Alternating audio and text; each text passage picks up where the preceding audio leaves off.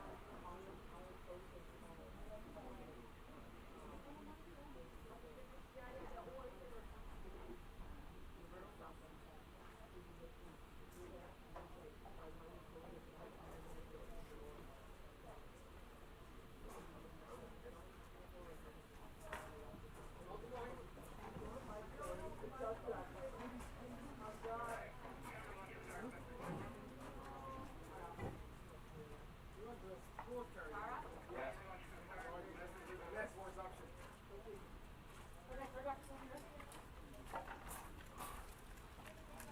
where have you got my poor daughter this morning? She's in due time and at my Sarah to finish. In the sweat box. Have you got the window open? There's a breeze coming through. Oh yeah.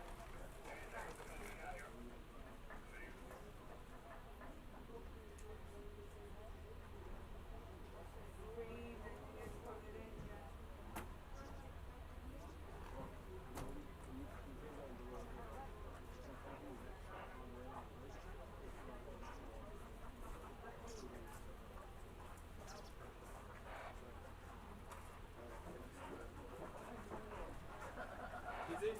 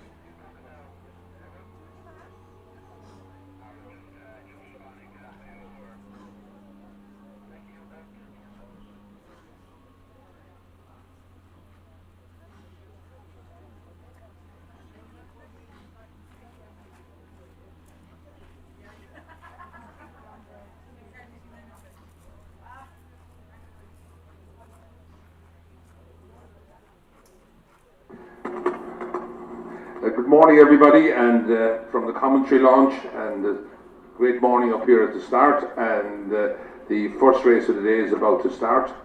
That's the final that came through from the time trials yesterday afternoon. That's the men's junior 16 single scull. And I see the light flashing up there, and they should be on their way shortly.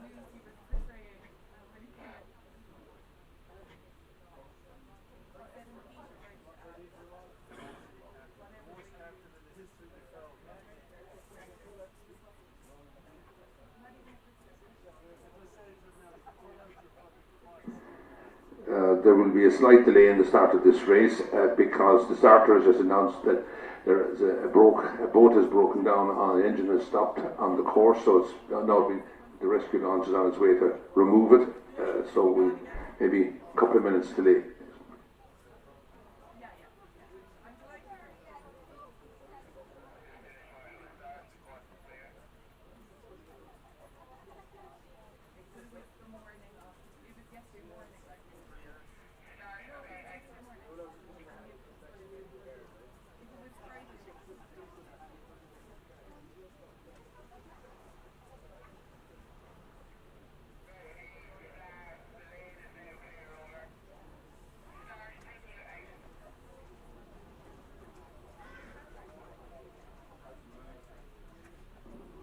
So the course is clear, the starter has gone 2 minutes, and the roll call is going to start shortly.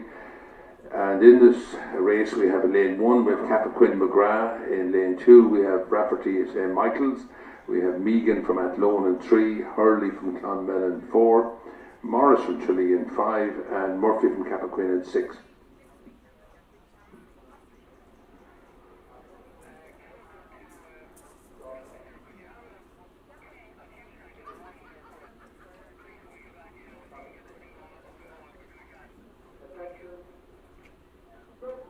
And we're away. So a good clean start, nice sight, 6 scullers across the lake for me here, and good conditions. First one to show a little bit in start is Clonmel. Clonmel in Athlone now is pushing up on his bow, so you have 3 and 4 in the middle of the course, and Cappoquin here beside me is not letting them get away from him. So it's a tight race. There's about a length covering all 6 crews at the moment, but it's 3 crews out in front, lane 1 which is Cappoquin, lane 3 Athlone, and Clonmel in lane 4. St Michael's is overlapping, he'd be next, then Tralee and the other Cappoquin sculler. So it's a great race, very little in it. As I say, everybody came through from the time trial yesterday, so there has been no previous racing, so I'm not sure whether people know each other's form in this race or not, or who's expected to win. But at the moment the crew that's stamping its authority is lane 3, which is Athlone, and that's Megan from Athlone.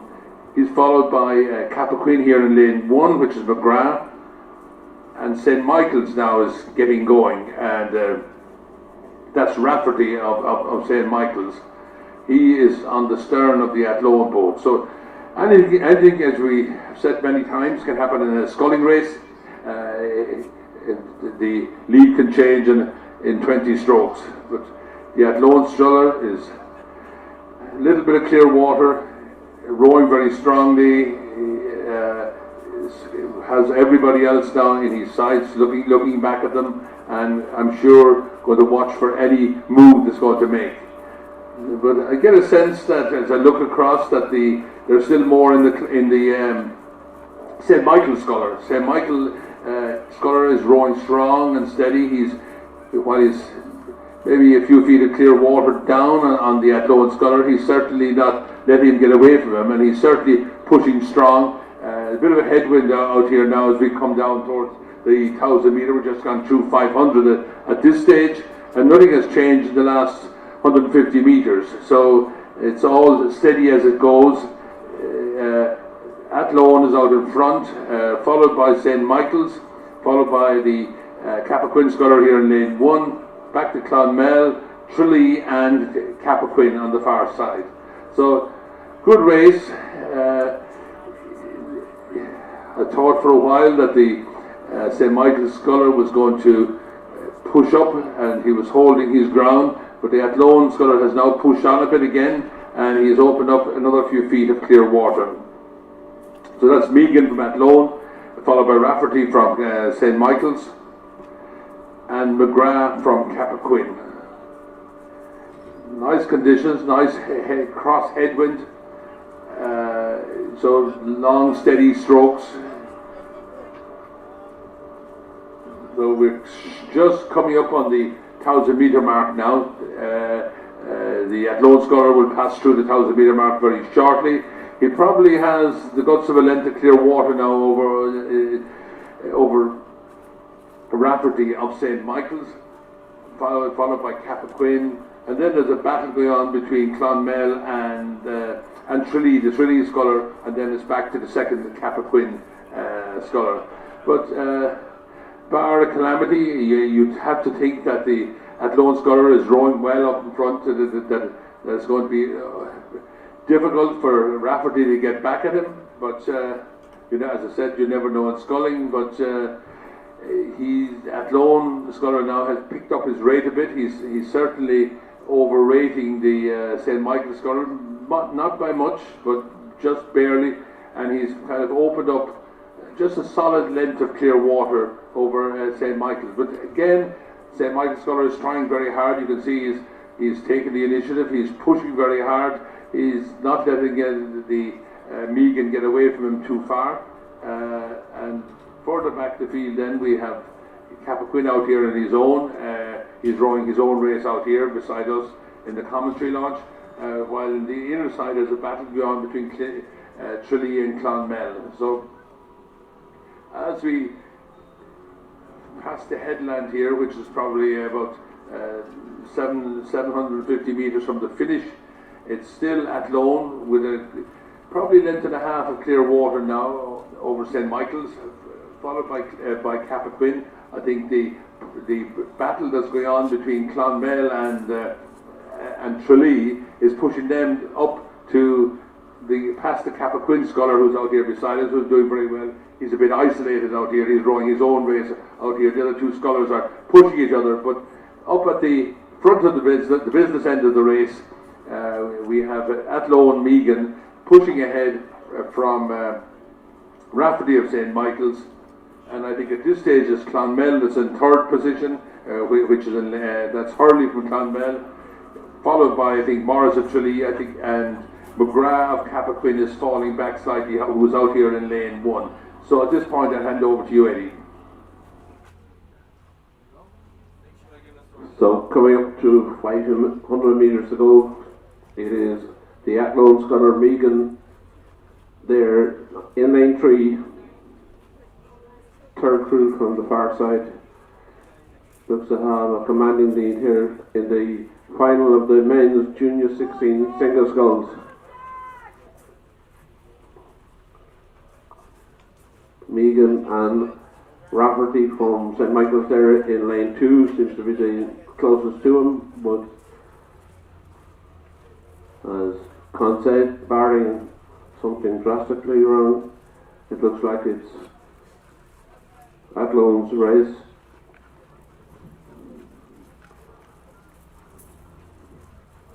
So again, just to clarify, on the far side it's McGrath and Capra-Quinn in lane 1, Rafferty for St Michael's lane 2, and there in the centre Megan from Athlone out ahead, Clonmel and Hurley in lane 4 there, after falling back after having a very good start.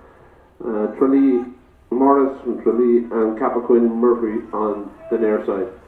But up ahead, coming towards the finish in the final of the men's Junior 16 single sculls, is Athlone powering his way now to the finish, bringing up the raid.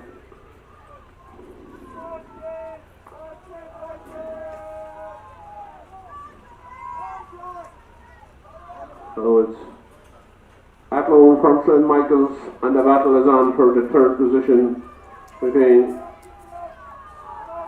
Capra-Quinn, Clonmel and Tralee, but about 5 or 6 strokes to go. It is the Athlone sculler going to take the honours of the men's Junior 16 single sculls. What a great race there for third position. St Michael coming in second, and a great race for third. Clonmel now just taking it up again, looks to secure third position.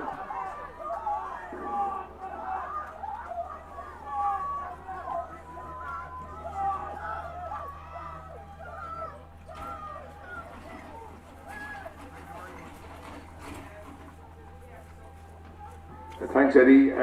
We have the final of the women's Junior 16 single between Forrester of Shandon, lane 1, Malumbi of Commercial in 2, Brennan of Graignamanagh in 3, Byrne of Offaly in 4, McCarthy of Skibbereen in 5, and Donovan of Lee Valley in 6. And as they come up to me here, Brennan of Graignamanagh is out in front, followed by the Offaly sculler, followed by Shandon here in lane 1, then Skibbereen and Lee Valley. So with out in front, rowing steadily along, lane 3, we've Brennan of Graignamanagh, who is probably followed in second place by Forrester of Shandon, and then the Offaly sculler, who is Byrne from Offaly, followed by Donovan of Lee Valley. So that's the order: Graignamanagh, Shandon, Offaly, Lee Valley, Skibbereen and Commercial. 5 or 6 lengths covering the 6 crews, but no doubt who's out in front, rowing very steadily and steady rates. The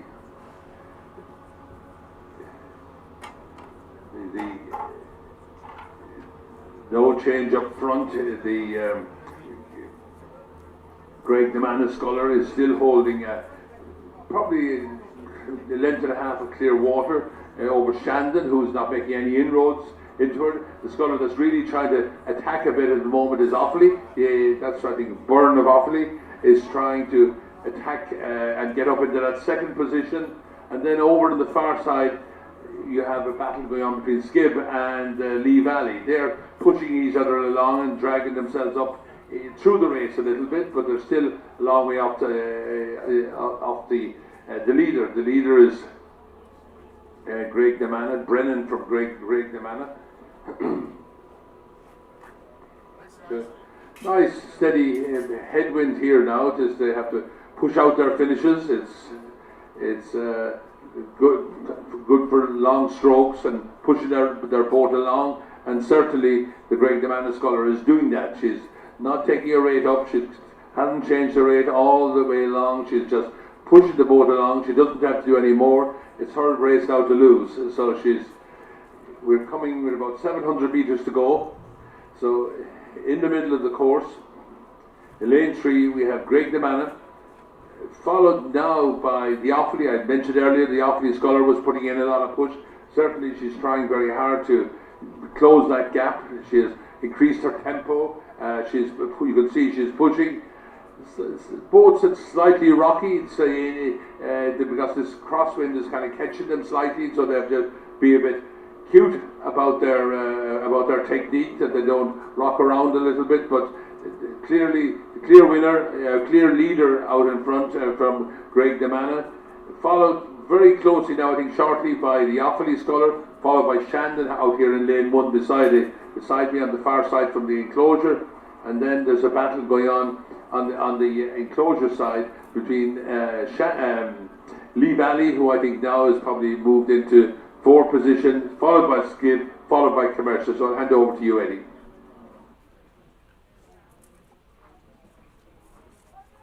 Coming up here with 500 metres to go. Again, it's in lane 3. Greg DeMana, Brennan looks to have taken control of the race. But on the far side, from Shandon, Forrester from Shandon looks to be making a challenge here, coming into the finish. But in the centre, it is Greg DeMana, Brennan. This is the final of the women's Junior 16 single sculls. Field spread out a bit. Greg DeMana has pushed ahead. Forrester on the far side said to bring up her rate now, looking to make it. Can she make inroads into this lead? Maybe a little bit too late, but she is moving, she is closing the gap. So it's Greg DeMana from Shandon with Bernard Ockley there in 3rd position. These are the 3. Greg DeMana still keeping control of the race, coming up now with about just over 100 metres to go. Greg DeMana from Clonmel, from Offaly in 3rd position. And a big battle going on then for the 4th and 5th position between Skibbereen and Lee Valley. But out ahead, coming up towards the finish, it is Greg DeMana, Brennan. Final of the women's Junior 16 single sculls.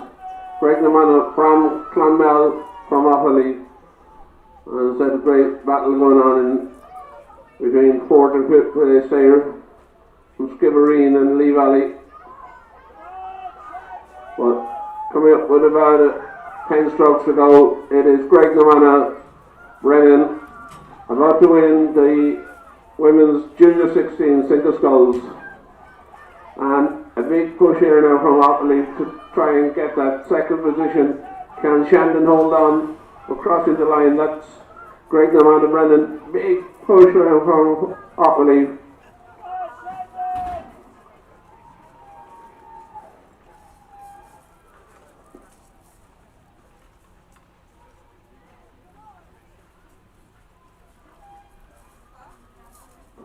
Okay, thanks, Eddie. All I can do for you at this stage, Eddie, is the crews are going through the 1500 metre mark. It'll give you a heads up as to who's leading. And the leader is in lane 5, which is Casey of UCC. And there's a battle going on. There's 3 to qualify. Over in the enclosure side, you have McCrahan from Trisman, who's going well, and looks like in 2nd position. And there's a battle for 3rd position between Fearing out here in lane 1 and the band sculler in lane 5.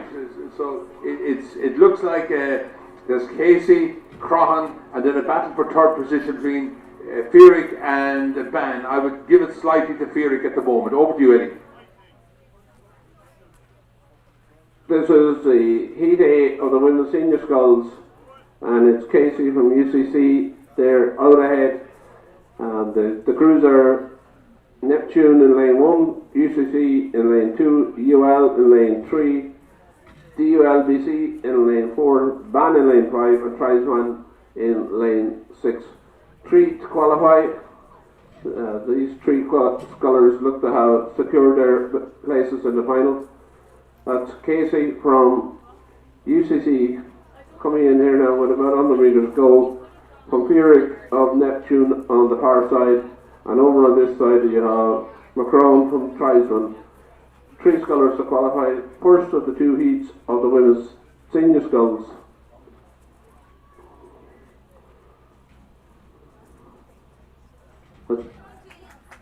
Eva Casey striding away there, comfortably into first position there.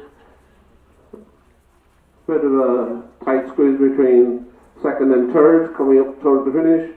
Macron here on the near side putting in a push. Can she close that gap? Is she worried? Probably not. She has secured her final position. So 3 to qualify. And it will surely be Casey, Friedrich and Macron in that order.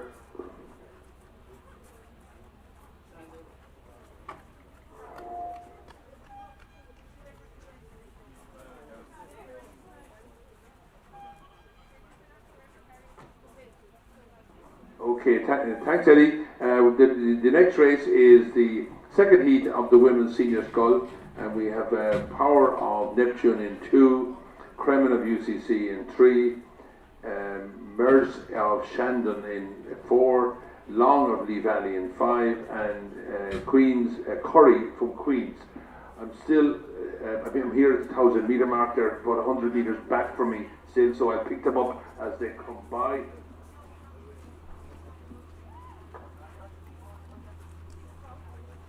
So it looks like Kremen of UCC is out in front.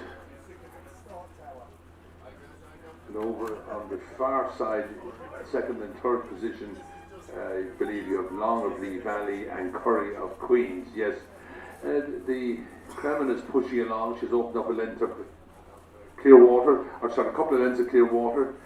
Long now of Lee Valley has moved into second, followed by Curry. Those second and third seem to be rowing steady. That Kremen is pushing along at a higher tempo. They're rowing slightly lower. Then it's back to the Neptune Sculler and Shandon. But no doubt who's in pole position. That's Kremen of UCC, followed by Long of Lee Valley, followed by Curry of Queens. Then back to Power of Neptune and Mers of Shandon. So it's 3 to qualify for the final. It will be later in the morning, and there'll be a good battle between the previous scorers, who are all Kremen and Casey are all competing in the squad together. So it's going to be an interesting battle to see who comes out on top in that race. So, but anyway, for now it's Kremen out in front. We're heading for about 600 meters from the finish. I'm a long way back from the race at this stage, because I have to hang back here for a moment. But no doubt Kremen, Long, Curry, Power and Mers. That's the order. They're fairly well strung out on the course. So as they come up to 500 metre mark, Eddie, I'll head back for the 8th race, and I'll leave you call them home. So this is the second heat of the women's senior sculls. In lane 1, Power from Neptune, Kremen from UCC in lane 2, in lane 3, and lane 4, Merckx from Shandon, Long from Lee Valley in lane 5, and Curry from Queens in lane 6. 3 to qualify. Lane 3 seems to be the favourite lane to be in this morning. This is Margaret Kremen in lane 3 again, leading the field. Coming up towards the 200 metres to go. Margaret Kremen in lane 3, UCC.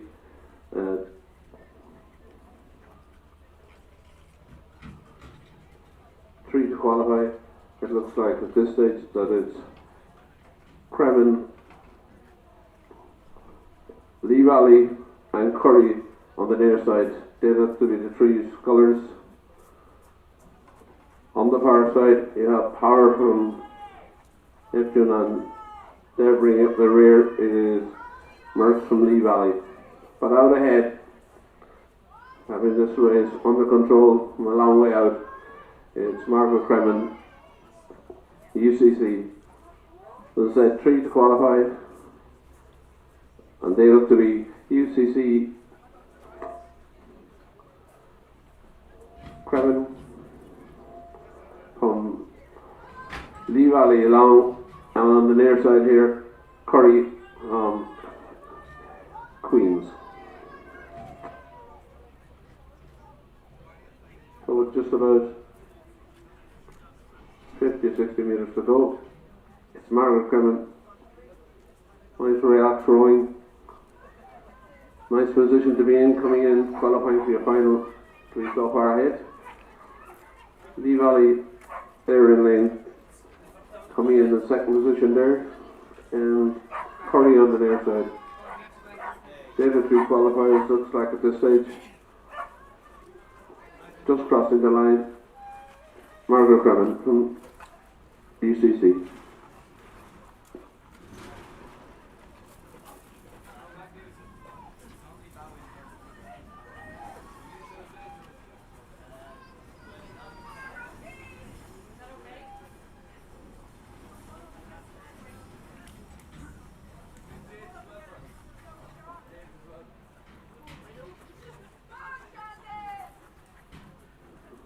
Thanks, Eddie, and I'm up here at the 500 metre mark, and the next race, which is the final, because there was a scratching, there was 2 heats in the men's club 8, so now it's Skibbereen have scratched, so we have a straight final, and now we have Inniskillen, DUBC, St. Joseph, Queen's, UCDA and Methodist.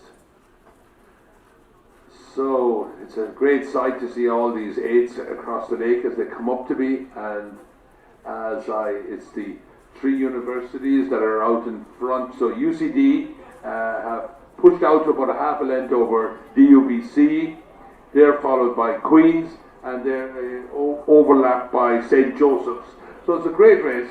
The only crew that has been slightly dropped is Methodist, but UCD have a strong commanding lead. I won't say commanding lead. They're rowing very confidently over there in lane 5. But they're certainly pushing their boat along well. DUBC are pushing very hard here in lane 2.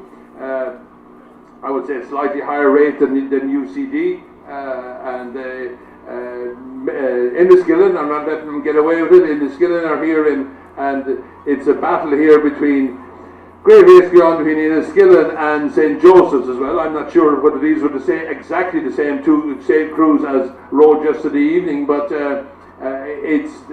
we all saw what the finish there was. And at this moment in time, Inniskillen are about a 3/4 of a length up at St. Joseph's, and Queen's, who were more prominent early on, have fallen back a bit. So, getting back to the business end of the race, coming up to 1,000 metres is UCD. I'm not actually on the bows, but I would say there's an overlap between themselves and DUBC still. I see UCD stroke, they're pushing very hard, pushing out big puddles there, so they're trying to break DUBC and get away from them. They're quite a distance apart. One is in lane 2, the other is in lane 5. The other crews have, and that battle that's going on now between UCD and DUBC up front has pushed them away from the other crews. There's a length back from the stern of the Trinity boat to Inniskillen, who are in 3rd. Queens are still in 4th, St. Joseph, and back to Methodist College. We might be able to get up closer to the bows of these 8s to give you an idea heading into the last 500 as to where they stand. But my guess from looking from behind, there's certainly a good 3/4 of a length and maybe a length in UCD's favour at this moment in time. They're pushing UCD possibly at a slightly lower rate. They're certainly pushing off their finishes very strongly, but Trinity are not letting them get away. They have a sense that there's still an overlap. We're coming up to the 500 metre. We have to watch that we don't watch any of the crews here beside us now. But Eddie, I'll be handing over to you shortly. Hopefully it will be a good finish. But I see UCD pushing very hard over there in 5. So at this moment I hand over is UCD, I would say by a length from DUBC, followed by Inniskillen over here, and then a battle between St. Joseph's and Queen's in the middle. Over to you, Eddie. Thank you, John. And so coming in towards the finish, about 350 metres to go, it is UCD there on the near side in the light blue, and on the far side in the white, that's Trinity College. Two neighbours above an island bridge, battling it out here for the final, the straight final now of the men's club eights. UCC on the near side look to have a length, or maybe a length and a bit from Trinity. But we know what happens at the finish. It can be get very tight. Then back in, we have Inniskillen on the far side, in probably third position. But up here in front, we have UCD from Trinity. Trinity look to be closing that gap, coming in towards the finish. There's definitely not a length in it now. Very, very close again, coming up towards the finish. UCD on the near side, Trinity on the far side. There is maybe a canvas in it. UCD now putting a push here, bringing it up to the line. Just moving that with the head again. So it's UCD from Trinity, probably 3/4 of the length now at this stage, coming up towards the finish. UCD from Trinity, big battle on for third, fourth and fifth. Over the far side you have Enniskillen taking third position, and here on the near side you have Queen's.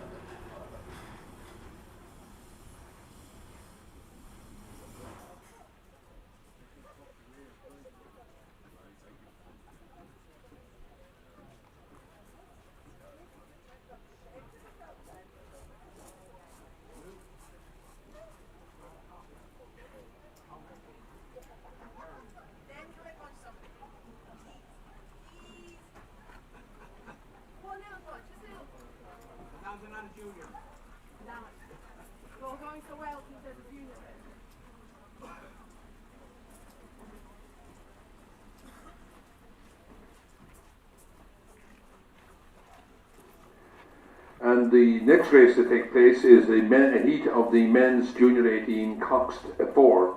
And that's been Castleconnell in lane 2, Presby in 3, Killarney in 4, and Inniskillen in lane 5. So that's 3 to qualify from the 4 boats. So this is the men, the Junior 18 Coxed 4. So as they come up to me, there isn't that much in it. Pres may have slipped back a little bit, but there's a good battle going on between Inniskillen over the far side and Killarney, who are just a canvas, and Castleconnell are going well as well. So those 3 crews, as we come up through the 500 metre mark, are absolutely level. 3 to qualify, so they'll be trying to conserve their energy. I'm sure some of them have been rowing over the weekend, so they'll want to conserve as much energy as they can for the final. But nevertheless, so as we come through the 500 metre mark, it's Castleconnell and Inniskillen who are neck and neck for first position. But a third of a length back is Coláiste who are rowing steadily along, and there's a little bit of clear water then back to Presby. So I'm sure that these lads are saying to themselves, well, look, I need to get a good station. It'd be nice to win the race, but I'm sure they're not going to exert too much effort, because they'll want to conserve it for the final. Castleconnell are out here beside me. Looks a good strong four. They're sending away good puddles, and but it's the 3-4s. There's only half a length covering the 3-4s out in front. I don't believe that they're pressurising each other too much. They're rowing at relatively steady rates, and as they travel along here between 500 and 1,000, they're opening up a little bit of clear water on Presby. So I'm sure they're settled down. It's Inniskillen now, maybe by canvas from Castleconnell. Half a length then back is Coláiste, and then about a length of clear water back to Presby.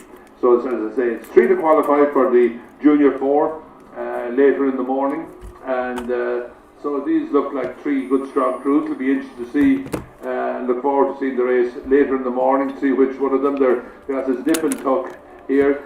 One kind of moves up a canvas, the other moves back a canvas, and it's all things. So as I speak, we now have it is given by canvas. Coláiste have moved up now, and they're level with Castleconnell. So it's kind of nip and tuck. Whether they'll try to separate each other as they come into the last 500 down towards you, Eddie, I'm not sure. But at this stage, it's steady as it goes. I would say, as we look across here, Joe, there's crews are dead level. The 3 crews are absolute. Joe's nodding here beside me. 3 crews are dead level as we go across. In fact, if anything, Coláiste, who are half a length down, probably have their bow ball in front now. So I'm watching the Castleconnell Cox looking across and saying, look, what are all these guys doing? He probably sees the bow of the Coláiste moving up. So Coláiste now have moved probably a canvas ahead of Inniskillen. In fact, they've probably moved out to a third of a length on Inniskillen, and they've moved the canvas on Castleconnell. And as I said earlier, they were sitting half a length back, so they maybe want to get a good position in the final. And then it's back maybe a length and a half of clear water back to Pres. So we're coming through 700 metres, and it's nice rowing. It looks like a good training session for these 3 crews out in front. For some reason, Inniskillen have taken down their rate, and they're striding it out. They're happy with. It looks like perhaps a 3rd position at this point in time. Coláiste are pushing a bit harder, and Castleconnell are now pushing a little bit as well. So there's very little in it. So as I come to the 1,000 metre mark, or sorry, 500, 1,500 to go, I'm going to hand it over to you shortly, Eddie. It's 3 to qualify, but at this moment in time, the middle of the course is the brown singlets of Coláiste, followed by Castleconnell, followed by Inniskillen, and then back to Presby. Over to you, Eddie. Coming in here with less than 500 metres, this is the way you'd like to qualify for a final. 3 boats up in front, 3 to qualify. So on the far side, you have Castleconnell in lane 2, lane 3, Presentation College Cork, in lane 4, Coláiste, and in lane 5, Methodist. 3 crews out ahead, which is Castleconnell, Coláiste, and Inniskillen, look to have secured their position in the final. Although Inniskillen have dropped back, I presume that's more tactical than anything else. It's up ahead you have Ignoid and Castleconnell going nice and steady, not too much effort going into that. As I said, 3 to qualify, Looks like the Presentation College Cork B crew looks to lose out here, with the other three crews rowing very steady to qualify. Tight race, but if you call it a race, looks to be nice and relaxed coming in here. There's nobody too pushed.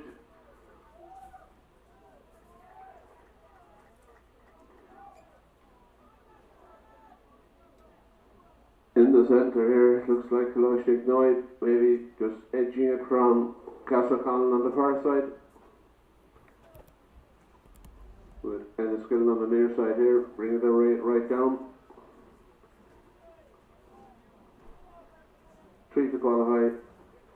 Coloshic Noid from Castlecollin, from Enniskillen, and coming in 4th position there, closing the gap. That's Presentation College Cork.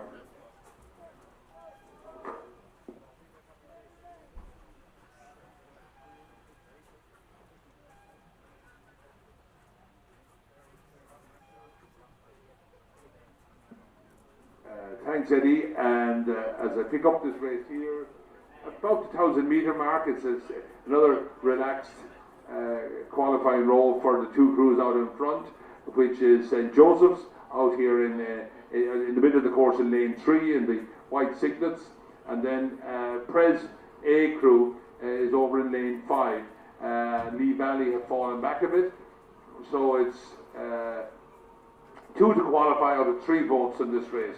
2 to qualify, so it's going to be a five boat final to join the 3 other crews earlier on. So these look 2 impressive crews here.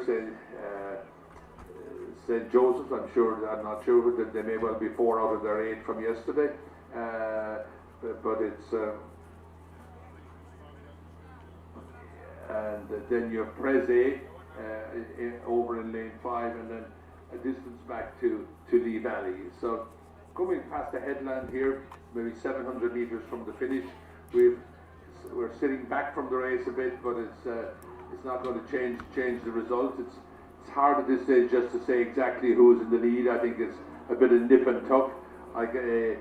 St. Joseph's seems to be rowing kind of steadier.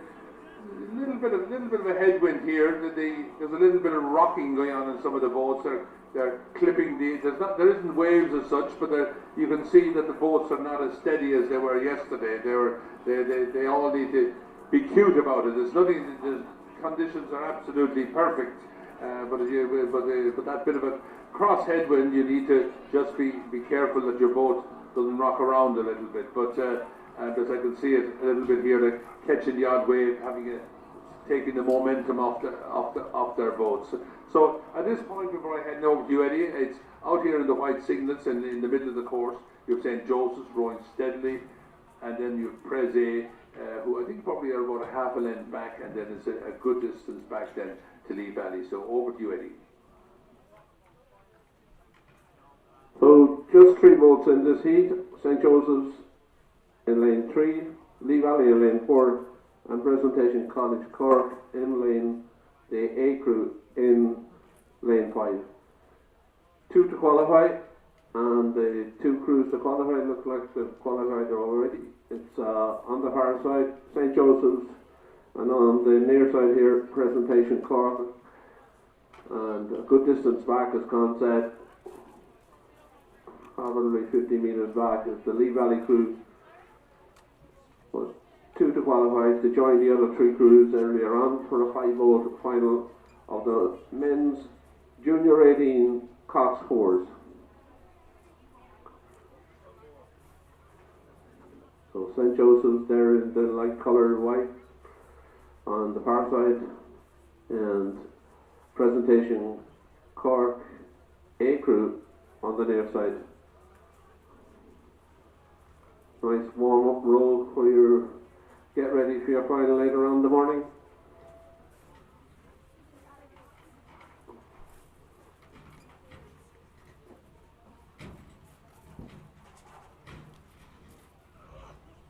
Coming up here, hard to get excited about a race like that when there's 2 crews so far ahead and 2 crews qualifying.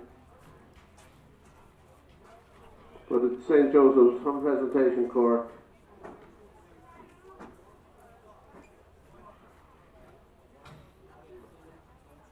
Nice relaxed warm-up spin. Coming on towards the finish.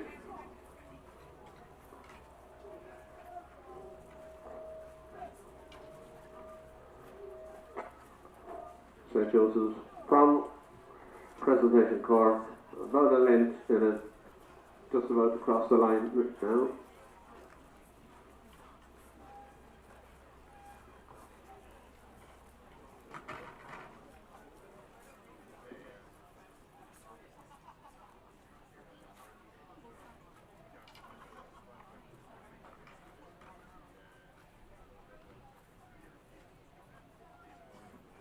Thanks, Eddie.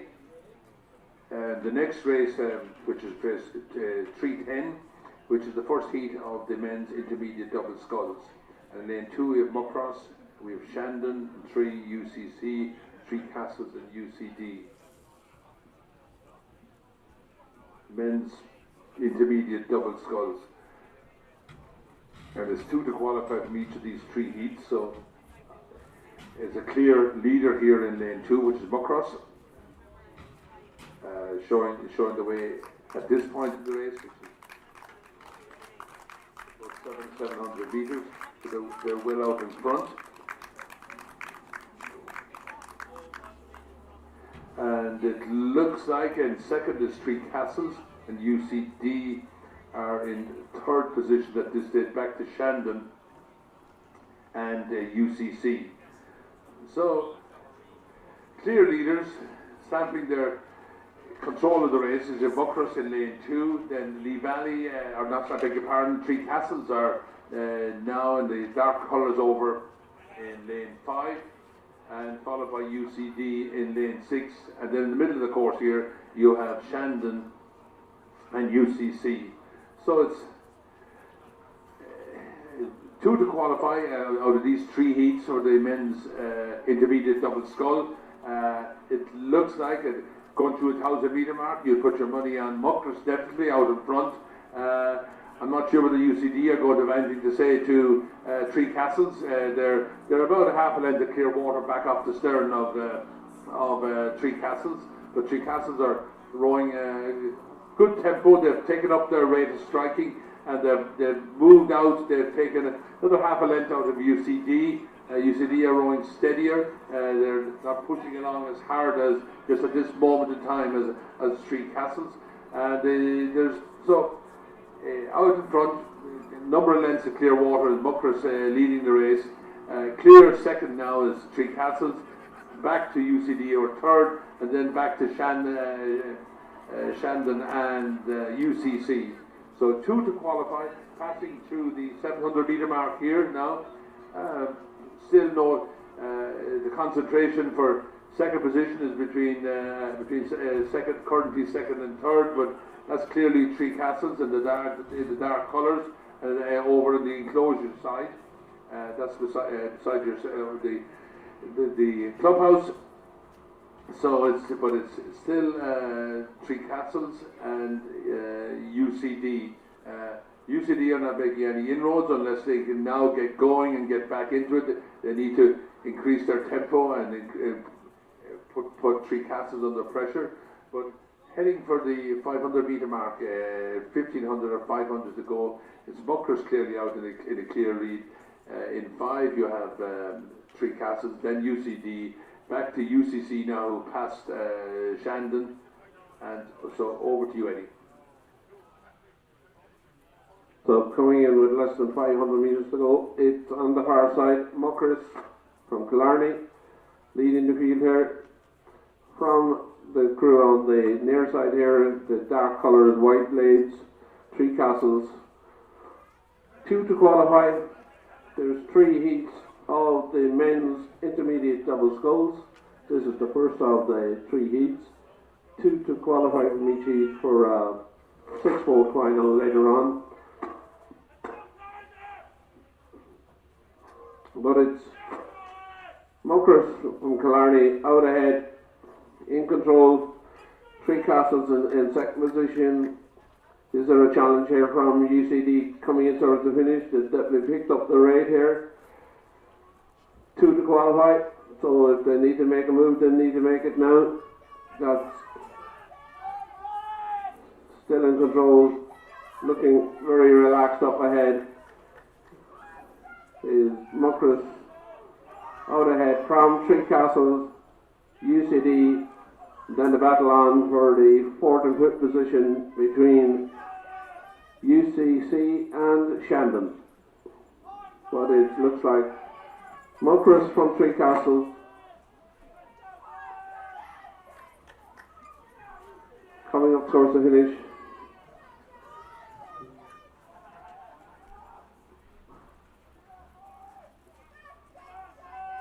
Muckross from Three Castles from UCD with UCC in 4th position and Shandon Ringer up the rear there in 5th position.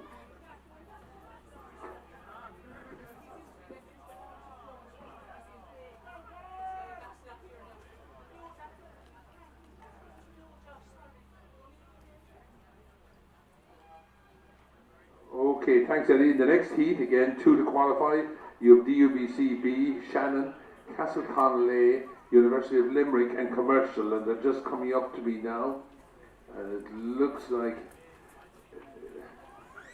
that it's Shannon and University of Limerick are the 2 crews that are just with their noses in front of Commercial, who are in 3rd position, and then it's back to DUBC and Castleconnell. So 2 to qualify, beg your pardon, 2 to qualify. So there's a bit of work to be done here, going through 1,000 metre mark.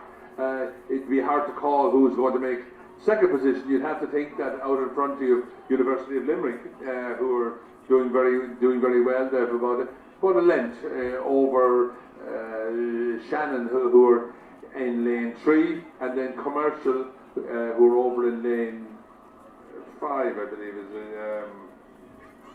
Sorry, they're in 6. The 6 over on the enclosure, and then DUBC and Castleconnell are trailing. But a bit of a battle here for 2nd. I think University of Limerick are out in front there, watching the 2 other guys battle for 2nd and 3rd position, and 2 to qualify. And it's interesting tactics. Shannon are running a high rate. Commercial are rowing very steady over there in lane 6, very steady. Looking across them here, if I was a mind reader, I'd be saying they're keeping a bit in reserve to have a bit of a push over the last 500. I see the bowman looking across at Shannon. Shannon are out here in lane 3, and the other 2 crews over in 5 and 6 there. It's probably a help to them. Shannon are a little bit isolated over here, but as we go through 600 metres, University of Limerick are still keeping an eye on the field and staying out in front, but I would think that Commercial have come through in their long steady strokes compared to the Shannon's higher tempo rating. They seem to be getting more out of their boat, and they have moved into 2nd position.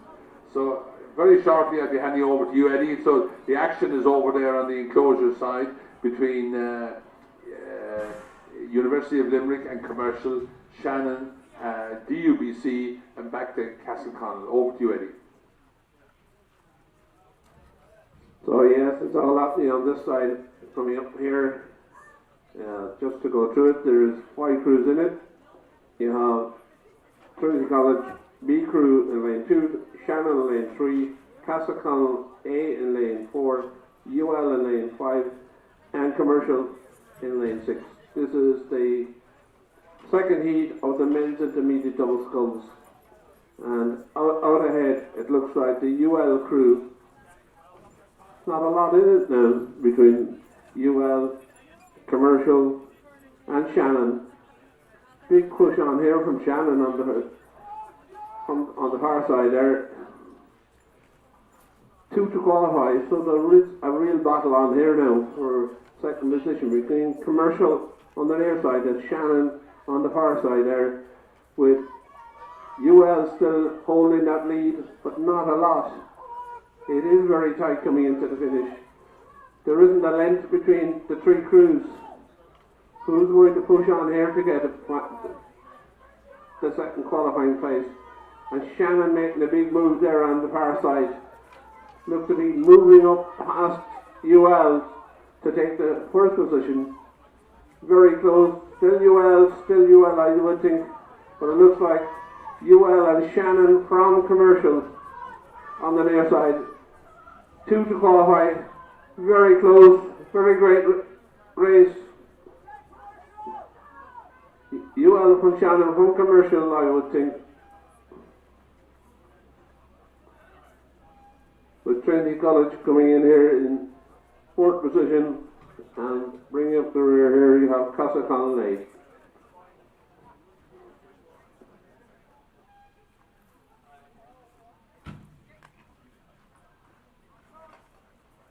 Okay, Eddie, we're just below the 1,000-metre mark here, and we were the third and final heat of the men's intermediate double scull. We have Castleconnell B, Skibbereen, Queens, NUIG and Cork. Again, tough heat with 2 to qualify.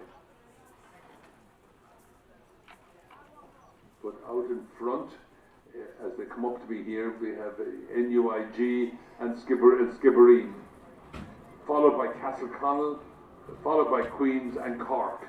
So it's 2 to qualify, as I say. It's nip and tuck between Skibbereen and NUIG. Castleconnell are trying desperately here to get into second position. They're out here in lane 2, close to the commentary launch, and they need to get. They're rowing strongly. It's a battle going on. This is a great race now to see for second and for first position as well. What has happened here is that Castleconnell have pushed up at Skibbereen, who are pushing up on NUIG. So it's anybody's. In fact, but Castleconnell have put on a tremendous push out here in lane 2, and they've gone up on Skib. They've actually passed Skibbereen at this stage, and they're heading to take on the bow of the NUIG crew. The NUIG crew have the other guys in their sights. They're looking out to the right here, and they're outside them. But it's nip and tuck between Skibbereen and Castleconnell. It's about 3 feet, I would call it, at the moment, as we head up to the 1,500 metre mark. So 2 to qualify for this race, and it's a great battle. One of the unfortunately NUIG had a mishap, but they've got going again now. The other 2 crews have passed them out. That's very unfortunate. It's going to leave you with an exciting finish. Eddie coming in there with about 400 metres to go. So the 3 crews are virtually level now across courses. NUIG were in. So NUIG, Skibbereen and Castleconnell, followed by Queens, followed by Cork. Over to you, Eddie. Yeah, a little change here coming in towards the finish.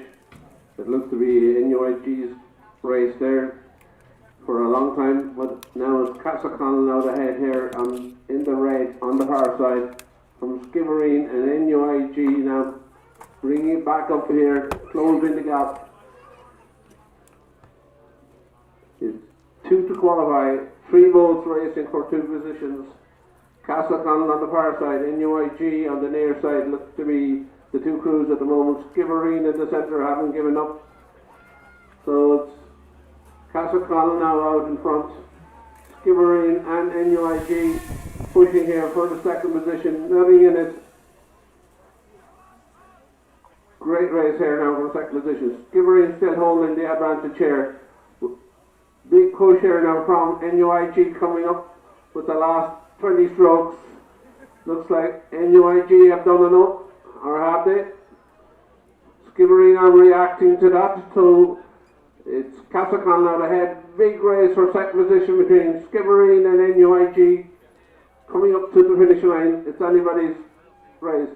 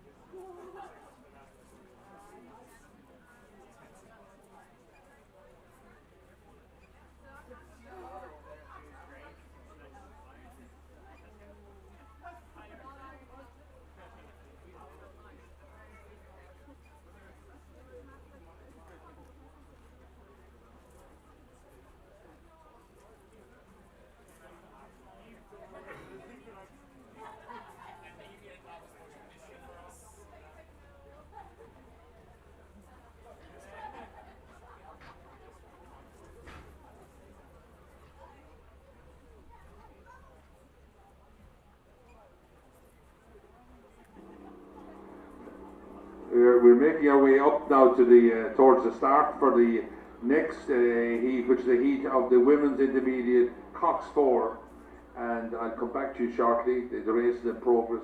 It's just heading for 500 metre mark. I'm about 200 metres further down at this stage, so we have to go into the side. So when they come up to me, I will fill you in further.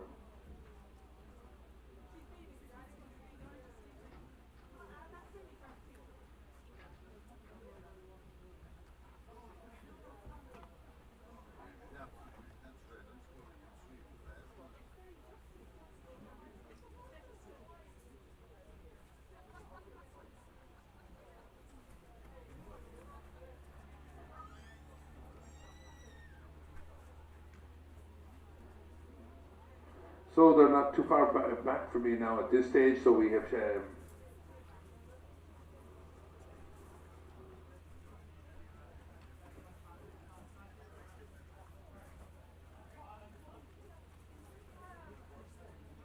okay. So we have NUIG, University of Limerick, Shannon, UCD, Skip, and University of Limerick A crew.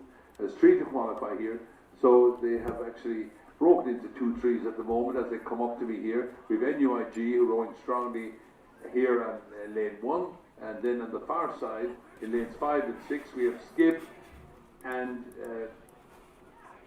University of Limerick. So as we move up, where am I tall? We're heading down for the 1,000 metre mark. We have NUIG out in front, followed by University of Limerick over in lane 6, that's their A crew, followed by Skippereen. Then it's back to Shannon and the other University of Limerick crew and UCD. So clearly 2 groups of 3 at this stage, but clearly leaders out in front here are NUIG who are rowing strongly and holding probably a length lead over University of Limerick over on the far side, followed by Skippereen. So there's a bit of a battle going on over on the far side, just keeping everybody on their toes, but there's no fear of who's going to be get those 3 slots. So NUIG, again, tricky conditions in the sense that the wind is there. I see the crew beside me here now. The boat rocks around a little bit, not as steady as yesterday. And over on the far side, Skip are pushing up a little bit in University of Limerick, again, who are rowing steadier, nice and steady along at a slightly lower rate. So I don't think anybody's up of the 3 up in front are too worried about their positions. I think it's a question of holding what they have, conserving their energy for the final. And so out here in lane 1, farthest from the enclosure, we have NUIG, and then in 5 and 6 we have University of Limerick A crew, which is just about a half a length ahead of Skippereen. Then there's Clearwater back to great battle going on between Shannon and the second University of Limerick boat, and then it's back to UCD. So I've got to fall back a bit here so as not to wash anybody. But so Eddie, I'll be handing over to you. But I think it's clear who's going to be the first in the 3 crews into the final. NUIG out here on lane 2, and then by the enclosure, University of Limerick and Skippereen. Over to you, Ed.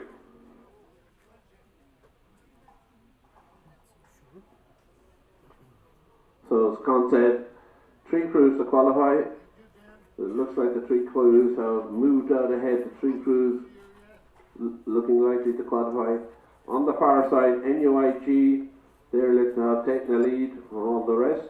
But over on the near side here you have Skippereen in lane 5 and University of Limerick in lane 6. These 3 crews look to have moved ahead. So right across the course you have NUIG in lane 1, University of Limerick in lane 2, Shannon in lane 3, UCD in lane 4, Skippereen in lane 5, and UL A crew in lane 6. But out ahead, definitely making a move and showing what they can do. It's NUIG on the far side. Skibbereen in lane 5 here, and University of Limerick A crew look to be happy enough to sit and watch the crews behind them, knowing that 3 crews will qualify. Up ahead with a commanding lead here coming into the finish. It is NUIG in lane 1 over on the far side. From the 2 crews here on the near side, whether University College Limerick or University of Limerick on the A crew on the near side, and Skibbereen just outside them there. These look to be the 3 crews to qualify. So there's 11 crews altogether entered for this event. This is the women's intermediate Cox 4s. Just about across the line you have NUIG, followed by UL in lane 6 here, and Skibbereen in lane 5. 3 crews to qualify, 3 crews to lose out.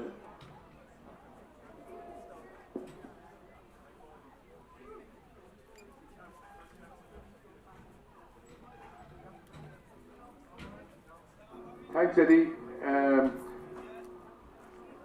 We have in this heat we have Shandon, UCC,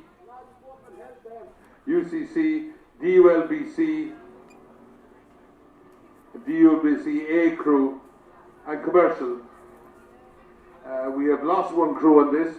I don't know whether they have a steering problem. They've veered totally off the DULBC B crew. They diverted totally off the course.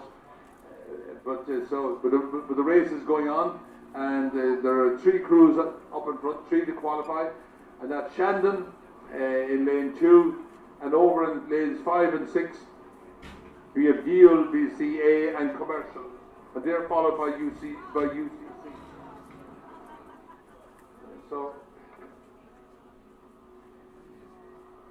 there's absolutely nothing between these three crews out in front. But then again, they don't have to beat each other up at this point, because it's all to be done in the final. So it's not more than 3 feet as I look across the bows of these 3 crews. Commercial over on the enclosure side, DLBCA crew on the who are second, and then Shandon, who are in lane 2 here in 3rd position. Then Clearwater back to UCC, and the other DLBC crew has stop rowing. So, as I said, 3 to qualify, and there's no doubt about that at this point in time. Who's going to be 1st, 2nd and 3rd? I couldn't call that at this point in time, because they're all just rowing along nice and steady rate, and they're absolutely dead level across the course. I think maybe for stations, for seeding or whatever in the final, they may well, someone might stick their nose out in front and do something with it, but it's at this point it's hard to call. As I look across, you might think the Shandon are nominally ahead, but very little from, but it's good steady rowing by these 3 crews, and it's going to be an interesting final. So I'll hand over to you, Eddie, with Shandon out here beside me on the far side, followed by DULBC, followed by commercial and UCC.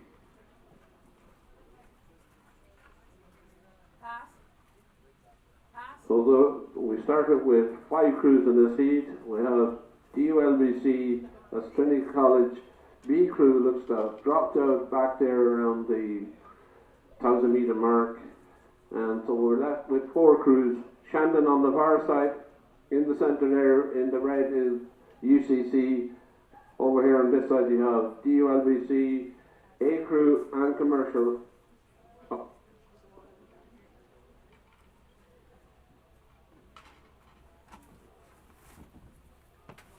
These look like the 3 crews that are going to qualify. Crew to lose out looks to be the UCC crew in the red and the black oars there. All 3 crews up in front, as Con was saying, all going nice and steady, staying level, nobody putting in a push here to get ahead. They're all happy enough just to qualify. We'll see. Might all change here in the last 100 metres. Shandon on the far side. On the near side here, you have DULBC and Commercial. Shandon looks to be out ahead. At the moment, by about a length from DULBC, from Commercial on the near side. UCC making a push here now. Crews up ahead, need to keep an eye. There are only 3 positions. But it's Shandon from DULBC and Commercial. DULBC and Commercial now reacting to the UCC push here coming towards the finish. 3 crews to qualify. It looks like Shandon, DULBC and Commercial.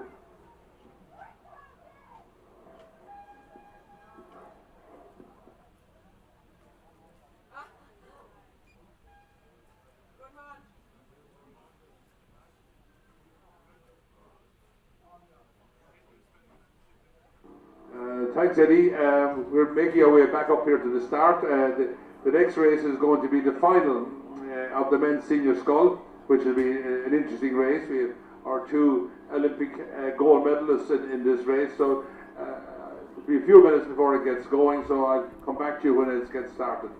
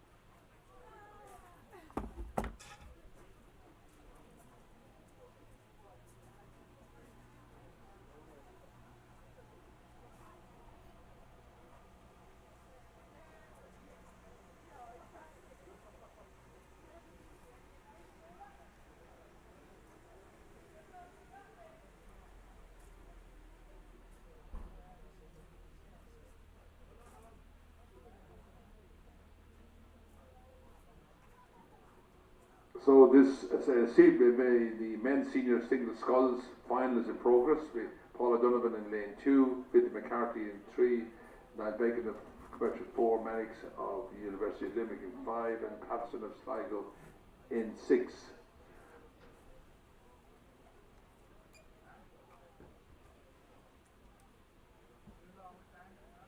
So as we come up to me here at the 500 metre mark, we have, as I say, it looks like Vincent McCarthy has about a length on the field at this stage. He's pushing well out in lane 3. In fact, he's a half a length to clear water over Paul, who's in lane 2, followed by Niall Bacon in 3, and then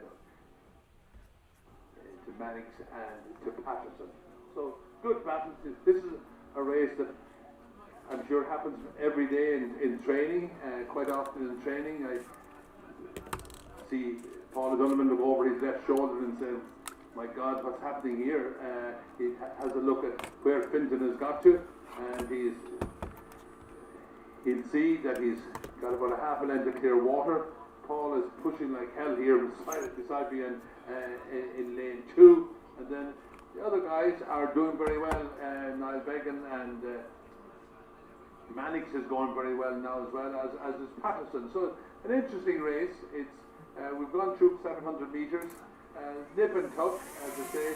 I'm sure this is like a training race in many respects, of some of the time trials that they have all the time. So it's going to be. We've got Joe and I here have a ringside seat to see can Paul reel in Finton, and he certainly is not gaining any more. He's certainly having a real go at it at this stage. He still has a little bit of clear water to pull in first before he gets up, overlaps with Finton's boat, and then it's back to University of Limerick Mannix, who's in 3rd position. who is about a length of clear water behind Paul O'Donovan's boat, and then back to Began and Patterson. But up in front, there's no real change. It's still, in fact, if anything, it's going through the 1,000-metre mark. It's Fintan McCarthy probably has maybe extended his lead ever so slightly. He's rowing very confidently. You can see his boat moving along. Paul is pushing, trying to get back and bridge that gap. So it's everything to. Conditions are pretty good. They're probably are choppiest out here on lanes 4 and 5. So it's but it's still nip and tuck. Fintan is about he still is kind of holding that lead of perhaps half a length of clear water, and then it's a couple of leads clear water back to Mannix, and then it's a number of lengths then back to Began and Patterson. So Fintan McCarthy is rowing very confidently out in front here, very steady, very coolly. Just he's upping the tempo a bit now, and he has almost moved the distance out to a length of clear water. In fact, he's quite clearly rowing very confidently. You can see him. He has Paul in his sights. Paul is looking over his left shoulder, wondering how much work, how much he has to make up to do. But by God, he's not giving up. You can see that he's pushing. He has slightly choppier conditions to deal with out here, but nevertheless he's pushing mad. It's fantastic to see these two gold medalists up against each other. It's great to see them here at our Irish Championships. Hopefully it's a bit early in the morning, maybe the crowds haven't come, but it's fantastic to see them rowing at our Irish Championships. So Eddie, I'm going to hand over to you with Fintan out in front, Paul is second, and then back to Mannix. Over to you. Coming in here with about 400 metres to go, it is Fintan McCarthy from Skibbereen, from Paul O'Donovan, UCC, and Mannix here on the near side from UL. But it's Fintan McCarthy still holding that lead, coming to the finish. About 200 metres to go. Fintan McCarthy, we all know what Paul O'Donovan can do coming into the finish, so I wouldn't be relaxing if I was Fintan at this stage. But it's Fintan McCarthy still motoring very well here now coming in.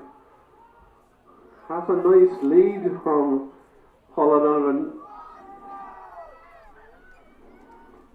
So it's Fintan McCarthy from Paul O'Donovan, Fintan from Skibbereen, rowing for Skibbereen, Paul O'Donovan rowing for UCC. So it's Fintan McCarthy still holding that lead, about 100 metres to go. There probably is a length and a half of clear water from Paul, but Paul is now motoring. Now he's pushing it on. Can Fintan hold on to this? Paul O'Donovan is doing everything he can here to close down that gap. But it's still Fintan McCarthy, still keeping that clear water between himself and Paul O'Donovan. Fintan McCarthy coming up to the finish line from Paul O'Donovan. Great race. With Mannix of UL here coming in third position. All excited. How are you? Followed by Began on commercial and Patterson on Sligo. It's early start.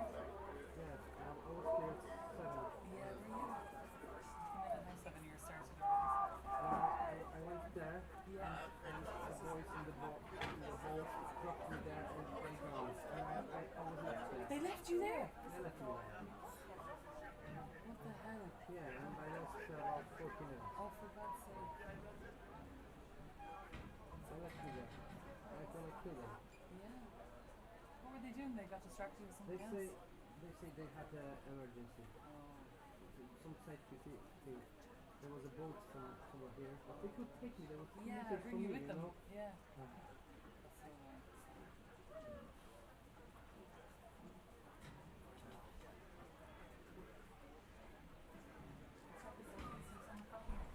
Thank you. That's actually, yeah. Actually, Sarah, I forgot I have it. I have it, yeah. I have it, yeah.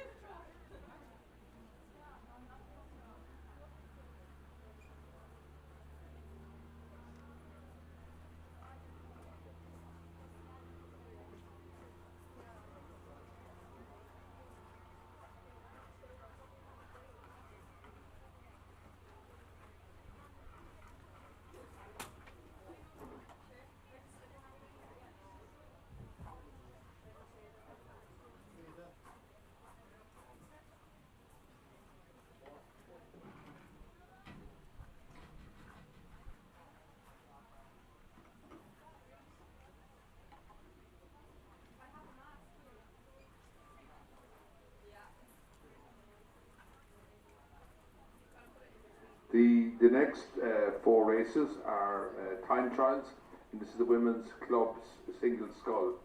And what I'll try to do is give you an idea of who's leading the race, and we can't tell you who's likely to get into the final. It'll be one of the fastest six. So we can tell you who's prominent in the race. In the first heat, which has just started, we have Queens, Colliery, Feeney from Carlow, O'Connell from Tralee, Sheehan from Lee, Cannon from Skibbereen, and Horn from Killorglin.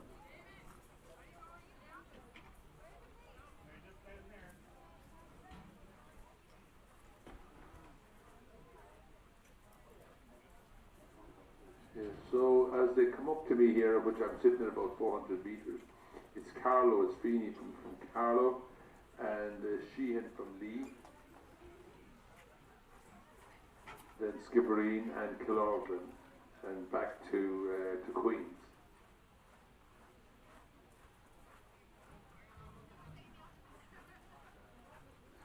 So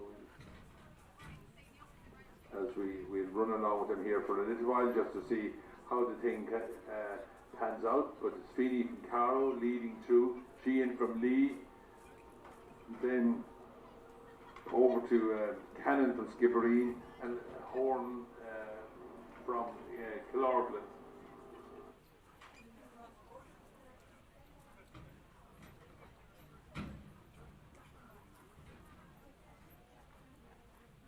So as we go through 600 metres, Feeney has pushed out for the length of clear water, over Lee, back to Skibbereen, back to Killorglin, then back to Tralee and Queens. So the scullers are fairly well stretched out. Carlow sculler Feeney is moving very well, as is Lee. They're all rowing very well. All look across, they look like they're rowing within themselves, but they need to keep the pressure on because it's A to B as fast as possible. So as I say, you're rowing against the field, but you're rowing within yourself to get your fastest time. So coming up to the 1,000 metre mark, there's been no change. The first 4 scullers, they're still equidistant apart, and Carlo are out in front, followed by Lee, followed by Skip, and then Kilorglan back to Tralee and Queens.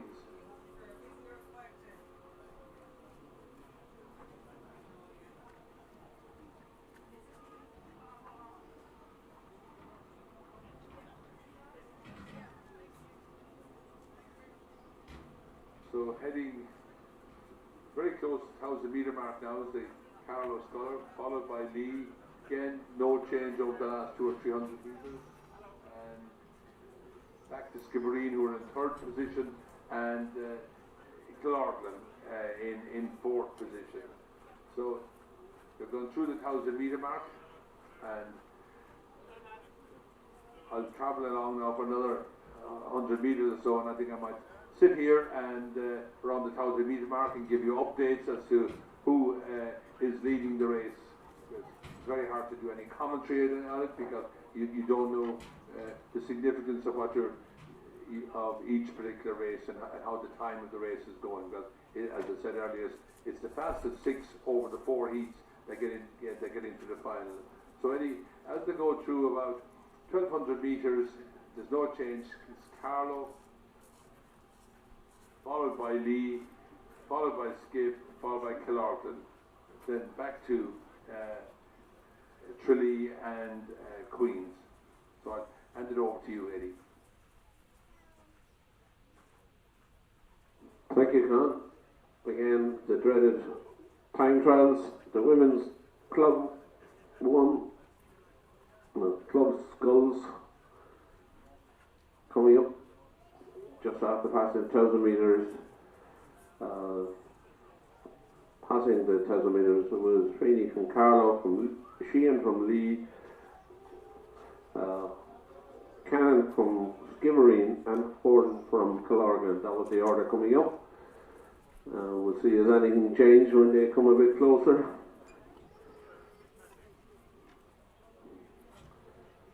As Con said, it's very difficult to see what's happening when you don't know their times, because it's all about your time, it's not about who wins the race.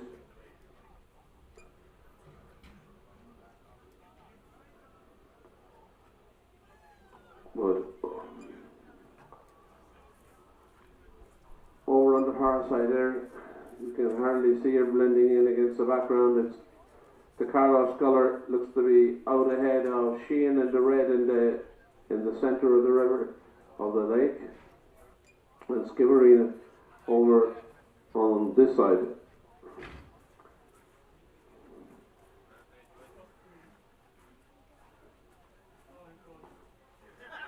And the Carlo Sculler here, as I said, it's difficult to see the Carlo Sculler, the green colour blending in there.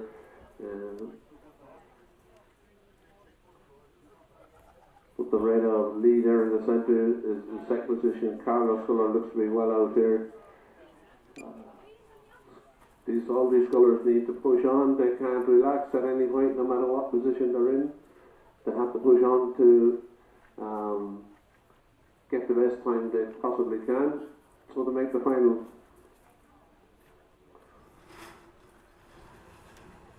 So you have Carlo from Lee, Skibbereen just inside the Lee Sculler, and then you have Kilorglan on the near side there. Looks to have pushed up ahead of the Skibbereen Sculler. But it's Carlo well out there in control, driving on from the Lee Sculler, from Kilorglan, from Skip, and bringing up the rear on the far side there. You have Queens and Tralee. Well, out on our own, well out, is the Carlo Sculler, Feeney from Sheehan of Lee, and over here on the near side now it is Horton of Kilorglan have moved ahead of the Skibbereen Sculler into 3rd position. Position doesn't really matter, it is all about your time, so you have to keep driving on till the very end. Carlo coming up here. Feeney from Carlo in control of the race. Up ahead.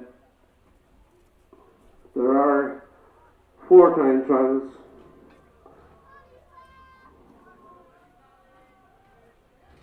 I think 22 scullers in total. 6 to qualify to final. But it's Carlo from Lee, from Killorgan, from Skibbereen.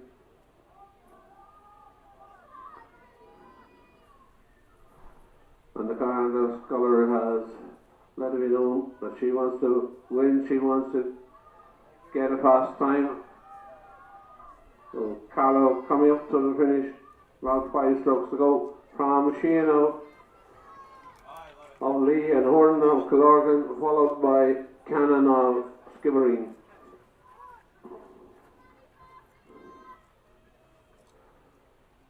So that's the first of the time trials. You can see the next time trial is on its way.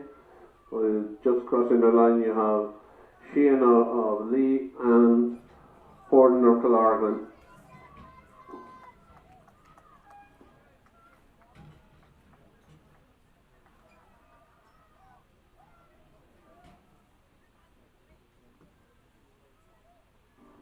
Thanks, Eddie. Another time trial is in progress. We have Carey of Cappoquin, Fleming of Workman, McCarthy of Skibbereen, Kelly of University of Limerick, Brooks of Shandon, and McCormick of Queen's.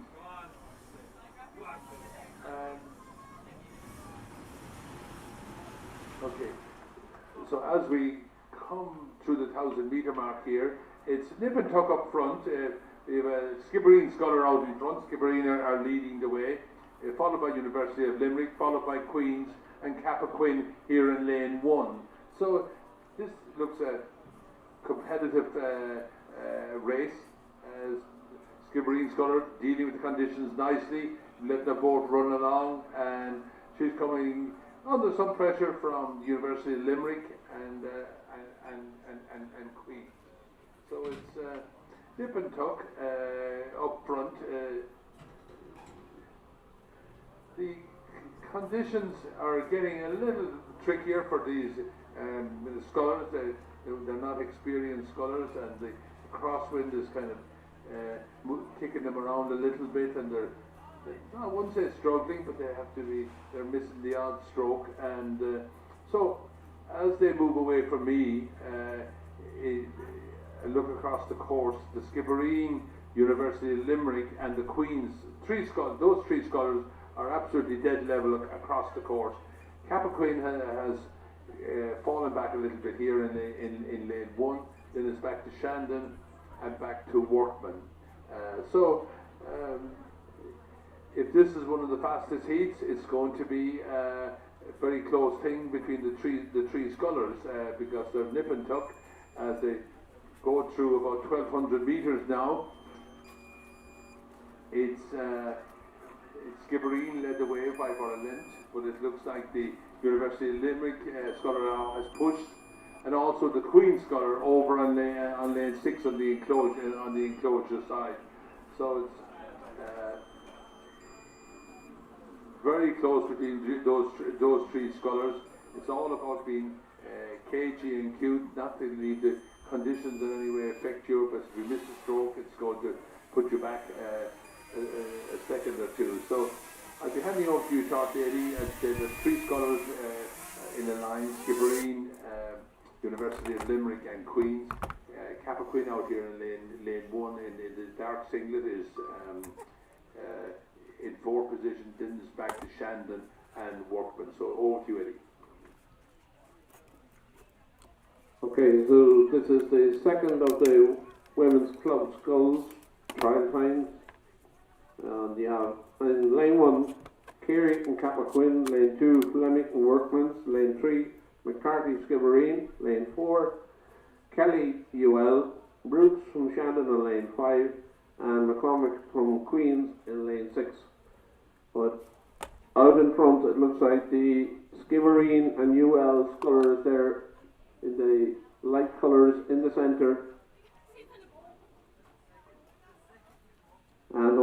the near side you have McCormick from Queens. They look to be the scholars out in front. Not too far back over on the far side is Carey from Cappoquin. But the other two scholars then, the Shandon scholar, Brooks and Fleming from Workmans look to have dropped back quite a bit. But here, coming in towards the finish, it looks like the UL scholars now taking it up from Skibbereen. From the Queen's scholar, McCormick on the near side. But the Cappoquin scholar on the far side is not out of it yet. It's all about the time. It's always very difficult to know who's going to qualify from this. But all you can do is your best. All you can do is row as hard as you can in the time trial. And this is helping a lot of these scholars, the fact that they're so close. They're not strung out. They're close together. They're battling. Makes a race of it. And it's you can see the Skibbereen scholar there now trying to get back up on the UL scholar. So UL in the centre, Skibbereen just outside her. And then there's a good battle here for third position between the Queen's scholar McCormick on the near side and Cappoquin Carey on the far side. But it's still UL and Skibbereen making all the moves here up in the front. The Skibbereen scholar rating a higher rate. UL now just pushing it up again. This is what helps them to get a good time. This close race at the finish. So it's UL from Skibbereen, from Queens and Cappoquin on the far side. So coming up across the line, it looks like the UL scholar has done enough to qualify in first, or to get first position. Not too sure if she's qualified yet, but she.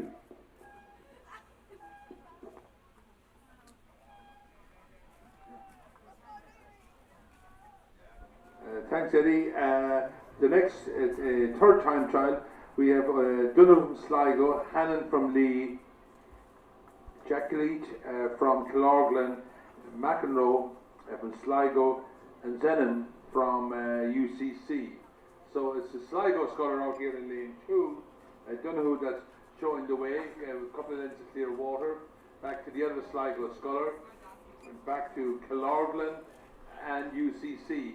The other Lee scholar seems to have steering difficulties and has fallen back. So out in front, rowing comfortably here in lane 2, you have Donoghue of Sligo, and her clubmate from Sligo, McEnroe, is in second position, only just from UCC, Zenon, and then it's back to Killarglen, who is just a length adrift. So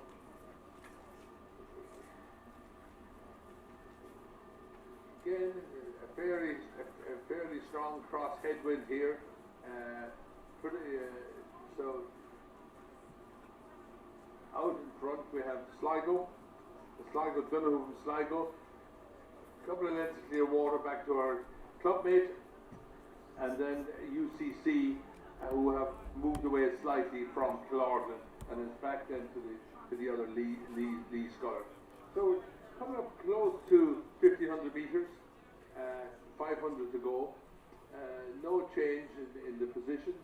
The second Sligo scholar has probably closed ever so slightly on her colleague, and probably been pushed along by the UCC, and also improving rowing conditions as you come down the course. The crosswind is less significant, but certainly for lanes 5 and 6. So, but still out here in lane 2, we have Donoghue, who is, I don't think coming under any pressure, but certainly being taken on by her colleague from the other scholar from Sligo, followed by UCC, and Killarglen are now putting in a push as well. So it's, I'll hand over to you, Eddie.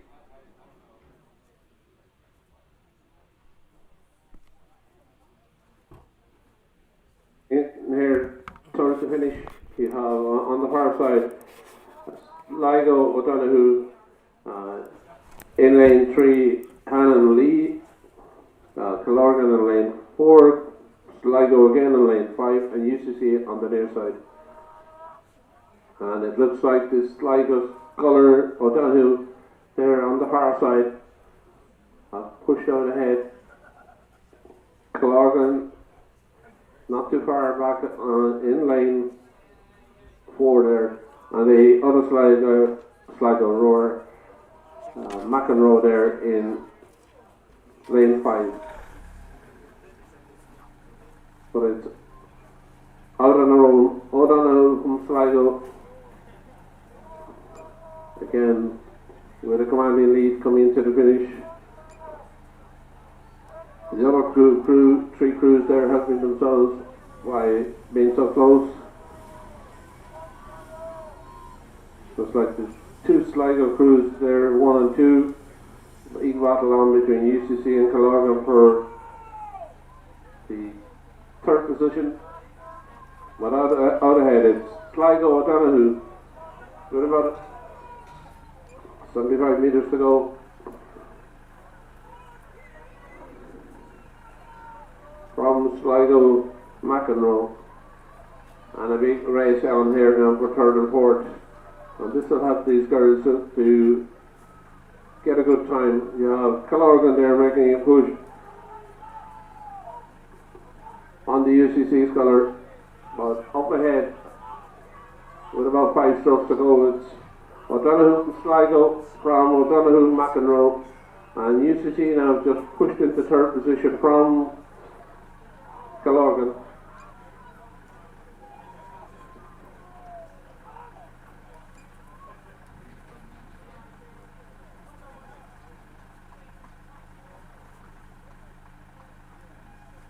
Thanks, Eddie. And as you come back to us here at the 1,000 metre mark, we have the Clorgan Sculler out at front, rowing very powerfully, rowing very strongly, followed by here beside me Ken Mayer and New Ross, back to Neptune and Tralee. So the scullers are, as they pass through the 1,000 metre mark, are fairly well strung out. Some very, appears to be very strong rowing by O'Sullivan of Clorgan in the middle of the course, followed out here by Ken Mayer, the 2 Kerry scullers, Sheehan from Ken Mayer, first and second, and then New Ross, followed by Neptune, followed by Maloney from Tralee.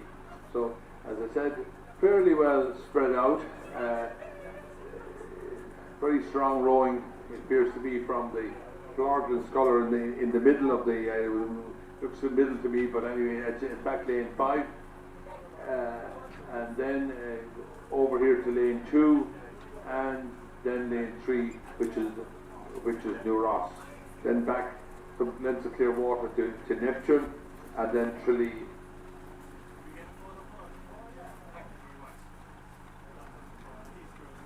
Coming now at about 600 metres to go, no change up front, still the 3 scullers out in front are moving their boats along, nobody advancing on the scullers ahead of them, but it's no doubt who's leading the race. Can we please get the cocks of the Skibbereen Women's Junior 8 to weigh in, please? So the cocks of the Women's Junior 8 for Skibbereen to weigh in, please. Followed by Talon from Neptune and Maloney from Tralee. So Eddie, I'll hand over to you very shortly, just again to recap that you have Clorgan out in front, followed by Ken Mayer, followed by Barrett from New Ross, then Neptune and Tralee. Over to you, Eddie.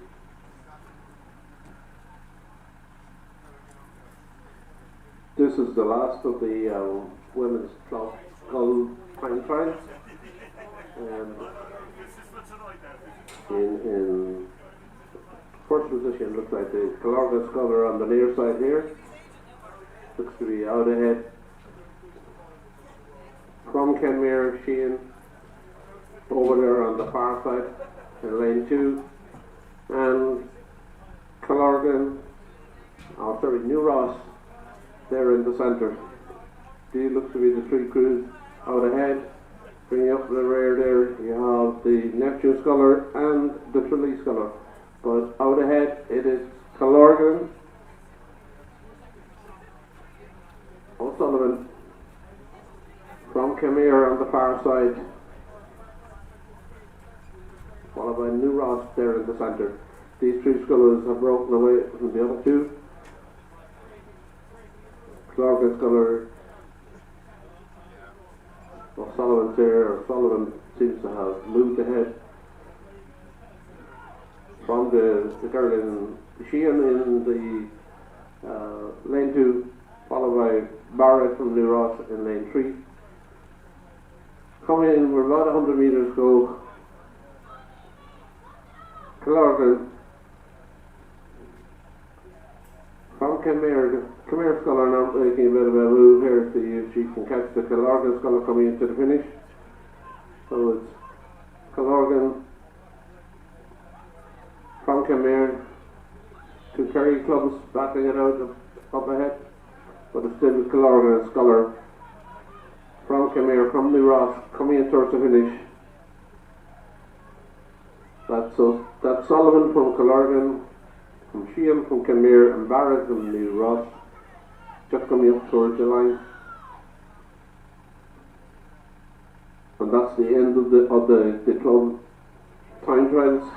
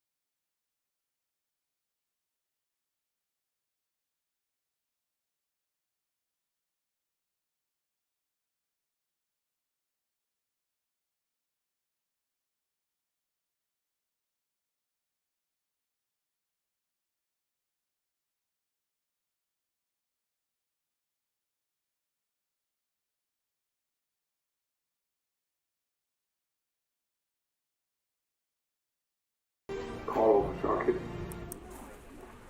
Yes, in fact, a call over has started, so this is going to be a very interesting race. You'd expect the action to be in the middle of the course between Kremen and Casey.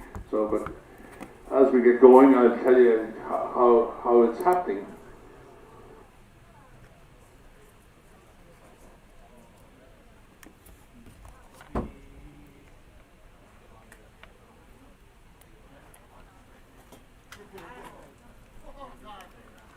Okay, so they're coming past me here at 100 meters, and just showing nominally in front, we have Kremen, followed by Fierik of Neptune, going well here in lane 1, and then the other 4 scullers are in a line. So Kremen with a marginal lead, just maybe 3/4 of a length.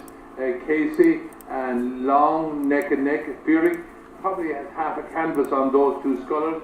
And then it's a battle between Curry and McCrohan on the far side. So as we go through 300 metres, Kremen has pushed out to a length lead, and the other 5 scullers are virtually a canvas off each other, a canvas separating all 5 crews across the course. So it's Kremen's taking her authority on this race and trying to get out there and keep them all kind of under her watch. And it's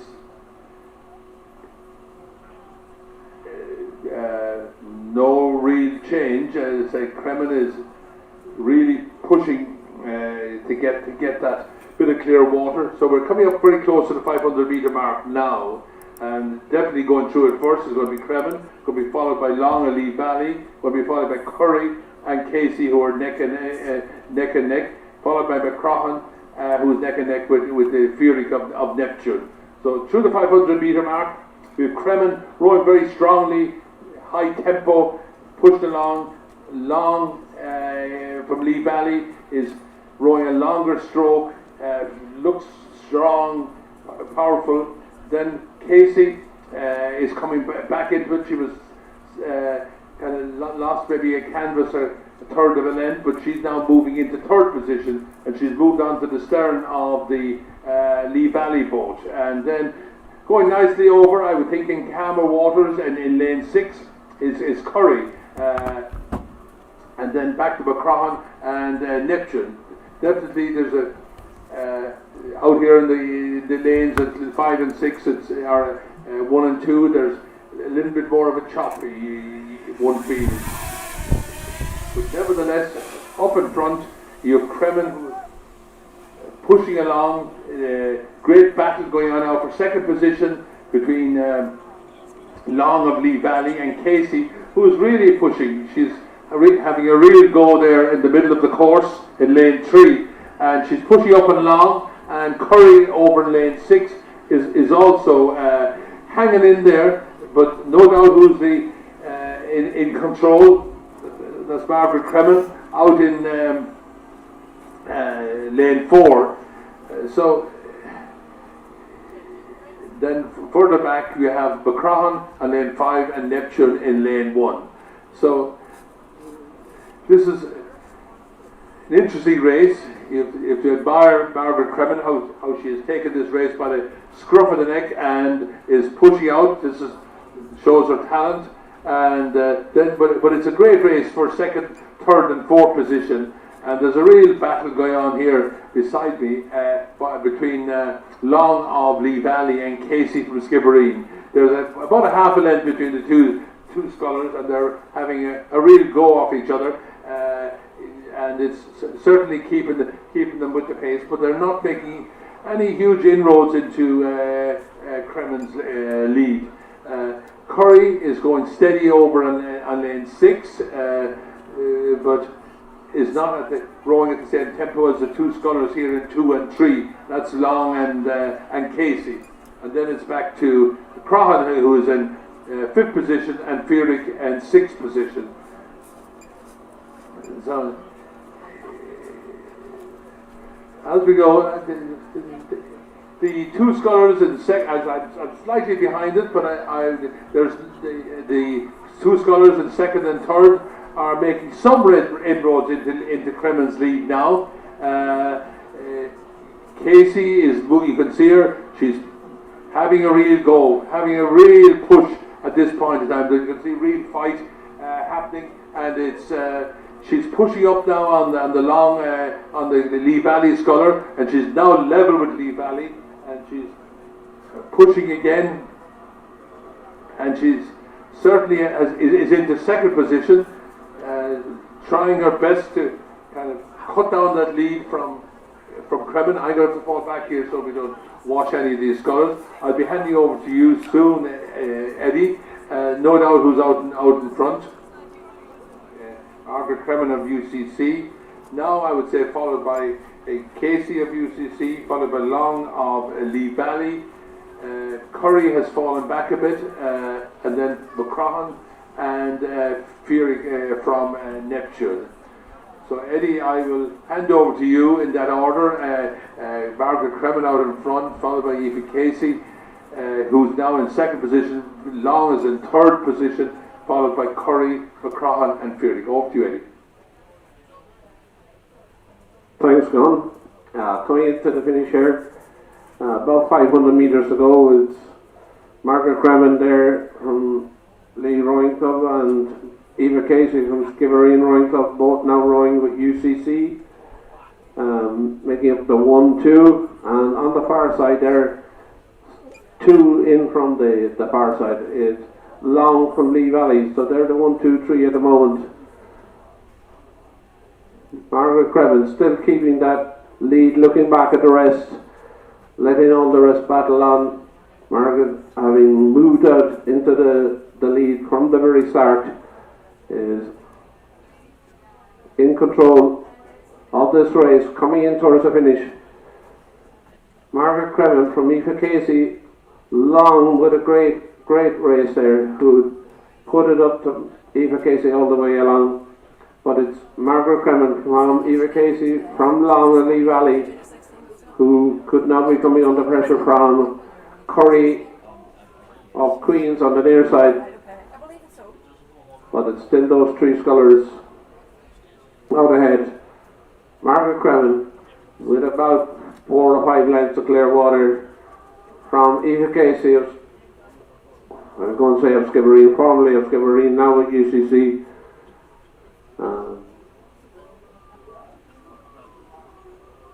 Margaret Kremen coming up to take the Women's Senior Sculls Championship of Ireland.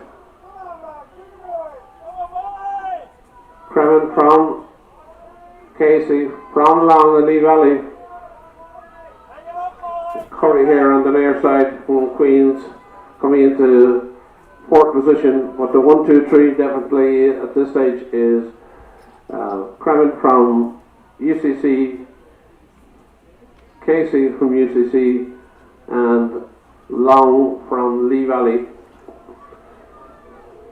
Coming up to the finish line, that's it. The placings then for the 4th, 5th and 6th are Curry, McCrone and Fury from Neptune in 6th position.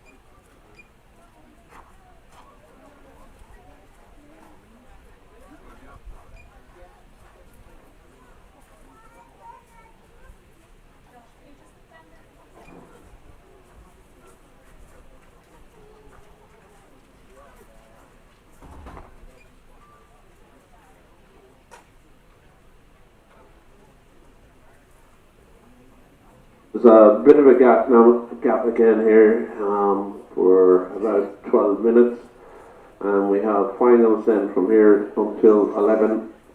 You have the men's junior 18 Cox 4s final. That's the next race up. Enniskillen, Pres of Cork, Kaloshik Noid, St Joseph's and Castlecon, followed by the men's intermediate double sculls final. Commercial, Castleconnell, Muckross, UL, Treecastle and NUIG. Followed by the women's intermediate cock scores, Skibbereen, NUIG, DULBC and UL. And the women's junior 18 8s at 11 o'clock. Commercial, St Michael's, Cork, Colossia, Skibbereen and then Enniskillen. And that will be followed by the final race of the morning session, the Women's Club 1 singles final, the draw, which I haven't got yet.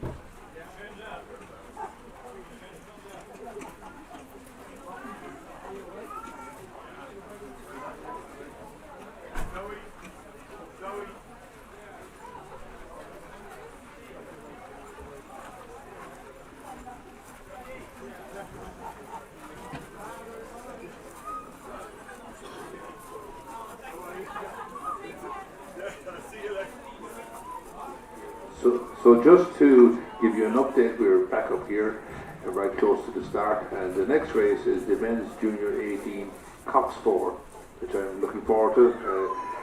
Those of you who saw the heats this morning, it looked competitive, and it's hard to know who was moving fastest or who was doing what, so it's going to be all action here now. So we have Inniskillen on lane 1, Pres Cork A in 2, Clossignaud in 3, St. Joseph's in 4, and Castleconnell in 5.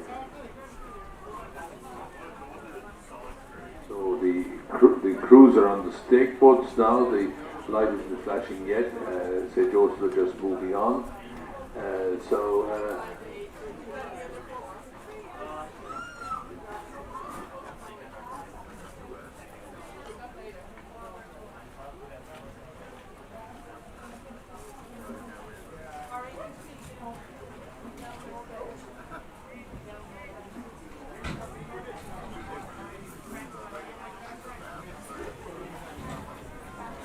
So this is a starter just called 2 minutes. Those of you who were at the finish yesterday will recall the exciting finish we had in the eights. So hopefully we'll have equally exciting in the fours.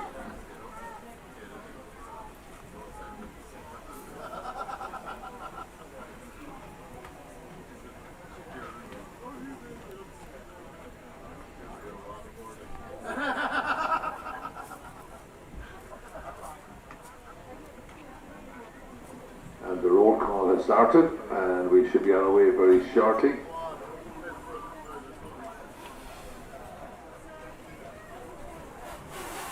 And starter is set go, and their shouting has started, the encouragement has started, and as we go through the first 100 metres, it's Inniskillen here in lane 1 has a canvas lead. The only crew that has got slightly dropped off the pace is Pres.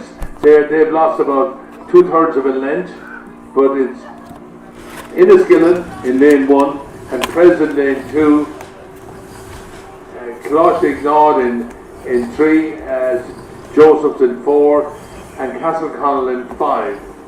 So as we go through 300 metres, the crew that's now prominent and that's looking to stamp their mark on the race is St. Joseph's.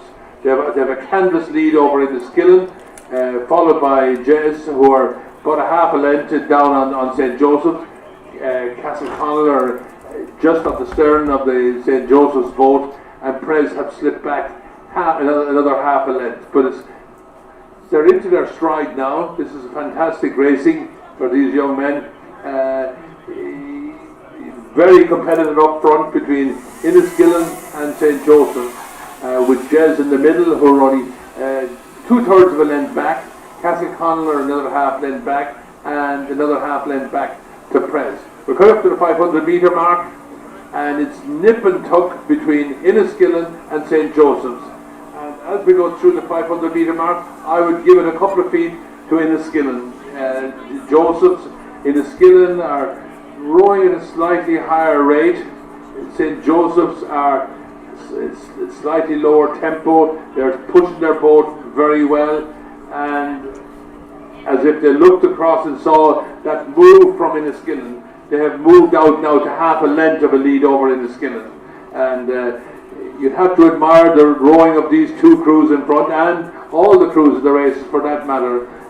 But Joseph's, I'm looking over at St. Joseph's Cox, our stroke man. He's with a white cap on him, and he's looking across here, watching every move of Inniskillen, and he's rowing along, giving his crew a long stroke, and they're moving the boat very well. And as they've moved out now to probably 2/3 of a length over Inniskillen, who are out here in lane 1, where they're kind of slightly isolated from the middle of the action, the middle of the course, but St. Joseph's are powering along out there in front.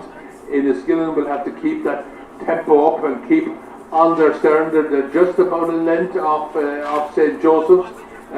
My recollection yesterday was the opposite, for St. Joseph's were second most of the race in the skill were in that pole position, and as the race comes through 1,000 metre mark now, St. Joseph going through the 1,000 metre mark, and they still have a length over in the Skillen. There is half a length of Clearwater back to say Closhig and Castle Connell, and then back to Prez. But St. Joseph's are, as I see it now, are rowing very powerfully, and they're pushing their boat along in a Skillen out here in lane 1, still going strongly.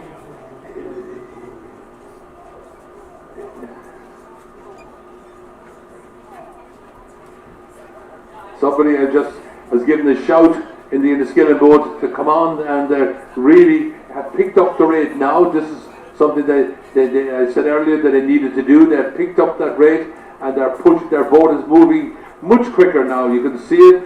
St. Joseph's on the other hand have gone for a push.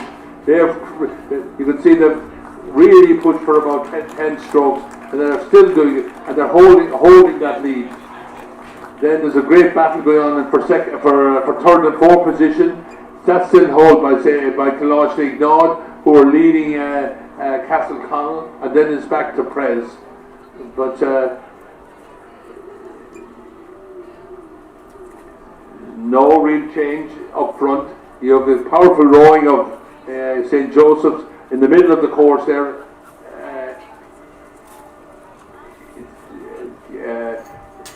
It is Skillen are now trying to raise that rate. That's more difficult now with this headwind. The conditions do get trickier as you come down the course. You get more impact from the crosswind, and particularly out here in lane 1. So as we be handing over to you shortly, they've just got through 500, the 1500 metre mark eddy, and it looks like it's not going to be as close a race as but hopefully that's not a commentator's curse.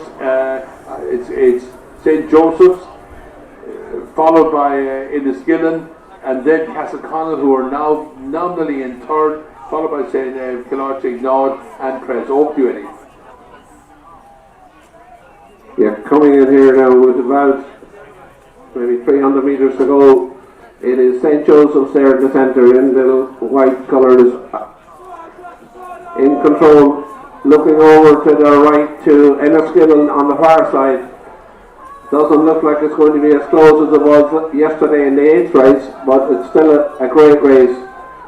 St. Joseph's here, who hit Enniskillen yesterday evening in the 8th race, looks to have a little bit more here now, but still the Enniskillen crew putting on a bit of a push here now, coming in towards the finish.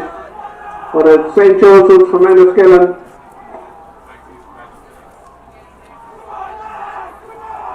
St. Joseph's rowing very strongly, nice long strokes, driving along, keeping that clear water gap between themselves and Enniskillen this time. Not going to make it to the line like they did yesterday with inches to spare. This time it's St. Joseph's from Enniskillen, and a battle on here for third place between Castleconnell and Closhig Nod, but it's St. Joseph's coming across the line from Enniskillen, with Castleconnell looking to take third position here. With St. Joseph's from Enniskillen and Castleconnell in third position.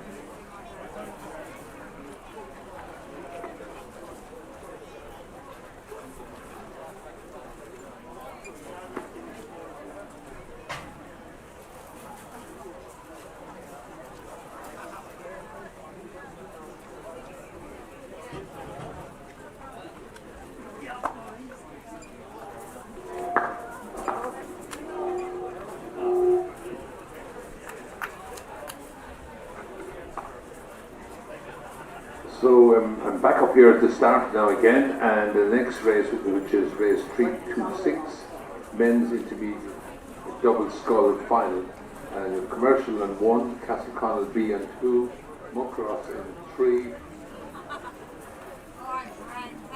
Muckross on 3, University of Limerick in 4, Three Castles in 5, and then UIG.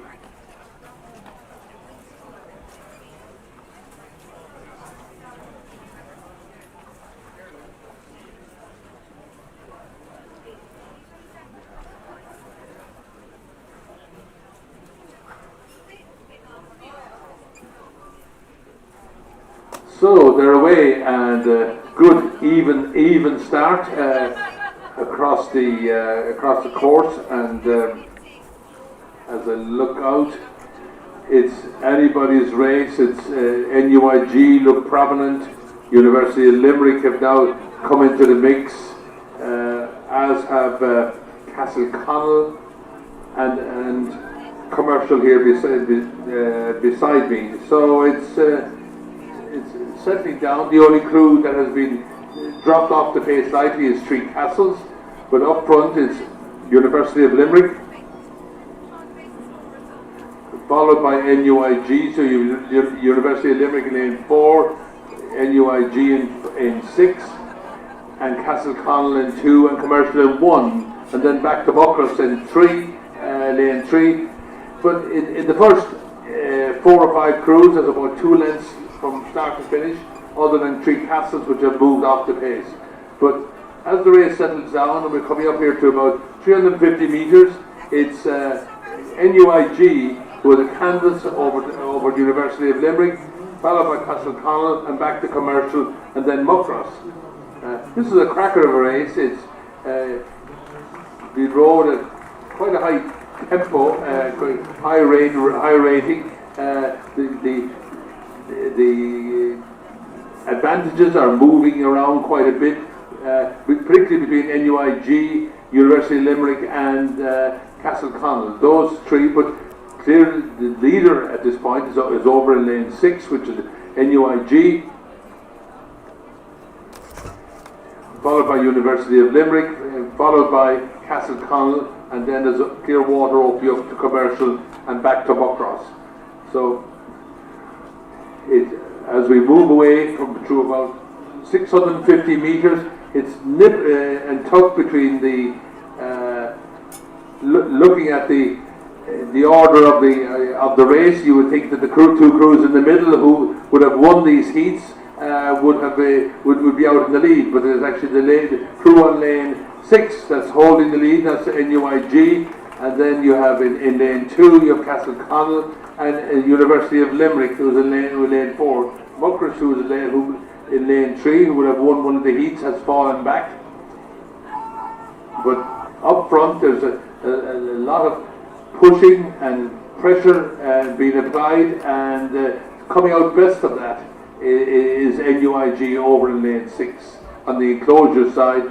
Then is neck and neck then between Castleconnell and University of Limerick. Conditions are quite good, but there's a cross headwind. Conditions at this point, going through, coming up to 1,000 metre, are nice rowing conditions.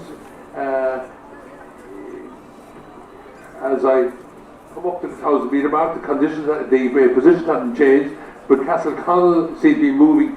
They're both fastest at this point in time. They certainly have come up on University of Limerick, and whether they're making inroads into NUIG, I'm not sure, but I get they've taken their rate up.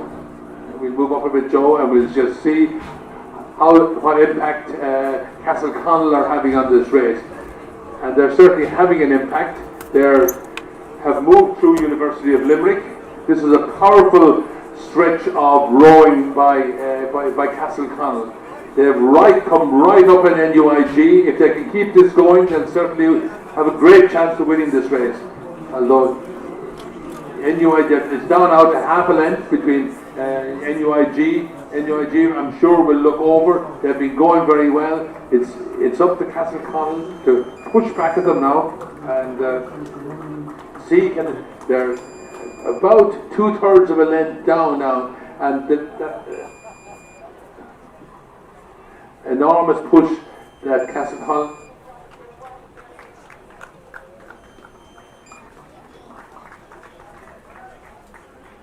Sorry, we're just moving back here. So I'll be handing over to you shortly, Eddie. But over on the enclosure side, you have NUIG with the red colour of Castleconnell out there in lane 2. They're overlapping as they head up to the 500 metre mark, but it looks like that NUIG has a slight advantage with University of Limerick in the middle. Over to Eddie.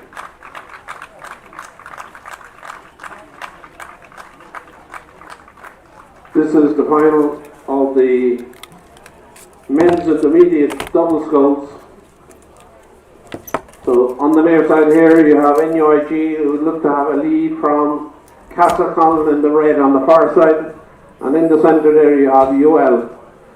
So the crews are Commercial in lane 1, Castleconnell B in lane 2, Muckross in lane 3, UL in lane 4, 3 Castles in lane 5, and NUIG in lane 6. And it's the NUIG crew here in this side of the lake. But they have taken it out. Castleconnell, big push coming on from Castleconnell here in the centre, in the red, coming up. They were behind UL, but now they've rolled ahead of UL. And it looked like Castleconnell maybe putting pressure on the NUIG crew here in the near side. They may well have taken the NUIG So it looks like NUIG, or Castletown now from NUIG. That's going from Castletown from being in 4th position not so long ago to being in 1st position now. It is definitely Castletown with Clearwater from NUIG on the near side and UL in the centre.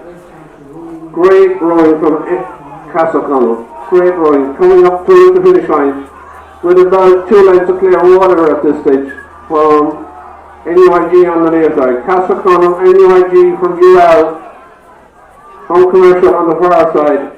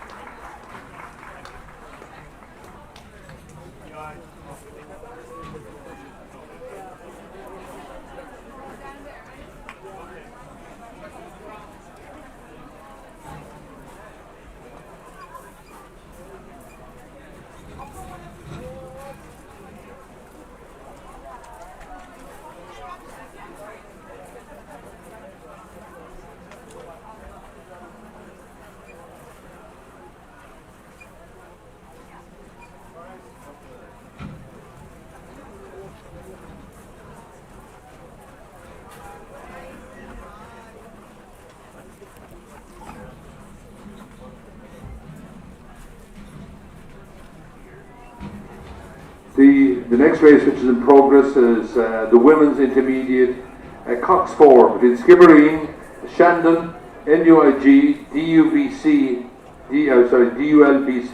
A, UL Rowing Club A and Commercial.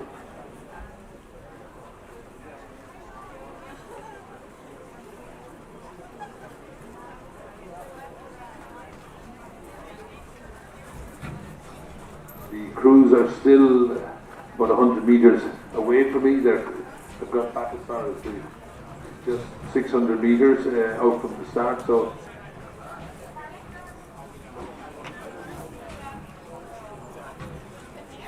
it looks like NUIG have moved out there in lane 3.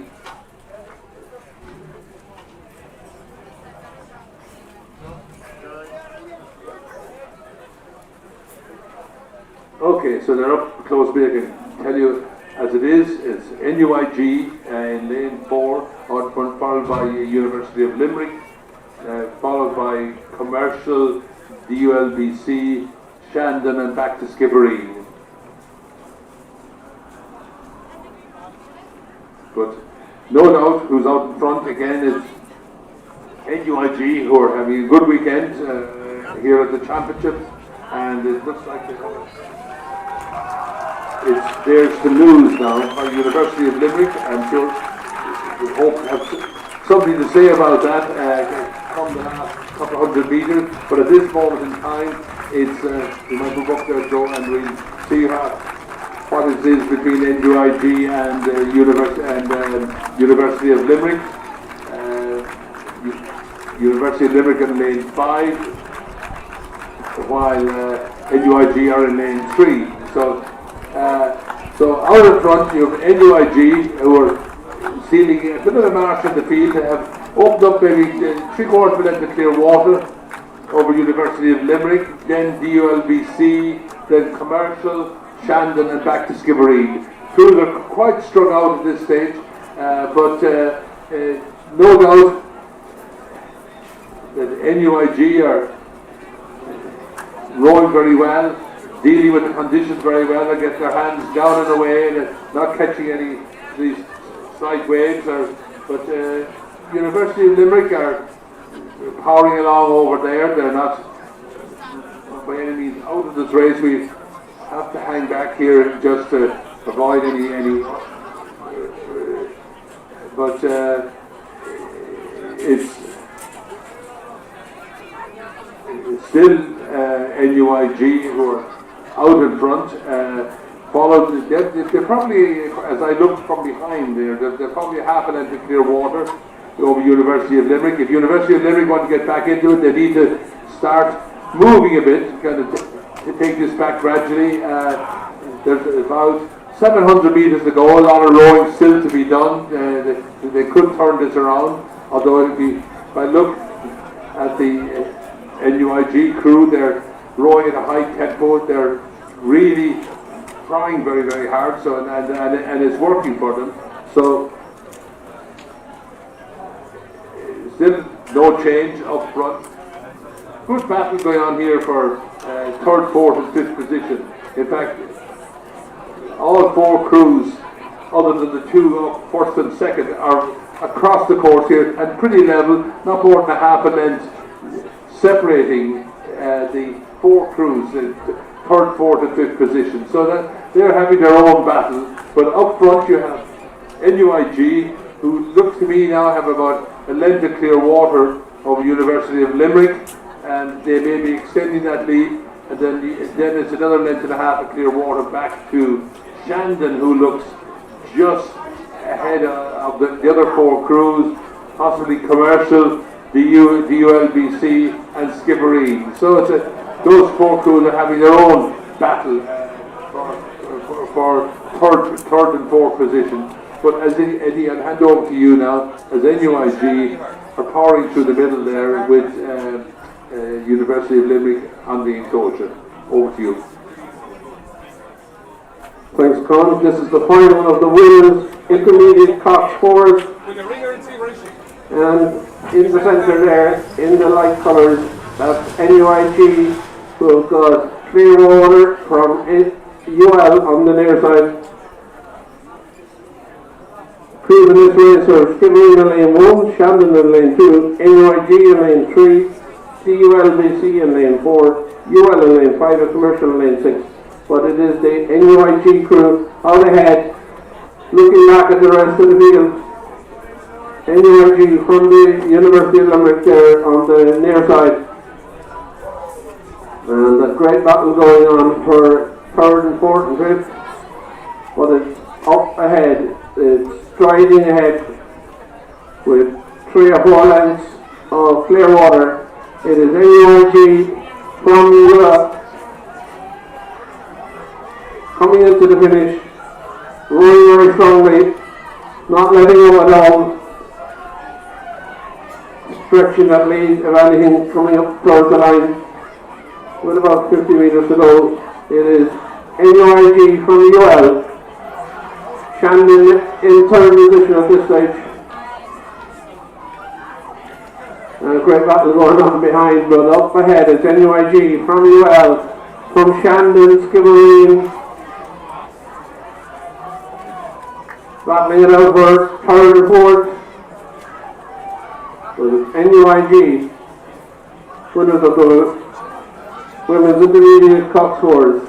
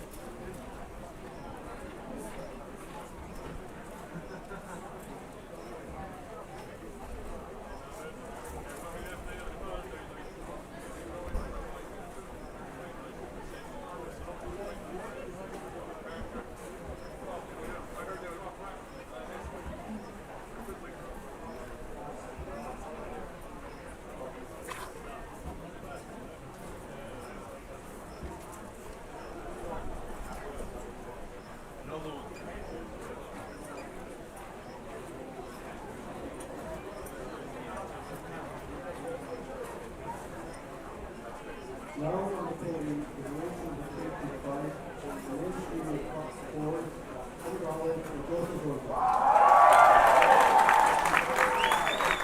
Congratulations, Chris.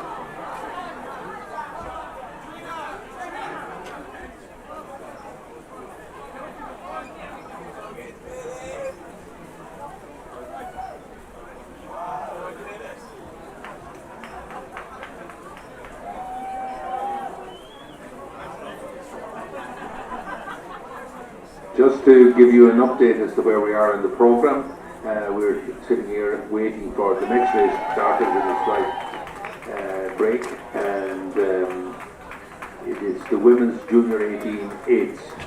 And in this race we have Commercial, St Michael's, Cork, Clontarf, Skibbereen and Enniskillen. And the crews are now getting back onto the stage. Most of them are attached, and we should be on its way in the next, I would say, 3 or 4 minutes.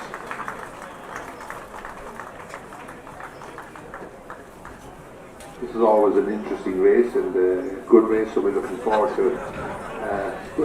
Good competitive race.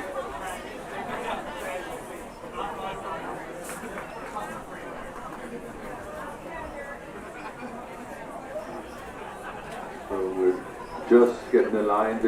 The eights are just slight difficulties with the cross headwind. They're being blown slightly across, so there's a number of boats kind of drifting across, so the starter is giving them directions as to how to straighten up their boat, so we're very close to being ready, I think.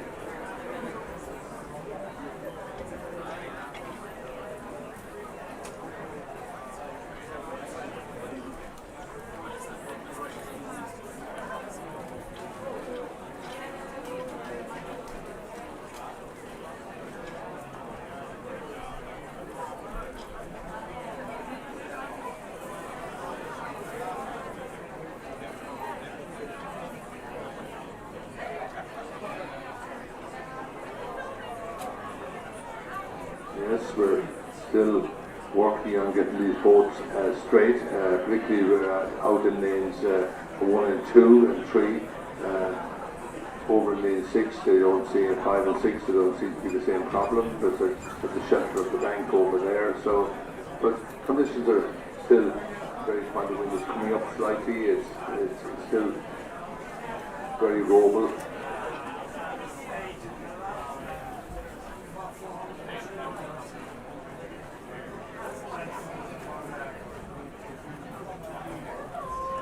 Yeah, starter is giving instructions to commercial in lane 1 and St. Michael's in 2. The boats being blown across slightly, so I think it's called 2 minutes, so the light is flashing, so we should be hopefully on our way and get a good clean start and a good result.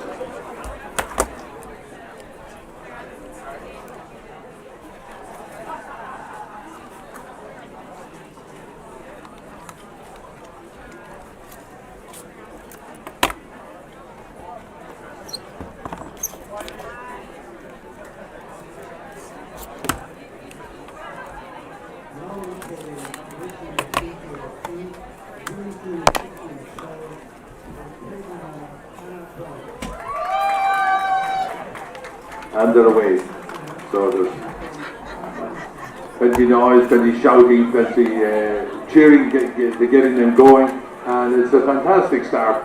They're all 6 crews. There is the canvas between them as we go through the first 150 metres.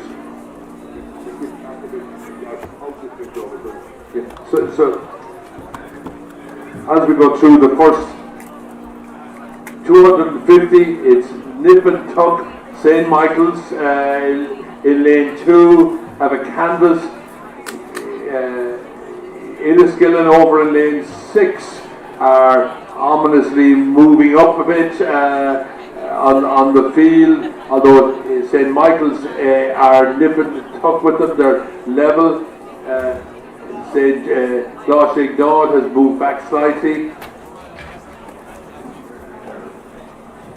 As have Skippereen and Cork, and so out in front, the 3 leading crews is Enniskillen has a canvas on St. Michael's, who are half a length up on Glashig-Nod, and then you have Cork, Commercial, and Skippereen. So this is a great race. It's settling down now, swinging into it. And as we come through the 500 metre mark, it looked like that Enniskillen had moved a little bit, but as we go through 500, it's St. Michael's are a canvas up on Enniskillen. It's a great battle going on here between Commercial and St. Michael's, but still keep an eye on Enniskillen over on lane 6. So you have the crews, and it's been spread out a little bit, and they're quite a bit apart. So you have out in front Enniskillen and St. Michael's. They're the clear leaders of this race. They have a length on Glashig-Nod and Commercial, but Enniskillen are making a bit of a move over in lane 6, and they have taken 3 seats.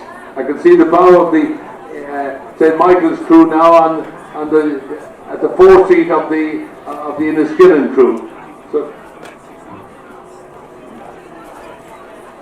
St. Michael's need to hang in there. They see that Enniskillen are pushing very hard. They're taking the initiative over there, but it's up to St. Michael's. I can see the stroke St. Michael's crew across from me here. She's really pushing her crew. She's getting that over through the water, and Enniskillen are got into it. It has been kind of a bit nip and tuck, as you would think.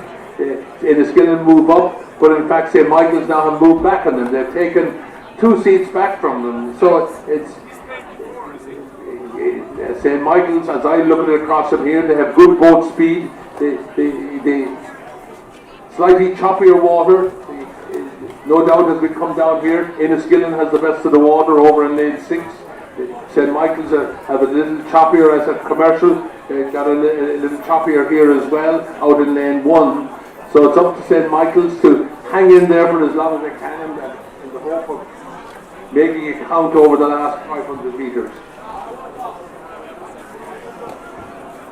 And do my best to stay with the race where you don't want to wash anybody out or go too close to any of the crews.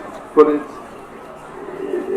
it's over in lane 6 on the enclosure side. This is a great race. St. Michael's are probably about a third of a length down on Enniskillen, but they're very much in this race. If they look across, Enniskillen are not gaining them. I can see the cocks from St. Michael's urging her crew along. So it's up to them now to kind of keep it going over this last. We've just gone through the 1,000 metre mark. We've about 700 metres to go. So I'm going to pull back here from lane 1. So I'll be handing over to you, Eddie. Maybe. But there is no change up front. It's still Enniskillen on lane 6 who are rowing very well, moving their boat, you can see well. St. Michael's are probably 3/4 of a length off them at this stage. They need to move now, they need to get, and they might do that because Commercial are pushing them. So Commercial might push them to push up on Enniskillen. So I'm getting maybe through the gap here, and I might better follow it for a little bit longer, maybe close to the 500 metre mark. But as I know, lots of people are interested in this race. Particularly up front, it's Enniskillen, and I would say that St. Michael's are probably half a length back on them now. It's hard to think, just get the right angle. It's half a length I would call it at this stage. And so St. Michael's do need to move now. They need to get a push on. Just gone through 500 metre mark. They're still well in this race. It's all to do with the run-in. So Eddie, I'm going to hand over to you with Enniskillen over lane 6, St. Michael's in lane 2 and Commercial in lane 1. Then back to St. Joseph's and Cork and back to Skibbereen. So over to you, Eddie. Okay, coming in with about 250 metres to go. It's Enniskillen here on the near side from St. Michael's over in lane 2. That's cracker race, but it looks like Enniskillen have that advantage coming into the finish. It's Enniskillen from St. Michael's. There's the two out of it. Commercial on the far side. Probably have secure third position, but up front it is Enniskillen from St. Michael's. St. Michael's now with a push here. Have they done enough here to move up ahead of Enniskillen? It's St. Michael's now making a break here at the finish. St. Michael's moving up ahead, I think, of Enniskillen at this stage. So it's St. Michael's now has just moved ahead, and they've moved ahead well. They've moved ahead. There's clear water now just between, just about, maybe not that much, but they are ahead. There's definitely St. Michael's ahead of Enniskillen. Enniskillen now with a big push coming into the line. This is like the men's 8 yesterday. This is the women's 8 today. It's St. Michael's and Enniskillen coming up to the line. Nothing between them.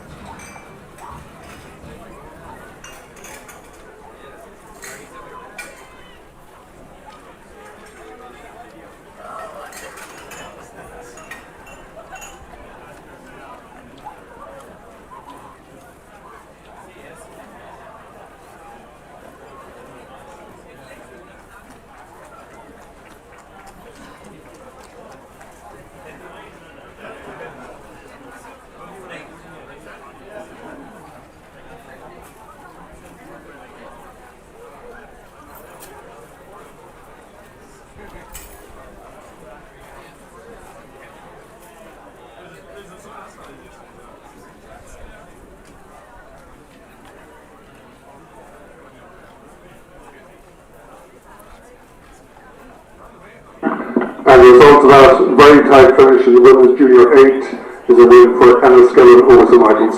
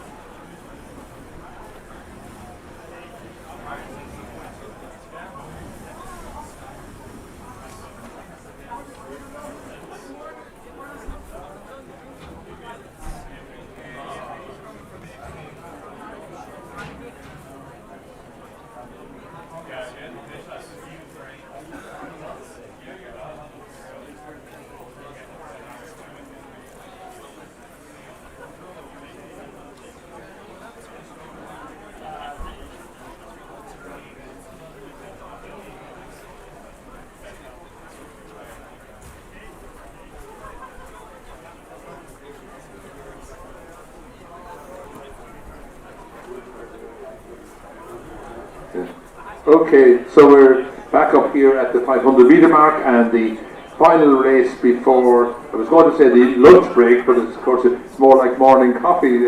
It's only 11 o'clock in the day, so this is the final race before racing recommences around 12 o'clock. So we have McEnroe Sligo. This is the women's club single scull. Sheehan of Kenmare, Sullivan of Killorglin, Donoghue of Sligo, Kelly of University of Limerick, McCormack of Queen.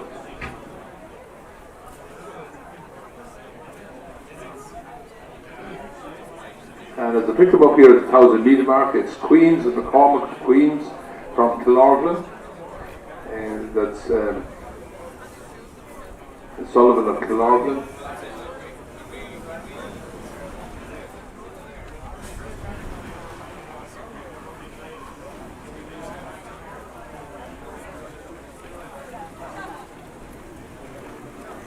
So the scullers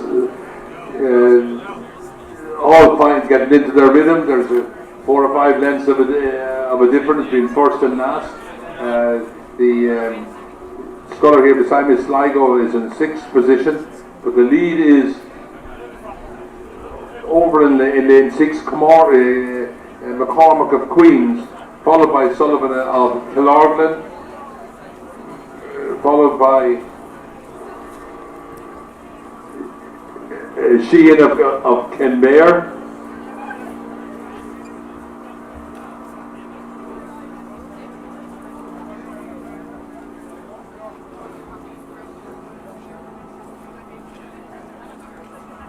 so as I settle down and I get a look across the course, it's McCormack of Queens out in front, followed by Sullivan of Killorglin, followed by O'Donoghue of Sligo, followed by Sheehan of Kenmare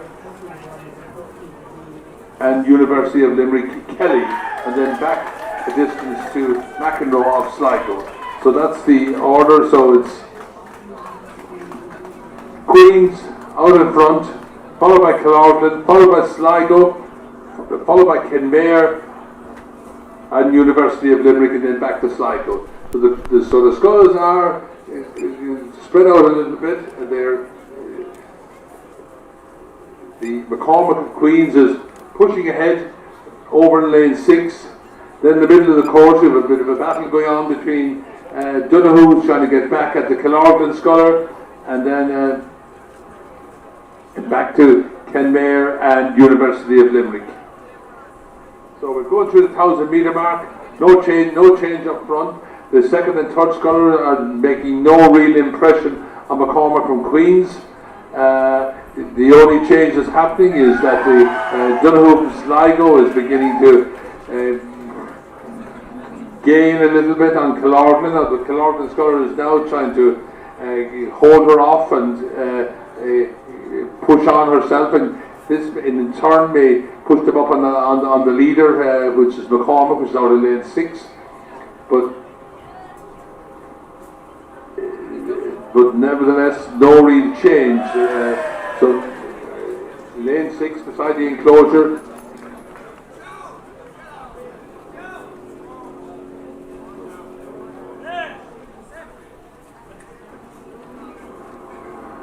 Okay, we've got close to the bank here, but I think we've recovered, Joe, and we're back in business again. But I'm behind the race here now, but no change as I can see it up front, and I don't think no change in the distance between the scullers. So you've McCormack, lane 6 out in front, followed by nip and tuck between Kilorglin and Sligo Sculler O'Donoghue, and then followed by Kenmare, and followed by University of Limerick, and back to Sligo. But I think there's no doubt. I think the second and third scullers need to get moving now fast.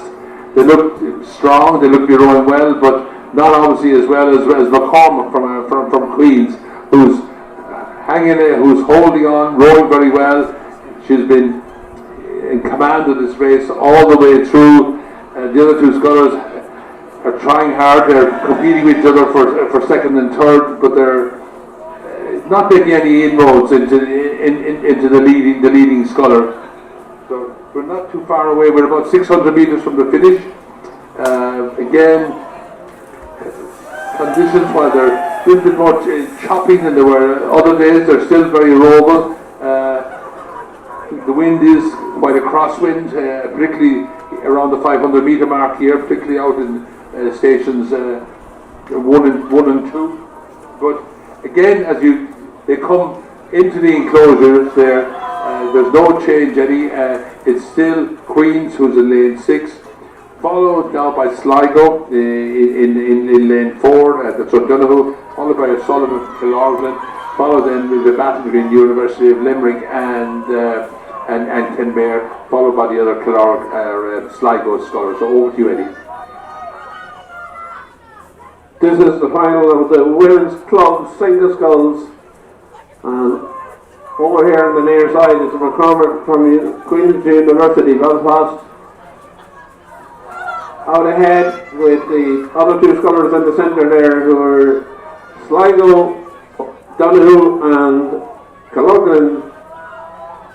Sullivan closing the gap, on McCormack here on the near side, coming in towards the finish.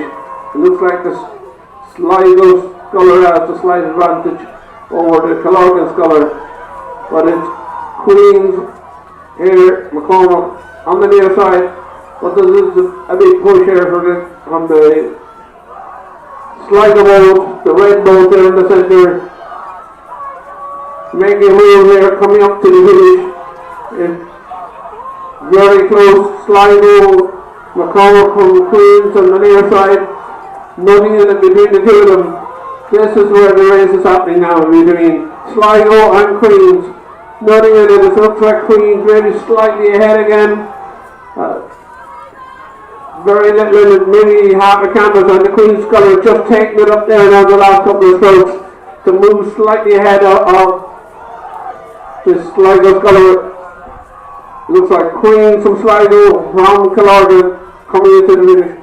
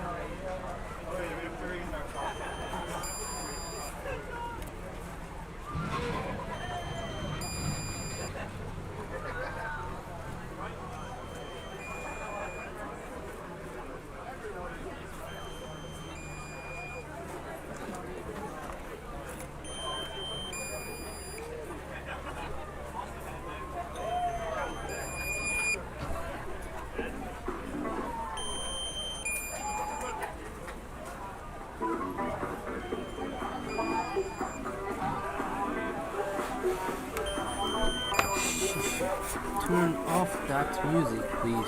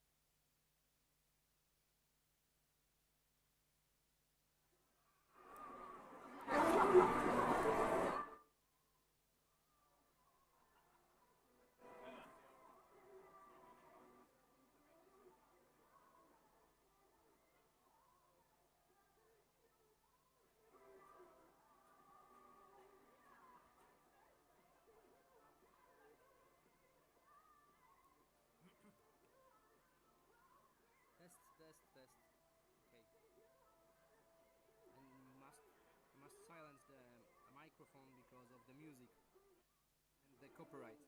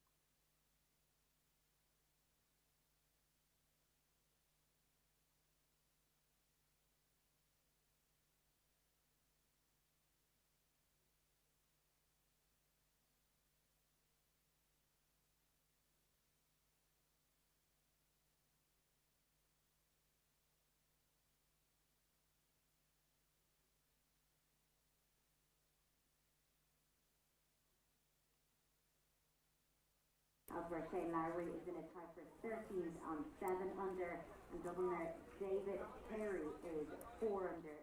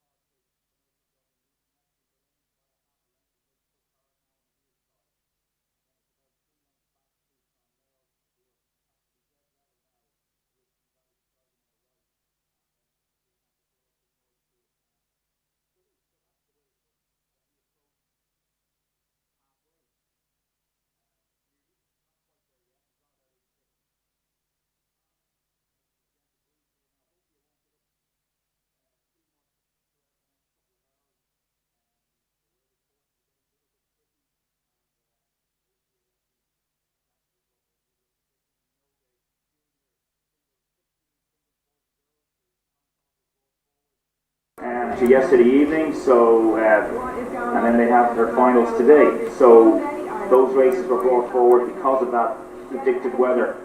Anyway, we've gone through 1,000 metres. Commercial leading Neptune, but only just out in front by about 3 lengths now at this point, even 4 lengths.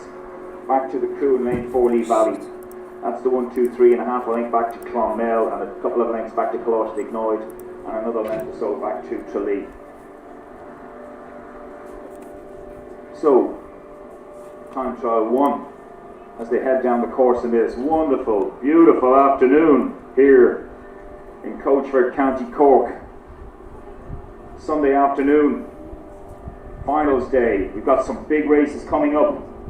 We've got 6 finals, including this junior double sculls later on today. We've the men's novice 8s, the men's junior 80 doubles I mentioned there, yep, the men's intermediate coxed 4s, the women's senior 8s, the women's junior 18 quad, and the men's senior 8s. So both the men's and senior 8s finals coming up right up to 14:55 this afternoon. So as you watch this race develop down the tracks towards you, we'll watch it for another little bit. Neptune now taking the lead right over there. Well, they're on your side. Neptune in lane 6 on the near side in the green and black, leading the way here. Time trial 1, men's junior 16 doubles. They've about a length, possibly now or more, on Commercial on the far side. So lanes 1 and 6, 1, 2. So they must be 4 or 5 lengths ahead now of the crew in lane 4, which is Lee Valley. And then they've a length and a half back in Clonmel. And as the Jez crew push up then beside them in lane 3, and then a couple of lengths back to Tralee. So we'll watch the 1500 Con. So myself and Con will be doing, I'll be handing over to Con there in the finish tower to take these races home with you, and we'll hopefully go down with some of these races as far as we can, because we've got the best seat in the house here, as long as we don't have to pull back. So as you see it coming closer to you through the 1500 now, well through Neptune on the near side, Commercial on the far side, 1, 2, then a couple of lengths back to Lee Valley, and then a couple of lengths back to Coláiste Ignoid. They're in 4th now, and a half a length back to Clonmel B, and then Tralee. So Con, we'll hand this one over to you to pick up whenever you're ready there. Time trial 1, men junior 16 doubles, and we'll head back up for the next one. Yes, as you can see for yourself, you have the green and black of Neptune on the near side, and Commercial, lighter colours of Commercial on the far side. And then, as Jory says, you have Lee Valley, Coláiste Ignoid, Clonmel B, and Tralee in the other positions. So important to remain is this is not winning a race. It's you have to produce the time to get to into the 6 fastest out of all these 8 races. It's a tall order for anybody to get through, but give them a good encouragement. Make sure that they keep going over that last 200 to 300 meters. So the first heat of the men's junior 18 double sculls. So it looks like that the first cross the line in this one is going to be Neptune, followed by Commercial, followed by Lee Valley, it looks like, by Coláiste Ignoid, Tralee, and Clonmel.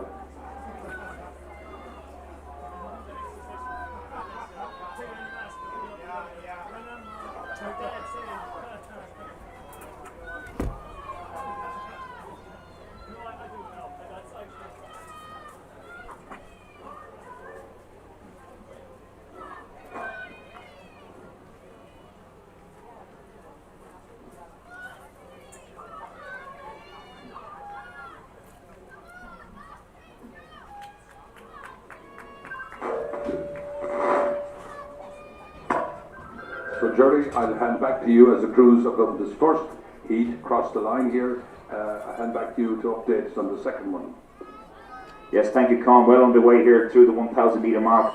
We've lane 1 on the far station, Skibbereen B, lane 2 Shannon A, lane 3 Skibbereen A, lane 4 Blackrock College Dublin, lane 5 Lee Rowing Club B, lane 6 Shandon B, and well out in front is the Skibbereen A crew in lane 3 in the middle. They must have 5, 6, 7 lengths, and then it's absolutely dead level between the other Skibbereen B crew and the far station lane 1. Well, they've moved out to a canvas now on Lee B, and then it's a couple of lengths back to the Shannon crew in lane 2, and then it's Blackrock in lane 4. So we have 5 crews, no overlaps at all here, but continuing to lead here through 12:50. It's the Skibbereen A crew from the Skibbereen B crew in lane 1 on the far station, and then a couple of lengths, as I said, back to Lee B in 3rd position. That's the 1, 2, 3 of this second time trial men's junior 16 doubles. You can see them coming close to you now through the 1500. The Skibbereen crew go, the B crew, from their A crew and the A crew leading from the B crew over in lane 1. That's the 1, 2 Skibbereen crews, and a couple of lengths back to Lee in lane 5 in the red and black, and a length back then to Shannon in lane 2. And then we have Shandon B.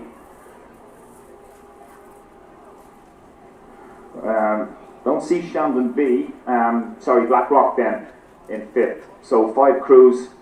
Shandon B don't seem to be in this.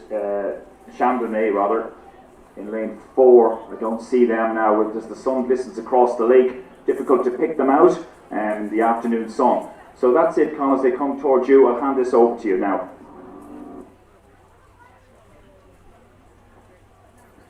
So, Skibbereen with a commanding lead here. It's hard to think that they may not make that they wouldn't make the final. We don't know. Hopefully, they have to keep it going. Both seem to be moving very well. So I'd be surprised if they don't. But that's only pure speculation. It's over to the timers in the end of the day. So for Skibbereen heading for the finish line, they're going to be followed by the second Skibbereen. Then you have Lee.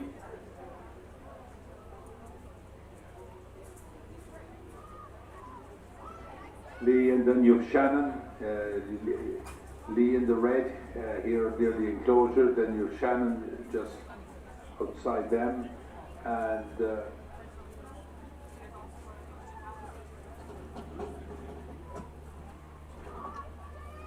they're followed home by Blackrock. As Jerry said earlier, there doesn't seem to be a Shandon crew in this race.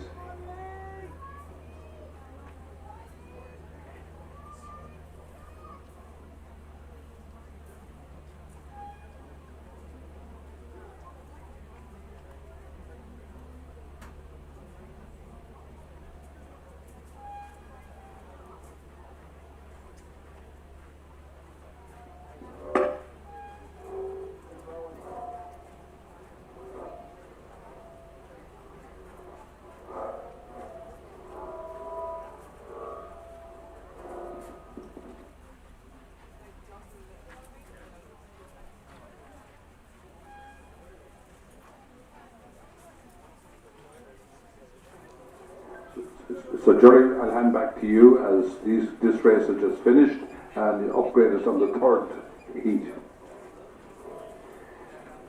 Thank you, Con. Yes, time trial 3 now is approaching the halfway mark.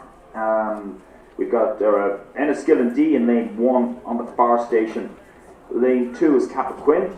Lane 3 is Empty.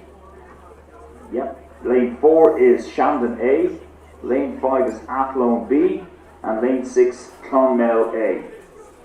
So as these crews approach us now, looking at them, a bit tighter than the last race now, looking at them, and it's looking like the crew in lane 2, Cappoquin, but actually Clonmel on the near station, I would guess are leading just about from the Cappoquin crew. But it's a time trial, and then Athlone in between them. That's the 1, 2, 3 as they go past us.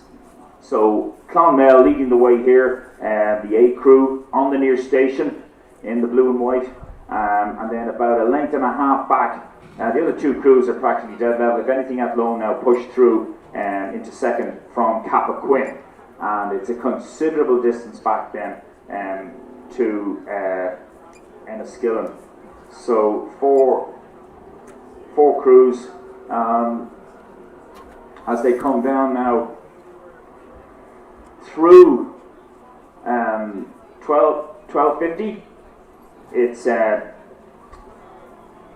Clonmel A continuing to lead this time trial, this third time trial. They have a couple of lengths on the other two crews, the Athlone crew, the B crew, and the Cappoquin crew. So, and then Enniskillen D.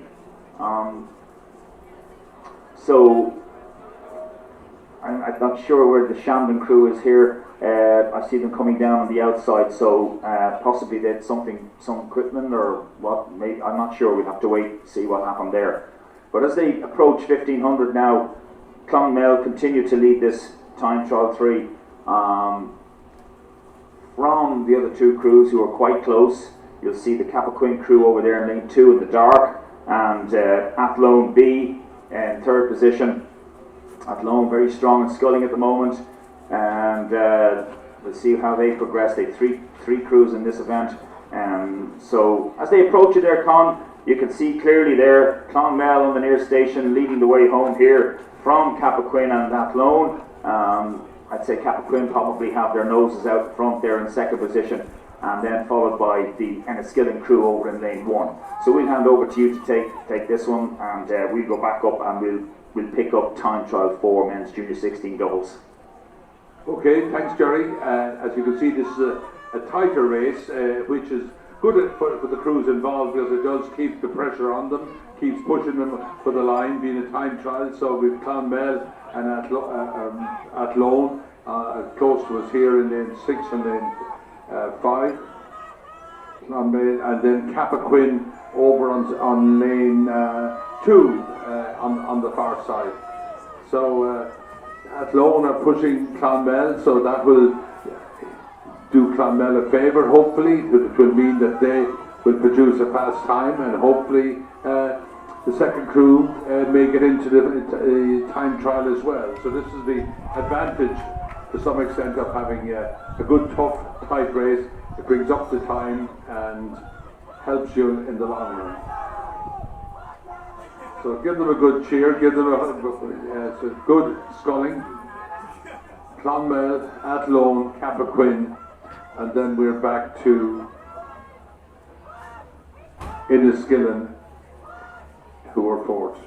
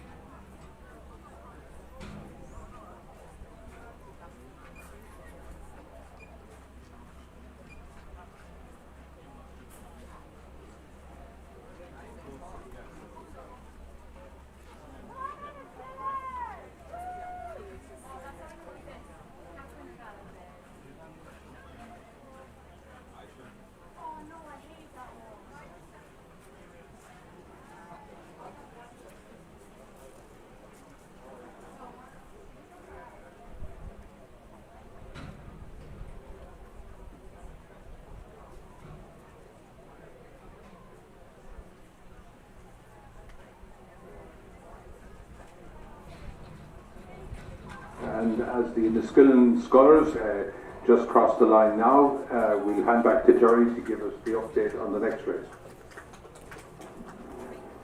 Thank you, Con. Yeah, time trial 4, and we have on the far station St Michael's D from Limerick, lane 2 Shannon B, lane 3 Enniskillen C crew, lane 4 the Lead A crew, lane 5 Athlone A, and lane 6 Castleconnell C. And out in front, we're looking at the Lee A crew in lane 4, leading this by a couple of lengths from Castleconnell in second position in lane 6 on the near side, and then followed in third position by Shannon. Rowing Club B crew. They're the 1, 2, 3. And a couple of lengths back then to the St. Michael's crew, the D crew from St. Michael's Limerick. 4 crews in this. In 4th position, followed by Athlone and Enniskillen. So again, another time trial, very well spread out. You'll get that in these time trials, and randomly picked draws to pick the fastest 6 crews to make it through to the final later on. I haven't got the time here in front of me, but it's later on this afternoon. However, this race probably won't change position-wise. Through the 1500 metres now is the Lee A crew, followed by the Shannon crew, who are into 2nd. And then into 3rd position on the near station is Castleconnell C. They're practically level now at Shannon as they push into 2nd. So Castleconnell 2nd now from Shannon, and a couple of lengths back to St. Michael's on the far station in lane 4. And Athlone and Enniskillen. So as this crew race progresses down all through the 1500 nearly, it's the crew from the Lee A in the red and black. You'll see them there in lane 4, and then not much between the next 2 crews. You'll have to watch them as they come closer to you. In the near side, Castleconnell C and the Shannon crew. And then St. Michael's over in lane 1, the D crew from St. Michael's. That's the 1, 2, 3, 4 with Athlone and then Enniskillen. So we'll hand you back. I'll hand over to your other Con to take this one to the line. Okay, thanks Jerry. As I said, you have the prominent red colours out there in the centre of the course, which is Lee A, and then Castleconnell C here on the near side. And then Athlone A putting in big effort to get up level with Castleconnell, but the winners have a good commanding lead. They seem to be moving well. This might be a fast heat, you never know. But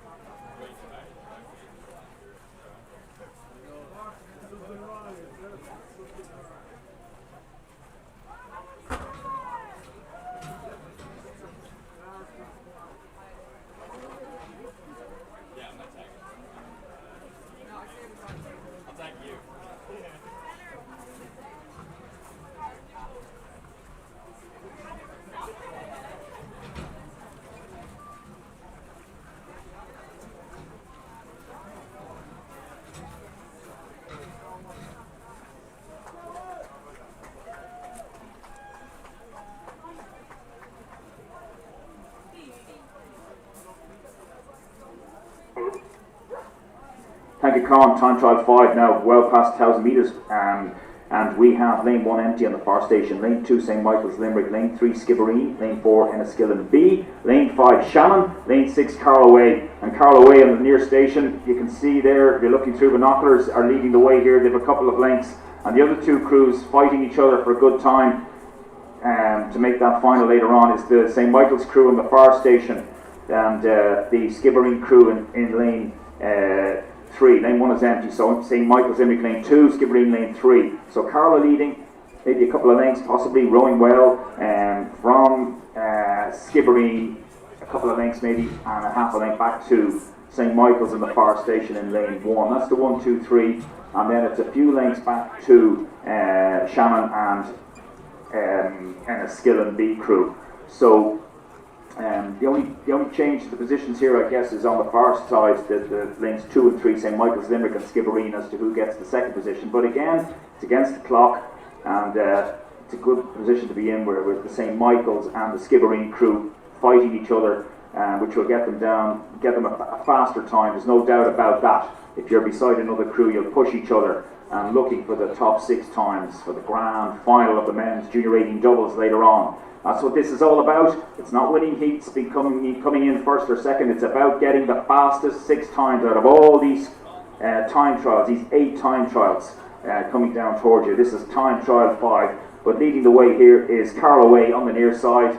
I'm looking at the St Michael's Limerick crew in lane 2 in second, followed by Skibbereen in third, and then Shannon C, and then Enniskillen B. Con, I'll leave this with you to take them home safely. Okay, Jerry, thank you. This looks like a fairly fast heat, but again, that's only my speculation. The Carlo crew here near the enclosure looks to be moving very swiftly and smoothly along, but you never know.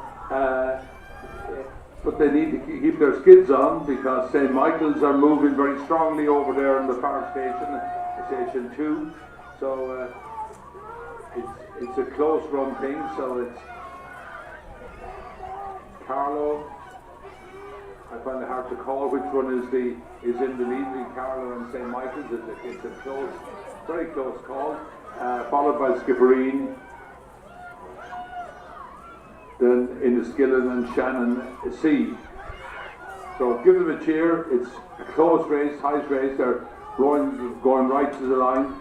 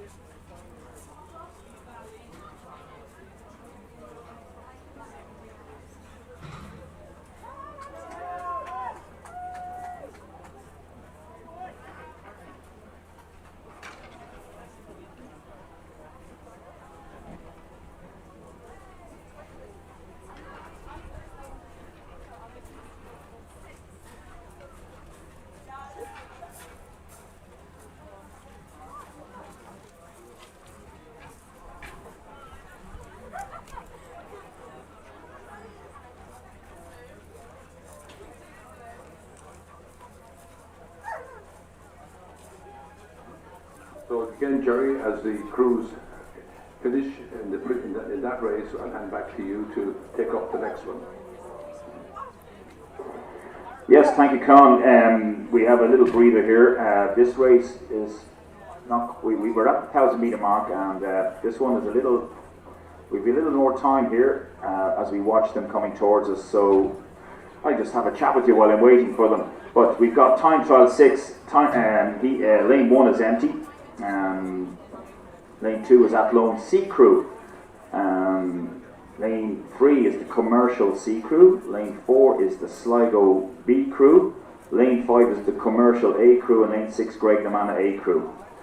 Might leave out the A, B's and C's here now as we talk about the names of the clubs when they come closer to me. But watching them here now, it looks to me like yes, we see 5 boats, so everybody's coming down, and the Athlone C crew in lane 2. And so the Athlone C crew, the winner of the junior single sculls is in this boat, Don Claffey. So you can see why they're out in front. Very strong looking crew coming at me here at the moment. In lane 2 on the far station. They have a couple of lengths then on the crew from commercial. The C crew from commercial, and then on the near side, quite close between the other commercial boat and Graignamanagh. So that's the 1, 2, 3, 4 now as they go through 1,000 metres. We're at the 1,000 now, and here we go through the 1,000. Time trial 6. Athlone in lane 2, leading the way here. Looking nice and comfortable, but they've got to work hard. They're not racing the other crews; they're racing themselves. They need a good time.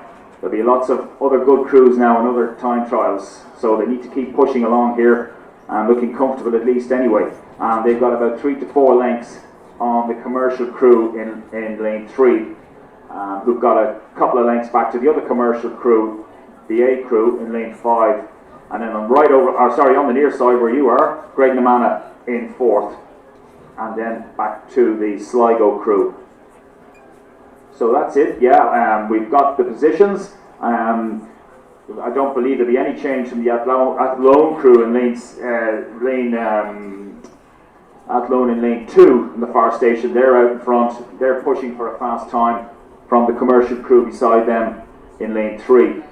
That's the 1-2 as we watch them move on down the tracks here, well through 1000 now, everybody through that, and this fantastic, gorgeous afternoon, final day here in Coachford, County Cork, in the National Rowing Centre. So, Athlone lead the way here. We've got 2 more time trials in this junior 18s, under 19s we call them, junior, we call them just junior doubles, men's junior doubles coming towards you. Athlone leading the way in lane 2, as I said, from commercial, and then a couple of lengths back to the other commercial crew, and a length and a half back then to the Greg Namana crew. And then we have the Sligo crew. So well spread out here. I don't believe there'll be any change in the positions as they head down into the last 600-700 metres. We've got 2 more, as I said, coming up for you. And then followed by the heats of the intermediate Cops 4s, the men's. They should be good. And then we've got the women's junior 18 quads. They'll be really fast and furiously coming at you. So these are really good races following these time trials. But Colin, as they head through 1500, you can see they're well spread out now, and no change there with the Athlone crew in the far station leading the way here from commercial. They're next beside them in lane 3, and that's the 1-2. As we head back down to pick up the time trial 7. So I'll let you take this one home, Con. Thanks, Jerry. As he says, Athlone are well out in front, over on the far side. The dark singlets of green singlets of Athlone, followed by commercial. Commercials, 2 crews of commercial, and then we've Greg Namana who are on lane 6. Over here close to the enclosure, and we have Sligo B who are a bit further back. So quite a gap here. So this is probably significant for the crews at 2nd and 3rd and 4th in the context of a time trial. So hopefully the leading crew has done enough to make it through. They'll have to keep it going right to the finish. But it's going to be tough on the other crews in this race to make that time trial. So we've 2 commercial crews now who are 2nd and 3rd, and then we've Greg Namana. Back to Sligo B.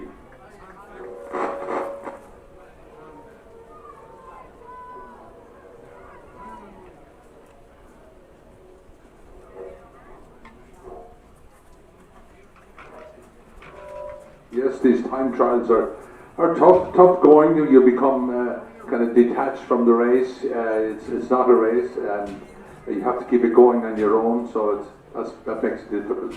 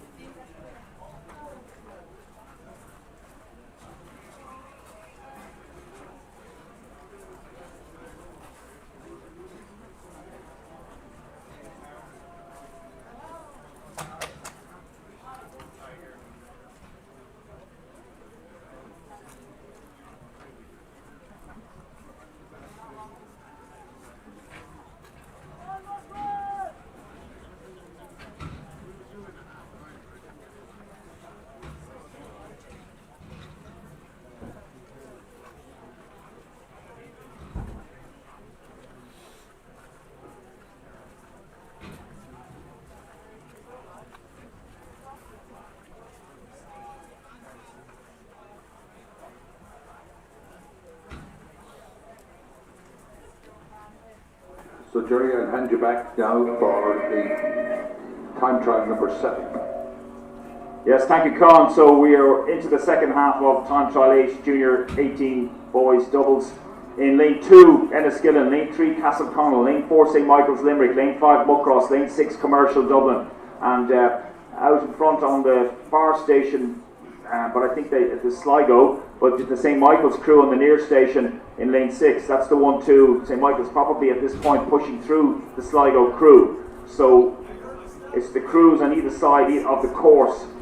St Michael's on the near side and Sligo on the far station, that's the 1-2, and then a couple of lengths back then to Methody College Belfast in lane 3, and another 2 to 3 lengths back to Carlow, followed up by the Tralee crew.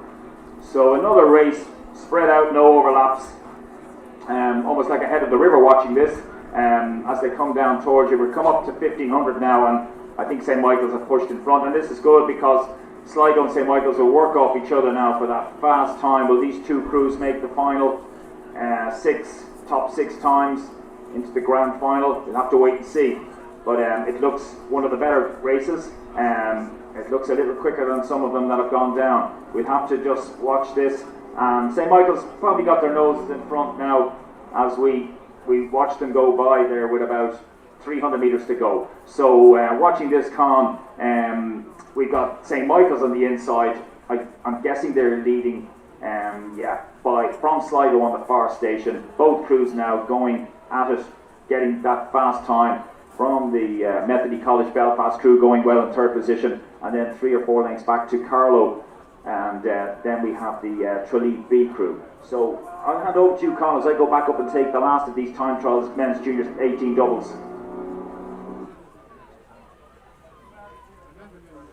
Thanks, Jerry. And we now have St Michael's here on the near side, the blue and gold of St Michael's, and then we have on the far side Sligo.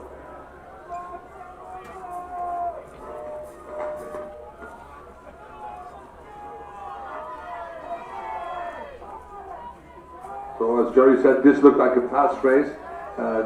Certainly St Michael boat is moving quickly, and as are Sligo over on the far side, and coming through the middle we have Methody. Methody is a crew in the middle of the course there, and then it's back to Tralee and Carlow.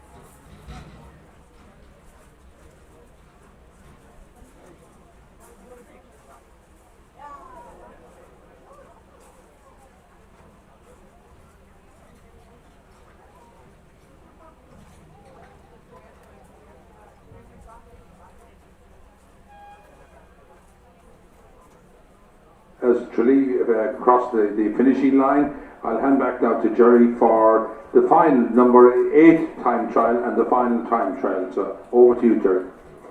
Right, Con, yeah. Last time trial in lane 2 on the far station, Enniskillen, lane 3, Castleconnell, lane 4, St Michael's, lane 5, Muckross, Commercial D in the near station, and lane 6. They're all through 1,000 metre mark, and it's a good Enniskillen crew I'm looking at here in lane 2 on the far side, leading the way by a couple of lengths, a good couple of lengths from Castleconnell beside them in lane 3. They have a half a length then on the Muckross crew in lane 5. And then it's another good length back to the Commercial crew right over on the inside, and then St Michael's B crew.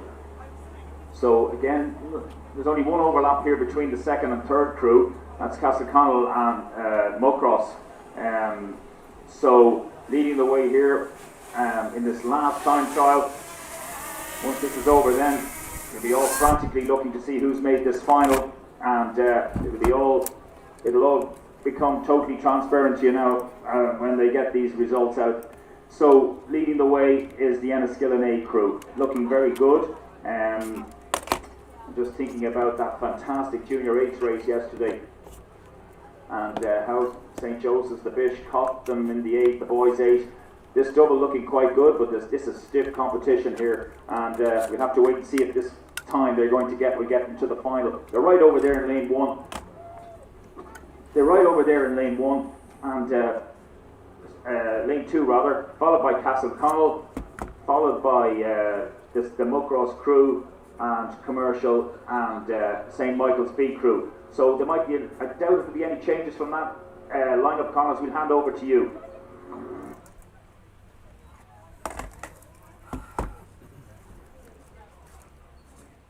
Okay, Jerry, thanks for that. This, as I said, is time trial number 8. And Enniskillen are out in front, followed by Castleconnell, I believe. It's difficult to see at this stage. Maximum glide altitude. Castleconnell, which I think is Muckross. They may be.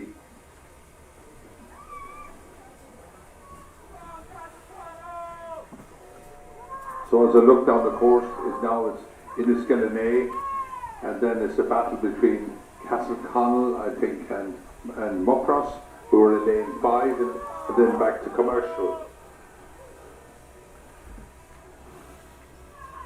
But as Jerry said earlier on, it looks like Enniskillen are rowing very well, rowing very strongly.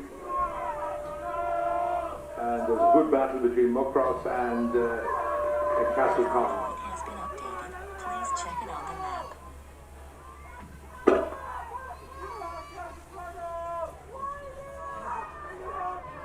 So into the last couple of 100 metres,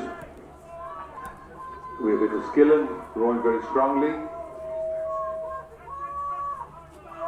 then it's a good battle for the next 2 crews, being Muckross here and near the enclosure, and Castleconnell, the red colour in the middle.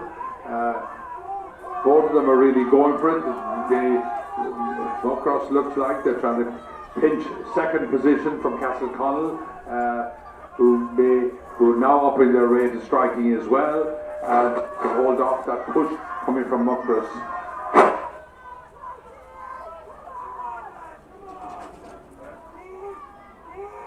Then it's back to St. Michael's and Commercial.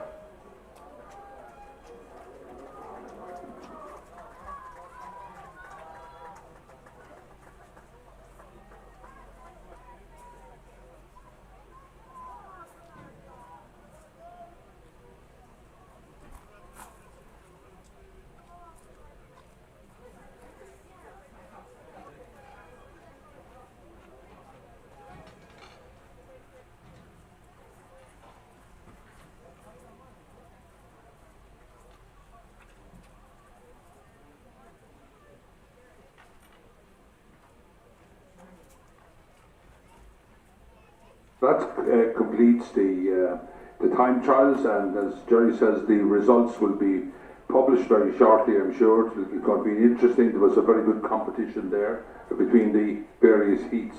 So next we're going to move on to the men's intermediate Cox 4, and we have 2 heats there. So I will hand over to you, Jerry. Yeah, here we are now, Con. We have Heat A of the men's intermediate Cox 4s, and they have gone through 650, 700 metres at this point. And we have in lane 2 Enniskillen, lane 3 Neptune A, lane 4 UCD Boat Club, lane 5 Skibbereen, lane 6 the Neptune B crew. And right out in front is UCD, but less than a length between them and Skibbereen, and then about another length back to the Neptune A crew, and another length back to the Neptune B crew, and another length and a half back to Enniskillen. 3 crews will qualify for the grand final later on this afternoon of this men's intermediate Cox 4s. UCD having a good regatta, a good championship regatta as they approach the halfway mark now. The first half of this race is over. They've gone through. UCD lead in lane 4 in the middle there. You can see them clearly as you look down in your binoculars or strain your eyes. And then it's a length back to Skibbereen and a length back to Neptune A crew. They're the 3 leading positions right now. the B crew from Neptune on the inside in lane 6 in 4th, a couple of lengths adrift, and then another length, just they have a little bit of clear water on Enniskillen over there in the yellow Empaka in lane 2. So we got 3 crews to qualify. And what happens here, totally different to the time trials you were watching earlier on, is that once they get out and they break clear, they can start taking their foot off the pedal and just do enough to qualify. Although UCD look like they want to win it, they're out there from the Skibbereen crew, rowing very nicely. Watching them, there's no pressure coming from them at all. From Skibbereen, they've a little over a length, and then they've a length on the Neptune A crew over there on the other side of the river, of the lake. So these 3 crews have broken clear now from Neptune B and Enniskillen. There must be about 2-3 lengths, so it's beginning to become clearer now as to who will qualify here. 3 crews into the final, and then the Heat B coming up after this. Another 3 crews will qualify from 5 boats as well. So 10 entries, 5 in each heat, 3 go through. Very simple. And 2 crews will be dropped. And right now it's the Neptune B crew and the Enniskillen crew in either side of the lake in lanes 2 and 6. But in the middle, it's UCD rowing along there, dropping the rate all the time as they head down towards you. We watch it heading to 1500 now, and UCD leading from Skibbereen and Neptune, who are they're level again. They're their level. They're just going along beside each other, and they can afford to relax now, all these 3 leading crews, knowing that they just need to take it home over the last 500. So into the last quarter, Heat A men's intermediate Cox 4s, 3 qualify. UCD, University College Dublin, leading here by a couple of lengths from the Neptune Dublin crew and the Skibbereen Rowing Club crew in 3rd position. That's the way I see it here now. As we hand over to you, Con, it's very clear there as you look at them, the 1, 2, 3, Enniskillen pushing through the second Neptune boat in 4th and 5th, but they won't make it back, it's too far. I'll hand over to you, Con. Thanks, Gary. And as you can see, UCD are out in front. This is the intermediate 4s, which is always a nice event to win. I always think intermediate events are good events to win because it means that you have a good centre core in your club, building for become seniors in the future and with senior captains or whatever. So it's good. It's a good event, particularly in the universities. So it's UCD out in front, followed by Neptune and Skibbereen, who are neck and neck for 2nd and 3rd position. But as Jerry says, they're going to qualify. Then you have Enniskillen and the 2nd Neptune crew on 3rd and 4th and 5th. So they're just moving their boats along, getting it home, so to speak. And Skibbereen is just happy with 3rd position and it's not challenging the Neptune situation. But so that's it. UCD, Neptune, and Skibbereen, then followed by Enniskillen and then 2nd Neptune crew.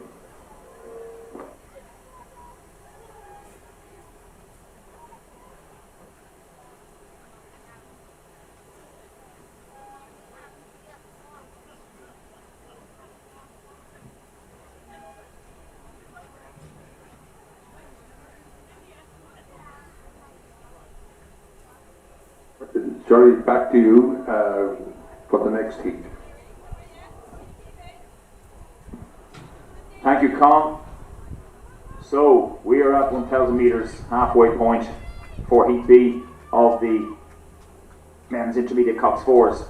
And we have lane 1 on the far station is empty, and lane 2 Cork Boat Club, lane 3 is the DUBCA crew, lane 4 Shandon, lane 5 NUI Galway, and on the near station University of Limerick Rowing Club. 3 crews qualified, with 2 crews will be dropped. And looking at them heading towards me now, there's a breakaway here, 3 crews. In lane 3 is the DUBCA crew. Looks like they're out in front at the moment, but we'll watch them as they come up close to us now. We're about just before the 1,000 metre mark. DUBCA, yeah, and the black boat coming towards us with the white tops. and then it's practically nothing in it then between the second and third crew, which is the University of Limerick Rowing Club on the near station, and possibly a third of a length between them and NUI Galway. So they're the three leading crews, and they've got a good couple of lengths then on the Cork Boat Club crew in lane 2. Cork, of course, won the senior fours on the first day. Seems like a long time ago, but they've got the big 8 coming up later. But their intermediate crew now has fallen behind here, and they're not in the leading three, the qualifying positions. So we don't have a Shandon crew here, so I'm seeing 4 crews, 1 to get dropped. So as we move down along here, very relaxing afternoon watching these guys rowing, but it's not relaxing for them now as they try to come down this course and qualify for the final. But as we see it though, we've got 3 crews out in front. There's not much between them. They know they've dropped the Cork Boat Club crew over on the far station in lane 2, so they're playing a little bit of cat and mouse here as they come up to about 12:50. So right now the UL crew and the NUIG crew are catching up with the DUBC crew on the far station in the black boat. So they're practically all dead level now. So it all depends on does somebody want to win this and just show their cards a little more before the final, or are they happy enough to qualify in any of these 1, 2, 3 positions. Nice position to be in, out there in front. You can just hang back there and keep it all under wraps for the final later on and not have to go the whole way down to the line. There can be a hell of a difference between having to go the whole way, fight it out to get your qualifying position, to just being able to take it down to stroke rating per minute of around 30-32. Big difference, and they've got a whole. They had won this. They've got these positions since the 1,000-meter mark, so they're nice and handy here. So it's 3 crews across the line, or across the lake here, Con. The DUBC crew who led, but they've been caught up now by the NUIG and UL crews on the inside, and I'm falling back here now a little bit. I'm going to head back up, Con, but you'll have a clearer view as they come in towards you. They're all through 1,500. It's about 400 metres left. It's the 3 crews in the qualifying position: DUBCA, NUIG and UL Rowing Club, not much between them at all, and then the Cork Boat Club crew back in that position, that awful position of 4th. Then they won't qualify at this point looking at them. Okay, Jerry, thanks for that. It looks like it's very close thing. Looked like the DUBC were leading the way in the black boat, as Jerry says, over on station 3, but it looks like the crews in 5 and 6 maybe have come up to challenge them down, which is University of Limerick and NUIG. And NUIG is in lane 5, and you have University of Limerick in lane 6. So it's as we come up with about 300 metres to go, not other than for positions in the final. There's 3 to qualify, so there's not any sweat as to racing over the line, but it looks like that DUBC are going to hold on maybe to be first, then second NUIG, and then University of Limerick are third, followed by Cork in 4th.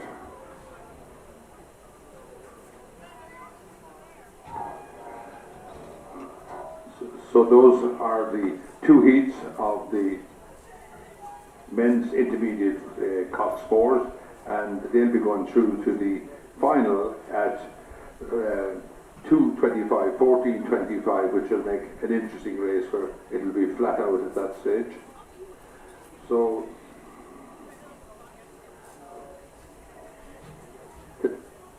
the next events are going to happen.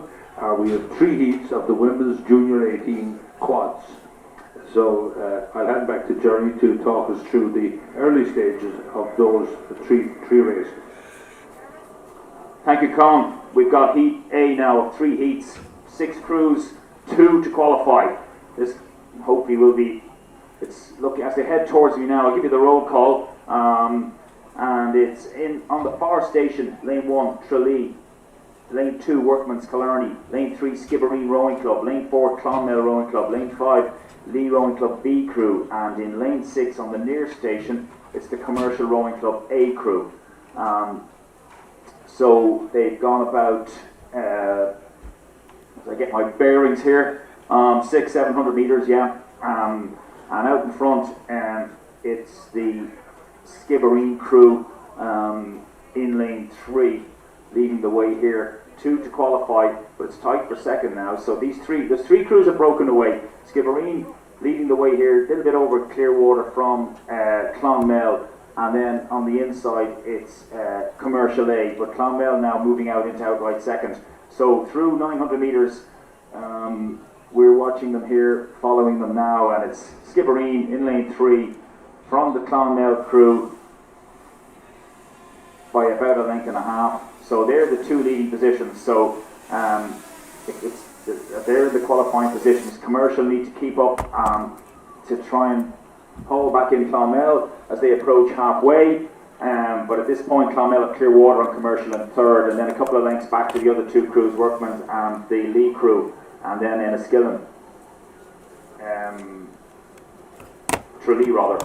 So here we go. Yeah, up to 1,000 metres. Skibbereen looking very good, very relaxed.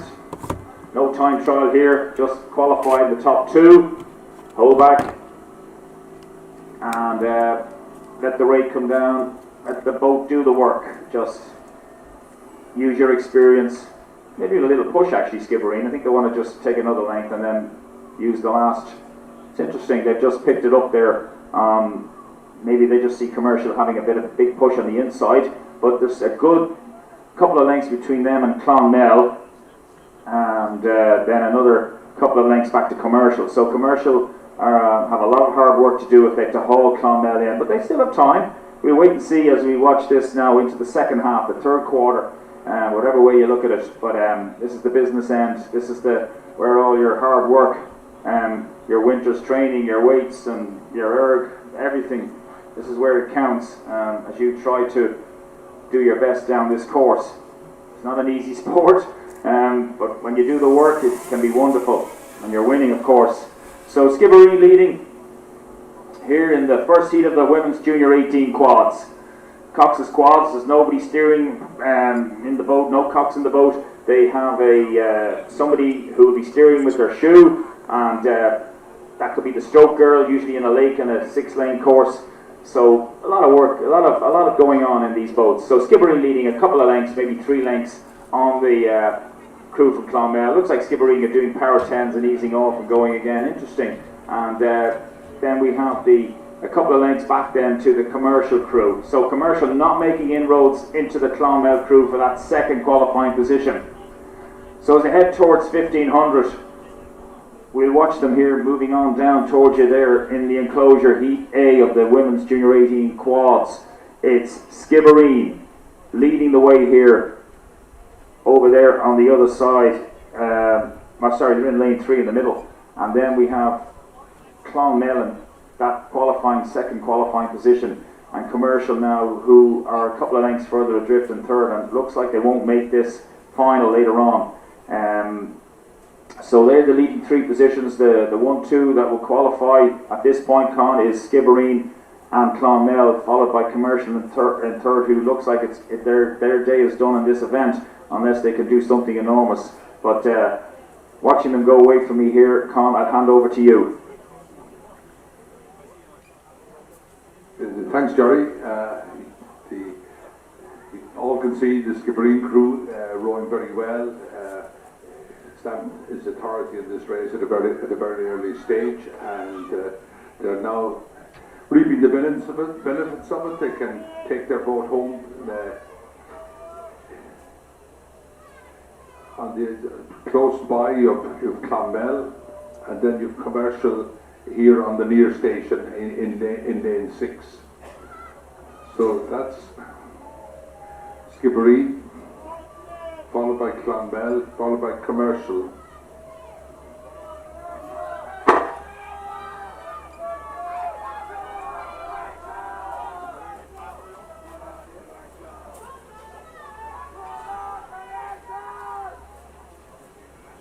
into the last couple of 100 metres. Skibbereen rowing very well. Women's Junior 18 quad, followed by Clonmel, followed by Commercial, then followed by Lee,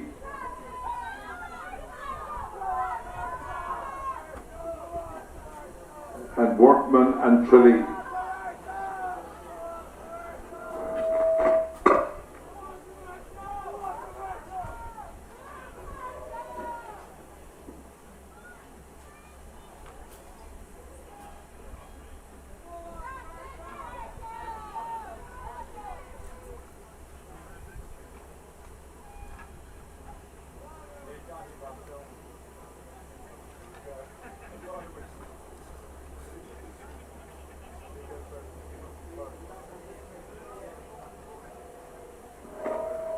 And into the last couple of 100 metres, you have Lee and Workman.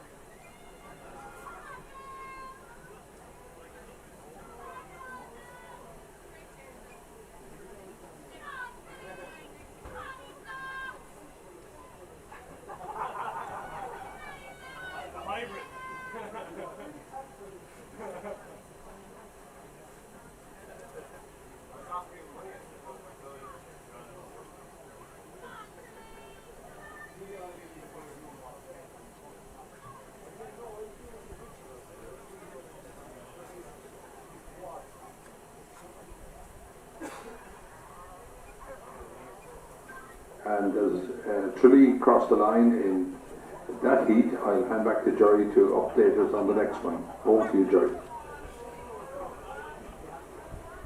Yes, Con, we're here for Heat B, Women's Junior 18 quads. So the lineup is Commercial B in the Far Station lane 1, Carrick-on-Shannon lane 2, Enniskillen lane 3, Muckross lane 4, Ban lane 5, Neptune Rowing Club lane 6. As we look at them now, Ban having a great regatta, already having won the singles and the double. They're now looking to win the quad of the women's junior sculling events, and they're out there by a couple of lengths. And there's but a little tight further back down. Then we've got Enniskillen now, who've moved into second, and they've got a little bit of clear water then to Muckross, who've got a half a length, then a Carrick-on-Shannon and Neptune are practically level, and then a half a length back to Commercial on the Far Station in lane 1.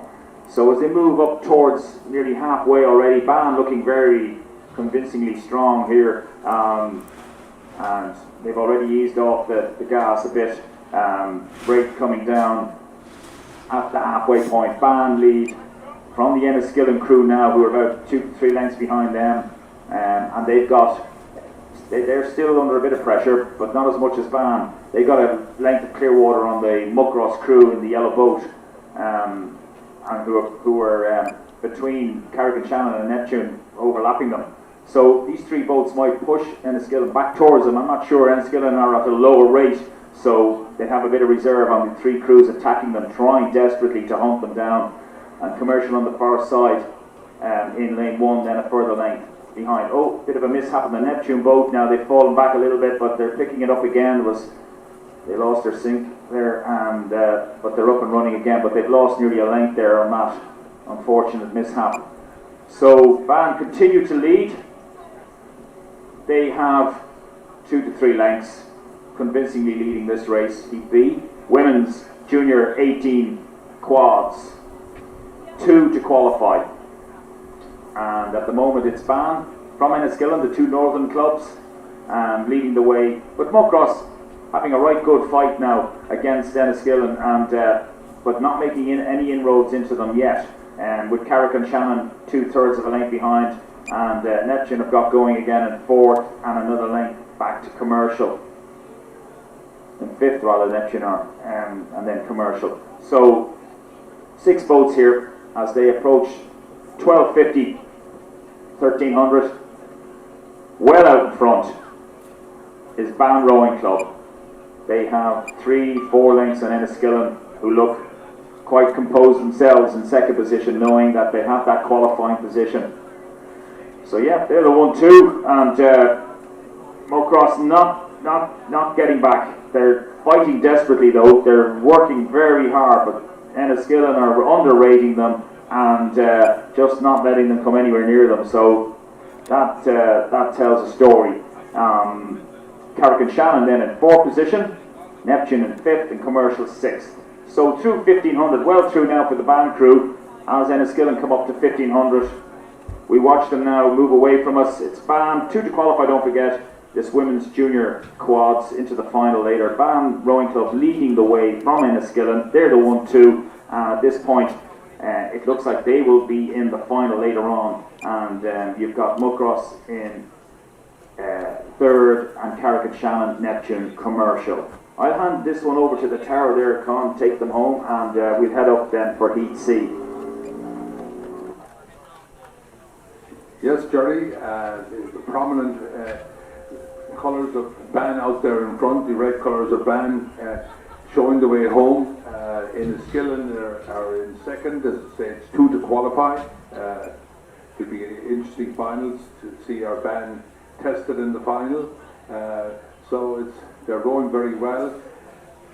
Enniskillen are 2nd, Muckross are 3rd.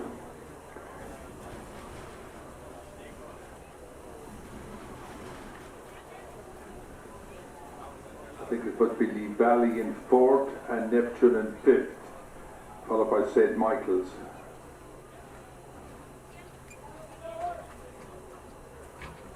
Sorry, that's Commercial. So, taking it home in a real independent fashion is BAN, looking very strong. I imagine will take some beating in the final.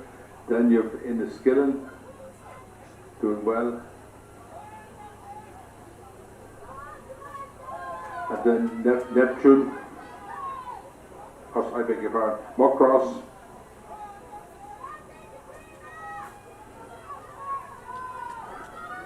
Followed by Carrick.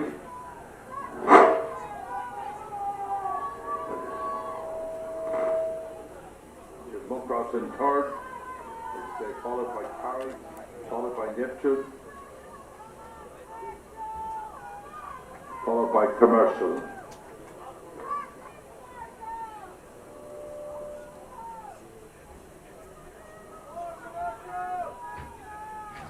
So when you see a race is convincing, a winner is convincing at that, you have to admire them and just wonder how they're going to do in the finals. Is there anybody going to challenge them in the finals? So you'll all have to wait eagerly for that.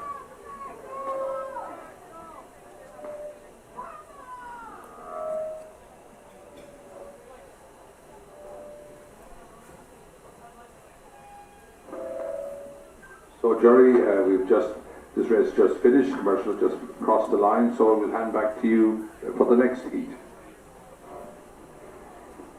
Heat C, Women's Junior 18 Quad has started, and the lineup as follows is on the far station, Lane 1, St. Michael's A Crew from Limerick City. Lane 2, the Lee Valley, they're the local club here at Coachford. Lane 3, St. Michael's B Crew, again, they're from Limerick also. Lane 4, the Lee A Crew from the Marina in Cork. Lane 5, Cumann Rovate, the Colosh in the Shincart.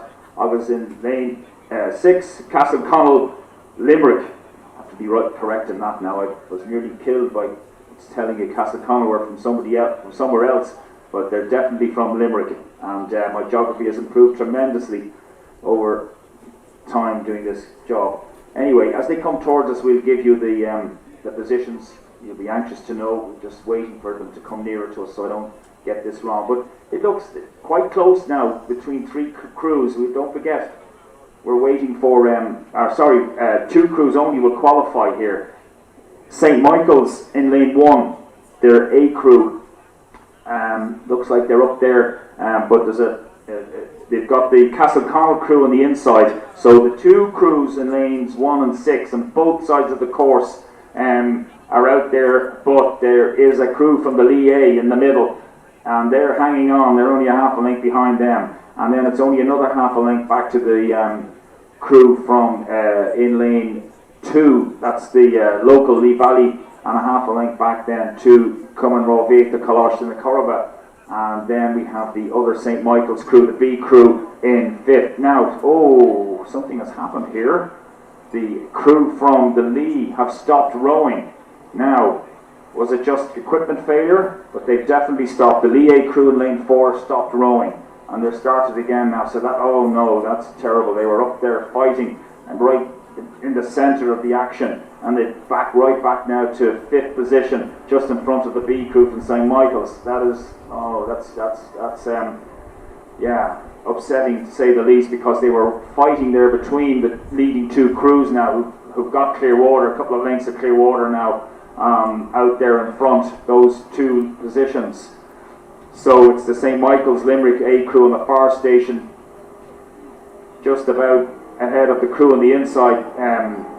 Castleconnell, as this sun glistens down on top of the water and makes my job a little more difficult, because I'm looking at shadows sometimes rather than seeing colours.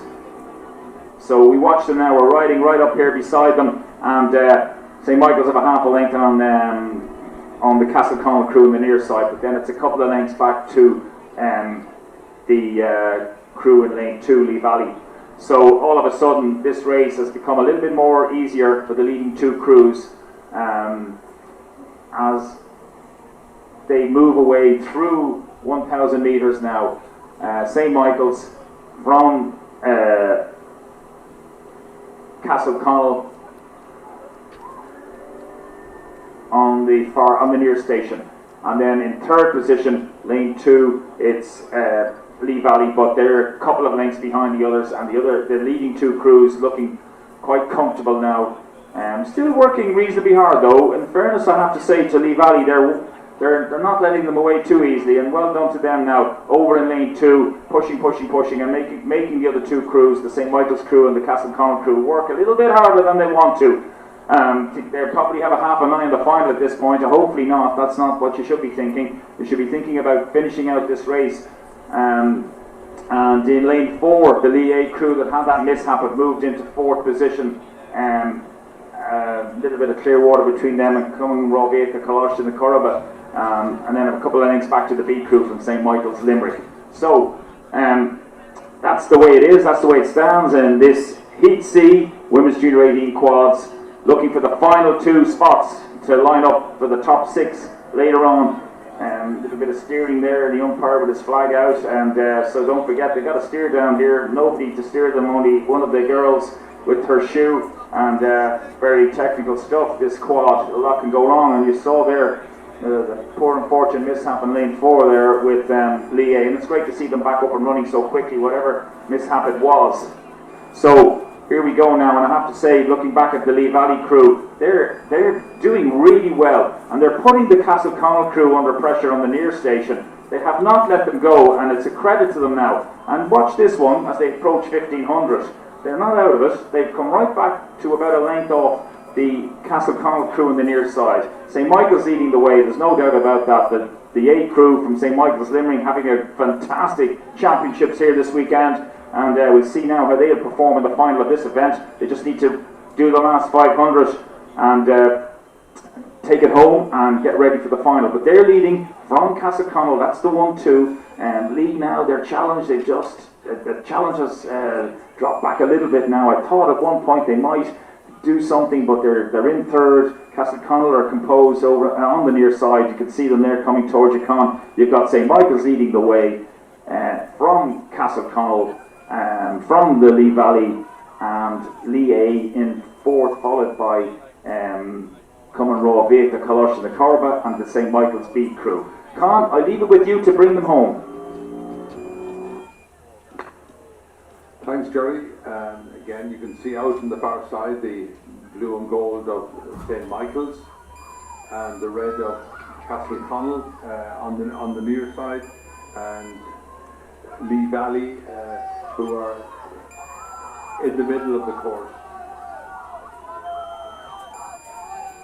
So it's St. Michael's, so it's 2 to qualify at this moment in time, unless Lee Valley can do something very quickly. They won't catch Castleconnell, but it's St. Michael's out in front, rowing very well, keep the boat moving, and on the near side Castleconnell.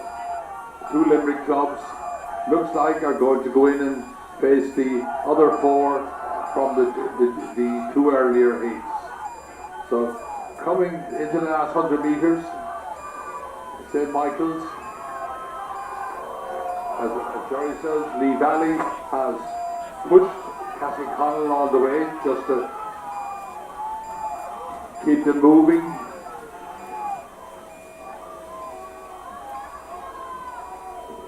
So that's St. Michael's, Castleconnell, Lee Valley, then Lee, who are unfortunate to have a mishap.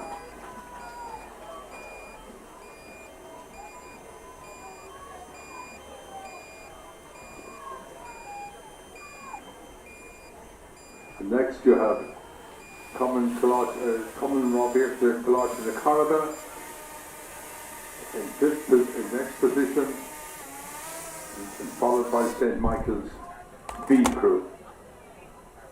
So should be a good line-up for the final, which will take place later.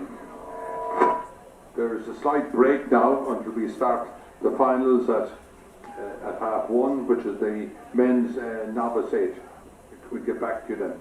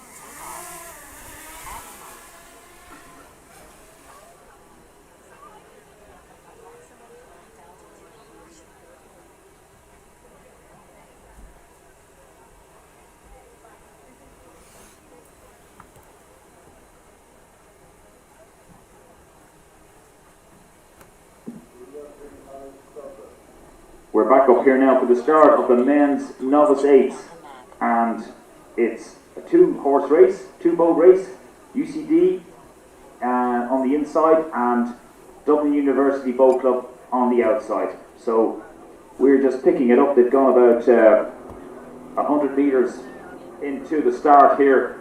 Men's novice 8s final, and UCD have jumped out into about a quarter of a length lead. Novice 8s, men's novice 8s, a big one. Only 2 boats, and UCD who already won the quads. There's two events this weekend up on offer for for novices, and can UCD do the double? So we're watching them now as they progress down about 250. We're right up beside them, trying to keep up. They're moving fast for novices, I have to say. UCD only about a canvas up as we watch them now. UCD rating 37, DUBC at 37. Both crews going in and out of the water together. It's interesting. They're UCD a little more, maybe a half a pip higher as they approach the first 500. We tell you what it is, but it's both crews moving along. They've settled down now into their rhythm, having blasted off the start here at the men's novice 8s. So I can tell you, as they go through the first marker, the first quarter of this race, it's UCD, and they're out to 2/3 of a length, pushing for a length. We've only gone a quarter. Trinity Dublin University Boat Club, they need to hold on here, because UCD, every stroke, it's so transparently clear. They're out to a length, and every stroke they're taking 2, 3, 4 inches. There we go. They've got a length now on the DUBC boat, and DUBC have to hold on. They desperately need to hold on to them. A very strong UCD boat. University College Dublin, they've already won the intermediate 8s and the club 8s men, and they're having a fantastic championship regatta. The big 8 senior 8s coming along later this afternoon. They'll be one of the favourites for that. No doubt there'll be other clubs and compasses looking to stop that. But it's the men's novice 8 final coming along down towards you fast and furiously. They'll be with you there in about 3-4 minutes, less, 3 we'll say. But it's out to Clearwater now. University College Dublin leading the way here in the men's novice 8s final championship of Ireland. So we just have a look and see now. They're still under pressure though. They're not getting it easy. They're at 37.5. Dublin University Boat Club are at, I can't be that low. I'll have to do that one again. They're at 34. So they need to keep the foot on the pedal here now, because University College Dublin, as we approach the halfway marker already, it's University College Dublin. They have a half a length of Clearwater, and they're overrating Dublin University Boat Club, who need to keep that rate up. They need to keep it sharp. They need to keep moving as they go through the halfway mark. So we're through there. We're both crews are through. We're through 1,000 metre mark as we head back down towards you there on the finish. And University College Dublin now. You always look good when you're out there in front. They've got a half a length of Clearwater, and I have to say, every stroke they're moving away a little bit more. So they are looking for a novice 8 now. It's impressive rowing. They must come down from the hills or somewhere. I don't know where they find these guys, but whether they were top rugby players or something, or whatever they were, basketball players, they are just incredible athletes to pick up in 1 year and bring to this standard. So well done, both clubs, both UCD, both Dublin University Boat Club. And these guys know each other so well, having raced in colours earlier on in the year, and at university championships and a few other regattas. So here we are, culminating in this men's novice 8 championship, the big one. And at this point in time, UCD looking the strong favourites now, unless Dublin University Boat Club can do something amazing. As the drone flies over, you can see it online, looking right down on top of them on this beautiful, clear afternoon down in County Cork, right down the south of Ireland, the sunny south of Ireland. Isn't this incredible? But it's University College Dublin heading towards 1,500 already, moving along beautifully. In we go, and we're looking at them at 34.5. So they're nice control. They're a little bit more relaxed. They know they just need to keep this going before the lift. Dublin University Boat Club are rating 36, so they're having a go. In fairness, well done to them. But there's a half a length, 2/3 of a length of Clearwater between the two now, and UCD just need to keep this going. They'll probably do a big charge when they get down to you there for the line, the last 20 odd strokes. It's amazing where you can find the power and the strength when the adrenaline is flying. They know they just need to take this one home to you. So it's as clear as daylight now as they travel down towards you. The Men's Novice 8 Championship of Ireland 2022. University College Dublin coming towards you there with about 250 metres to go. Leading the way home here. They've got nearly a length of clear water now at Dublin University Boat Club. This is tremendous rowing from these two Novice 8s, and well done to them for making it to the line, finishing off their season in fine style. But University College Cork leading the way home here. They have about a length on Dublin University Boat Club. I'll hand over to you, Con, to take it in. Thanks, Jerry. I'm not sure whether he mentioned University College Cork or not, but University College Dublin, the blue, it's hard, you won't mistake them. It's a fantastic program. It's great to see. Pity we don't have more Novice 8s, but the two crews out there today can only compete against each other, and that's what they're doing. And today is UCD's day. The UBC have put up a tremendous challenge down the course, but on the day UCD are better, so well done to them as they come up to cross the line. It capped. So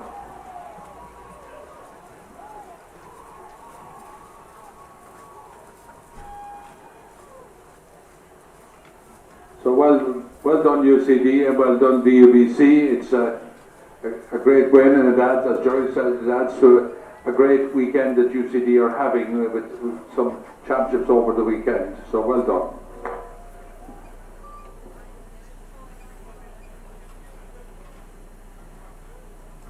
The Lost and Found now have an eclectic collection of a number of watches, a phone, a key, and a sum of money, and an inhaler. If you've lost any of these items, please come to the regatta office.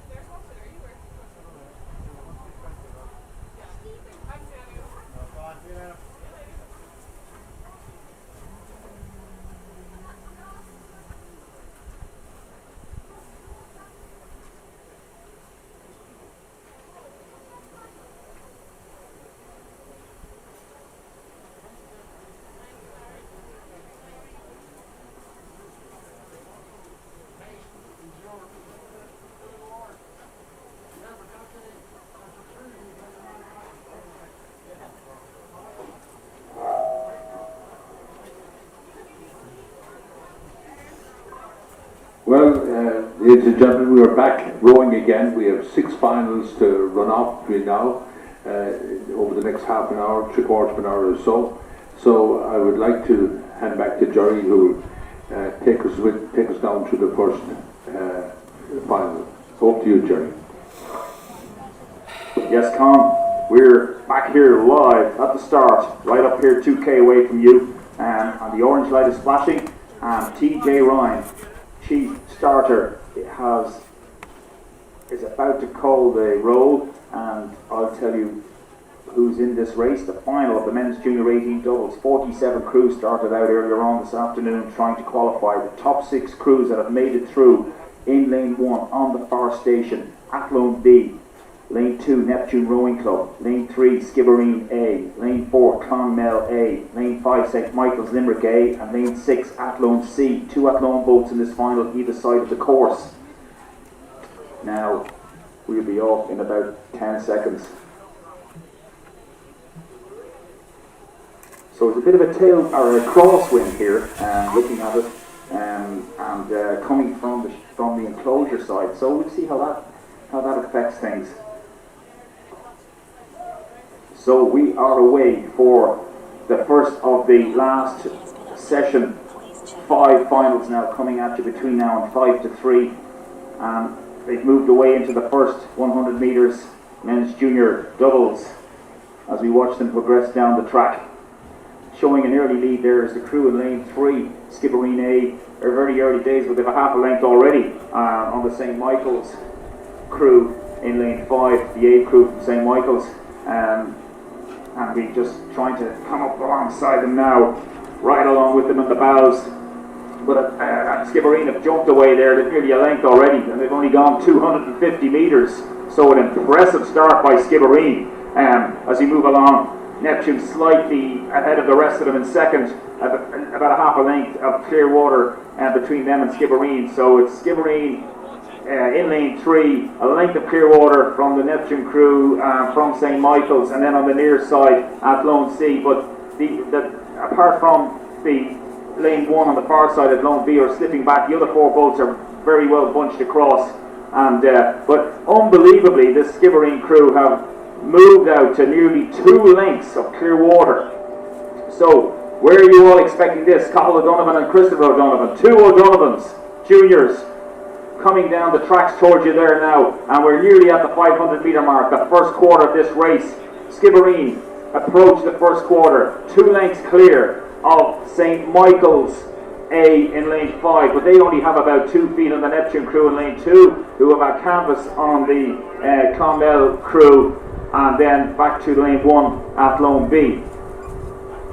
So we're moving up here now, and it's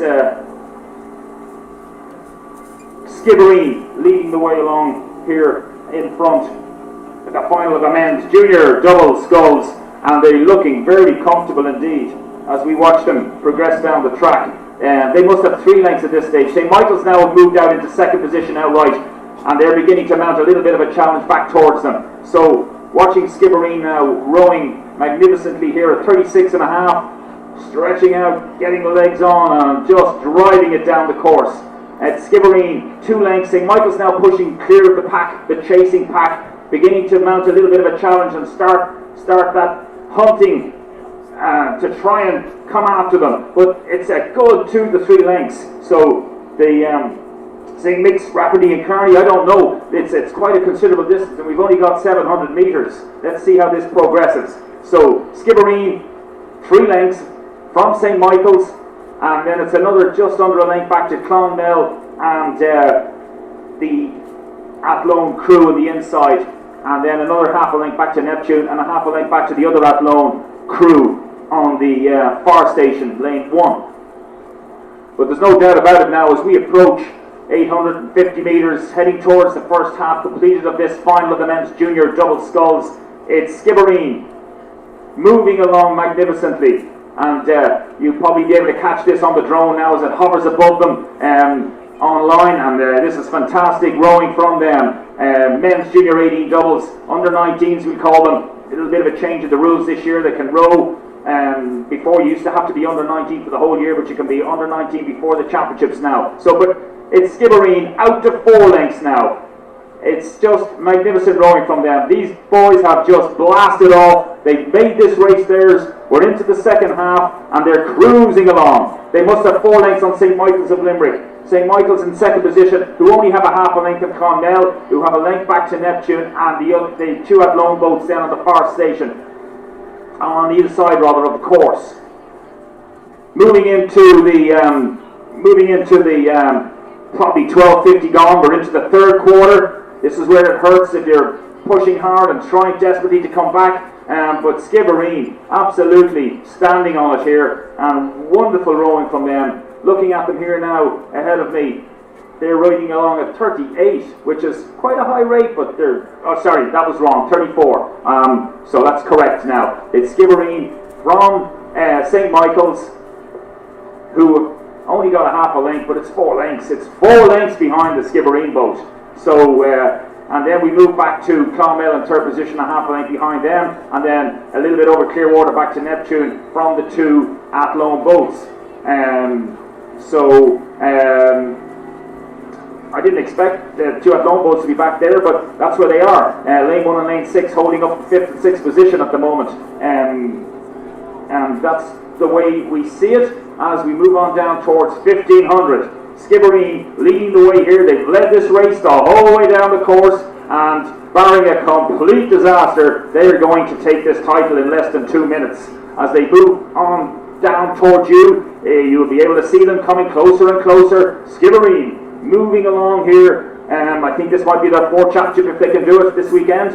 And it's Skibbereen A in lane 3, right in the centre. About 5 lengths now, I'd say. And Clonmel attacking the crew beside them there, St. Michael's A, for second position in lanes 4 and 5 there over on the enclosure side. But there's no doubt about it, it's Skibbereen 5. They're just increasing the lead the whole way down. This is watch these names, watch for the future, because I'm very impressed with them. Cathal O'Donovan and Christopher O'Donovan, 2 O'Donovans, and there they go. They're 5 lengths coming closer. About 250 to go for them, 350, 300 to go for the others. In second position now. A tremendous race going on there between the Clonmel crew and the crew on the inside of them, St. Michael's Limerick. With St. Michael's Limerick in second, just about from Clonmel, and a link back to Neptune, and another link back to the 2 at Lone Boats. Con, I'll hand it over to you, and everybody have a look at this Skibbereen boat. It's wonderful rowing from them. Look how much they're winning this Championship of Ireland Double Sculls Boys Scull Final. Okay, thanks Jerry. Certainly very impressive by Skibbereen. They're considerable distance out. They great race for second, third and 4th, but Skibbereen convincing winners. Considerable distance. So we have St. Michael's and Clonmel. St. Michael's looks like they're going to be in second place, followed by Clonmel, followed by Neptune, and at Lone B and A. So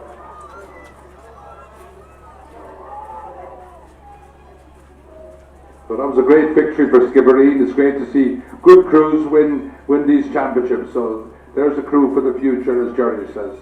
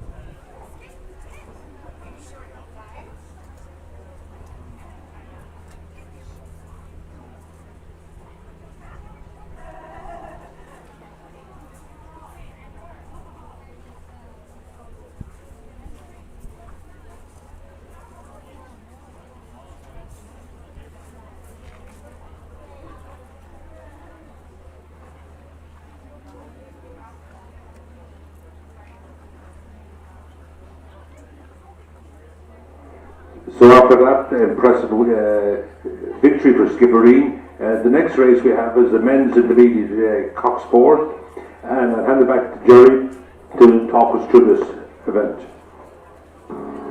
Yes, Con, thank you. So, after that tremendous row there, great win by the Skibbereen A crew, the junior doubles. Next race up on the cards. We've got 4 more races. The final session of the championships here in Inniscarra this weekend, the Irish Rowing Championships. And it's the men's intermediate Cox 4s. And the lineup as follows is in lane 1, which is on the far station, Skibbereen Rowing Club. Lane 2, Dublin University Boat Club A crew. Lane 3, University College Dublin Boat Club. Lane 4, NUI Galway. Lane 5, Neptune Rowing Club A crew. And in lane 6, it's the University of Limerick Rowing Club on the near station over by the enclosure. So the orange light is flashing. These crews will be away now very shortly.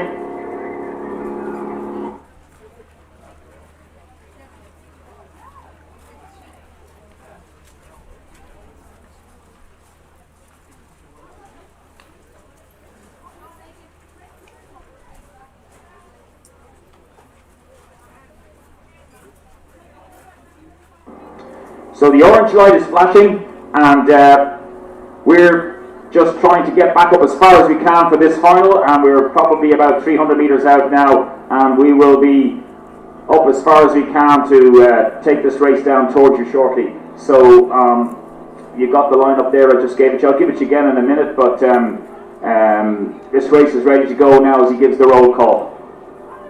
And we are away. So give it to you again quickly. Skibbereen in lane 1 on the far station. Lane 2, Dublin University Boat Club A. Lane 3, University College Dublin Boat Club. Lane 4, National University of Ireland Galway. Lane 5, Neptune A. And Lane 6, University of Limerick Rowing Club. They've gone about 150 metres in this final. Men's intermediate Cox 4. I hope you're able to see it online too and get good coverage from the drone. Hopefully this will be a good race now. And so far it's tight enough as they go through the first 250 metres as we watch them come right up now beside us. On the far station, Skibbereen, but they win 2 in a row, and their 4 is probably slightly up here, but nothing in it between them and DUBCA beside them, the 2 far side crews. So I would guess here, yeah, it's DUBC probably noses in front from the Skibbereen crew on the outside as this crosswind picks up slightly now. So a little tricky for these crews, trying to stay in their lane and trying to maintain that run of the boat. But it's DUBC now, as they come up towards 400 metres, we ride alongside them. They're trying to get out to a length all of a sudden in the black boat and the white tops.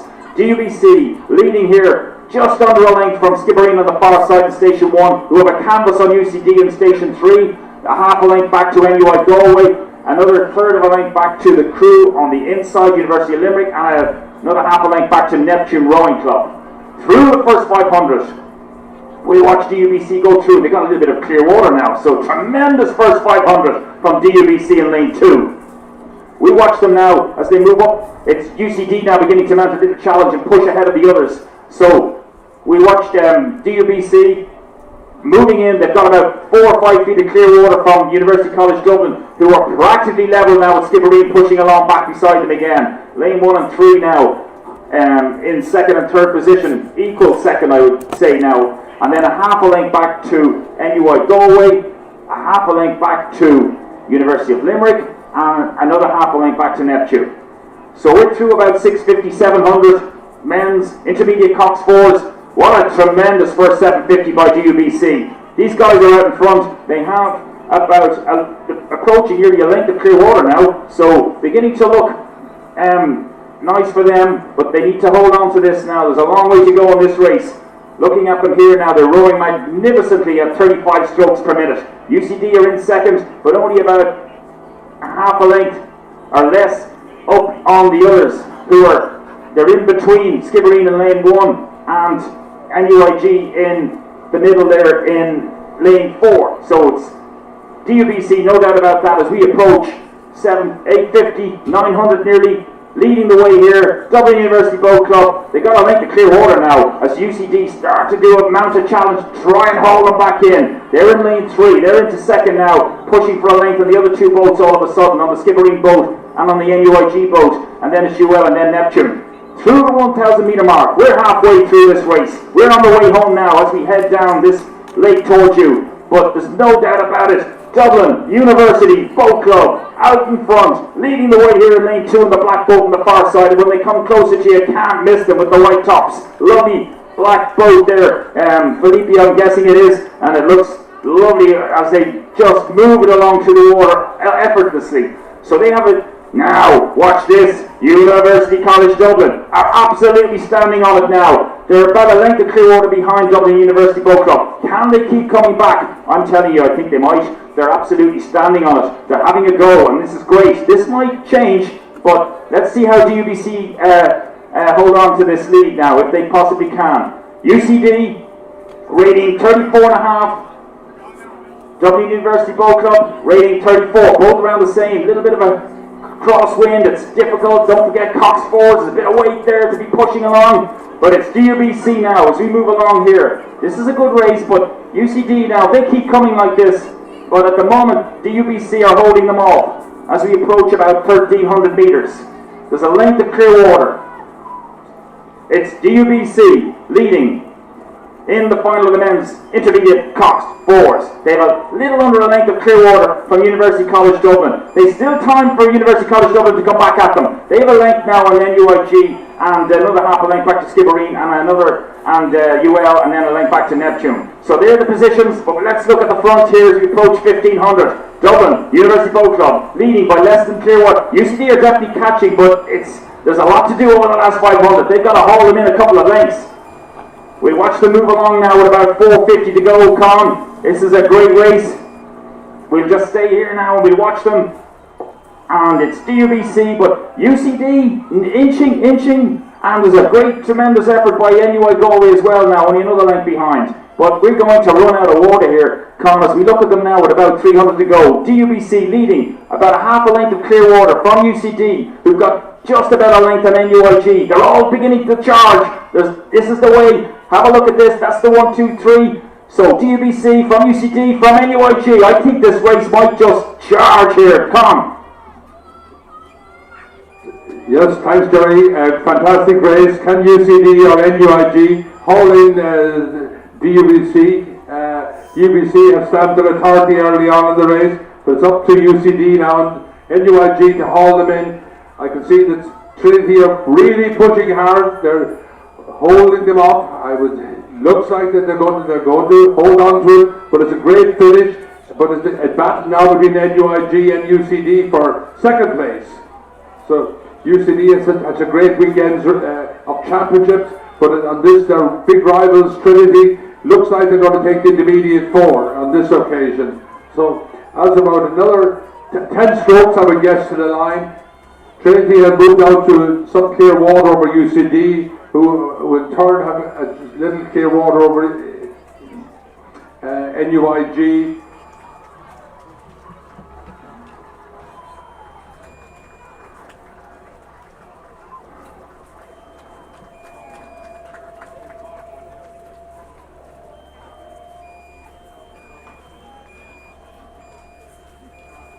So well done, Trinity. That was a great win in the men's intermediate 4 in these very warm conditions. So well done.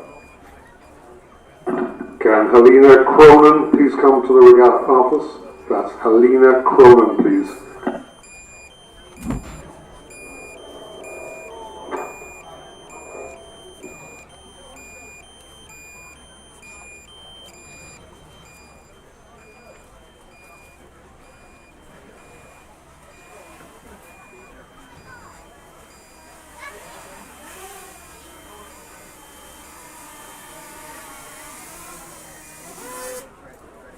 So the next event is the Women's Senior 8 Championship of Ireland, and we have 5 crews in that. And I will hand you back to Jerry to, who I'd say is very close and getting himself back to the start to follow this race. Over to you, Jerry. Thanks, Con. As we charge back to the line, you'll probably hear the engine underneath me. That will ease off now in a minute, so apologies. Yeah, we've got the Women's Senior 8s now coming up, and they're under starters' orders. This race scheduled to go off at 14:35. So we have lane 1 is empty, lane 2 is Shandon Killoughlin Composite, lane 3 NUIG Galway, lane 4 University College Cork Rowing Club Skibbereen Composite, lane 5 University of Limerick Rowing Club Castle Connell Composite, and in the enclosure side University College Dublin Boat Club. So we're awaiting the start of this race now, and we're right up here. So we have 3 composites along with the 4 actually. UCD Boat Club are the only crew and not a composite. So we've had a lot of mixing up here to make up these 8s. The women's senior 8s final about to get underway, and we'll see how that goes. So the Shandon Killoughlin crew over on the far side. I know the Olympian DeCosca's in that one, and the NUIG Galway crew in lane 3 has Fiona Murtha, Olympic bronze medalist, stroking them. Lane 4, University College Cork Skibbereen crew, full of internationals. Emily Hegarty in 7, another Olympic bronze medalist in that boat. So lots of big names coming down here towards you. Now we're nearly ready to go here. We're just staying away from the start, staying out of trouble as we watch them. And we are away. Final women's senior 8s championship has just started. So as they all get away cleanly, lots of blades flashing, the cox is roaring, and it's hard to say now. There's not much in it at all. Nobody's broken free. If anything, it's the crew, the second crew across NUIG Galway have taken a slightly, but nothing in it at all. And then the crew on the very far side, Shandon Killoughlin, have had a very good start. 2 crews on the far side, nudging slightly ahead after we've gone through the first 250. So a little bit of a crosswind now, and just trying to manage that though. So looking now as we're riding alongside them here, it's lane 3. It's the NUIG Galway crew, a canvas maybe a third of a length at this point ahead of the Shandon Killoughlin composite, and then it's probably less than half a length back then to the UCC Skibbereen composite, and another half a length back to UCD. So these crews, these 5 crews, they're all bunched up. There's a half a length now. The crew in lane 3, NUIG Galway composite. Most of the Galway clubs having a tremendous weekend here, and lots of wins. We're nearly up to 400 now. So out in front, and they've moved out to half a length at this stage, is the NUIG Galway composite, and they are coming through the 500 now at 37 strokes per minute. They have a half a length to spare on the crew to their left, which is the UCC Skibbereen composite, maybe a 2/3 at this point. So they've had a tremendous first 500. The crew out in front there, in lane 3, which is the NUIG composite with Galway Rowing Club. 2/3 of a length now. We've gone through 650 day. 2/3 of a length on the UCC composite crew at Skibbereen. That's the 1-2. As we just watched them riding along here now, they're pushing for a length at this point. So, leading the way here, in lane 3, NUIG Galway. They have a length now on the UCC Skibbereen crew. It's exactly a length on the UCC Skibbereen. And then it's in third position. The other crews are all tightly bunched. I'm looking at it there. And University of Limerick Castle Connell possibly then in that third position. And then over on the other side, it's the Shandon Killoughlin crew. Nothing in it between them. And UCD then practically with them as well. So we're looking at it here now. Out to Clearwater. It's lane 3. It's NUIG Galway Rowing Club composite. They have Clearwater as we approach the halfway mark. They're rowing magnificently here, looking the best crew at the moment. As I look at them out there in front of me at 35 strokes per minute. They just about have Clearwater on the UCC composite crew in lane 4. So in the black boat, just about Clearwater and increasing it all the time. The UCC composite rating 35.5. And they have a half a length then on the composite on the near side, which is the UL Castleconnell crew, and then the other, then it's a half a length back to UCD and the Shandon Killovan crew on the outsides. But there's no doubt about it, in lane 3, they're out to half a length of Clearwater now. This is amazing rowing from them, brilliant stuff. So Fiona Murtha leading the way here, the bronze medalist from Tokyo, stroking this NUIG composite crew magnificently now as they charge down this course. UCC desperately trying to stay with them. There's about a third of a length of Clearwater between the UCG composite and the UCC composite. So as we watch them, it's in front, NUIG Galway from the UCC composite. Then in third position, another half a length back, we have the UCC Skibbereen composite crew. And then it's the lane on the far side, Shannon Killovan in lane 2, and then a half a length back to UCD. But there's no doubt it's the composite crew, NUIG Galway, looking magnificent. It's Fiona Murtha, Tully in behind her, and then Benson and Waters, Zagavanskali and Praxmar, Murtha, Shauna Murtha. So that's the crew, Cox by Brooks. So they're doing tremendously. They have 2/3 of a length now at this point. You can see them coming close. They're through 1500. They have nearly a length of Clearwater. That's the way it's looking now as I look at it here from the UCC Skibbereen composite. And they nearly have a length now on the UL Castleconnell composite. And then it's lane 2 on the far side, Shandon Killovan, and then UCD Boat Club.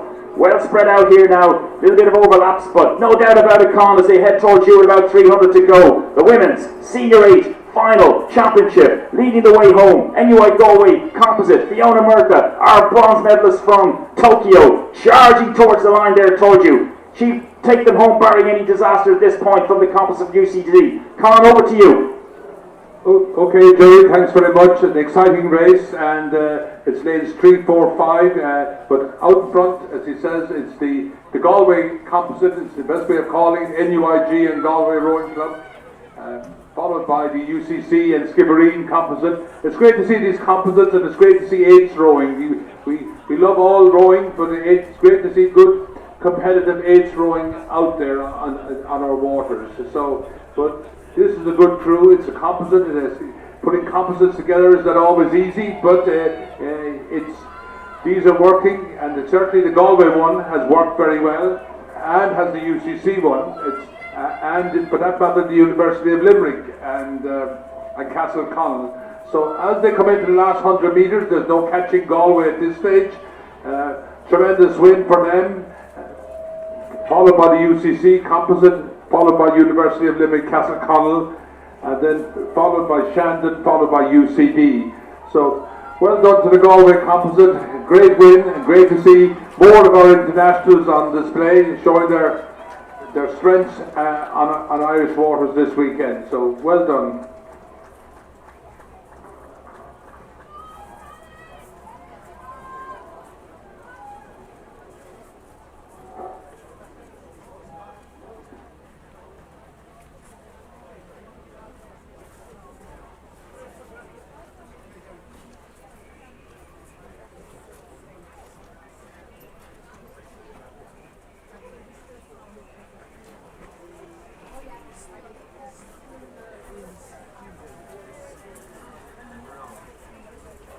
So our next race, which is the second last race of the day, which is the Women's Junior 18 quad, and after that exciting race, which is a great win for NUIG Galway composite and the Women's Senior 8, I will hand back to Jerry, who will lead us into the next race, which is the Women's Junior 8 18 quad. Over to you, Jerry.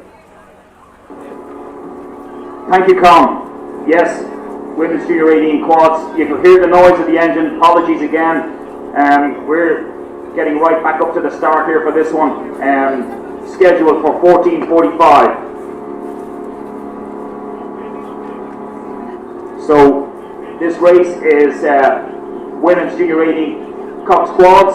They have 19 entries. They all raced this morning to qualify, or early this afternoon rather, and the top 6 boats are now on the blocks, on the starting blocks. I'll give you the rundown in a minute when we slow down here just to get in on the start.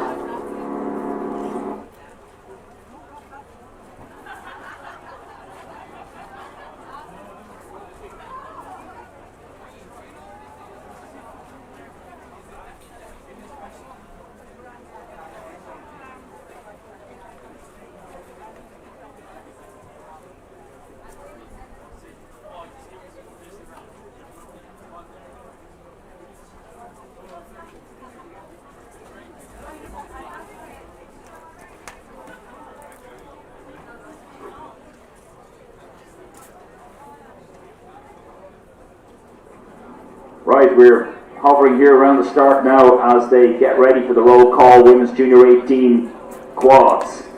And the roll call in lane 1 on the far station, it's Enniskillen. Lane 2, St. Michael's Limerick A Crew. Lane 3, Skibbereen Rowing Club. Lane 4, Ban Rowing Club. Lane 5, Clonmel Rowing Club. And lane 6, Castleconnell. So the orange light is flashing and this race will be away very, very shortly. That crosswind has died down a little bit again, yeah, which is good. Just was beginning to get a slightly little bit threatening there for a few minutes, but this is good. It's very good conditions here. Fair across the course. You can't ask for any more. Haven't we been just so lucky with this weather this weekend and last weekend for the 1K Classics for all the junior 13s, 14s, 15s, and the Masters, of course, were there too. So 2 weekends in a row. And it's been just so good. Here we go now.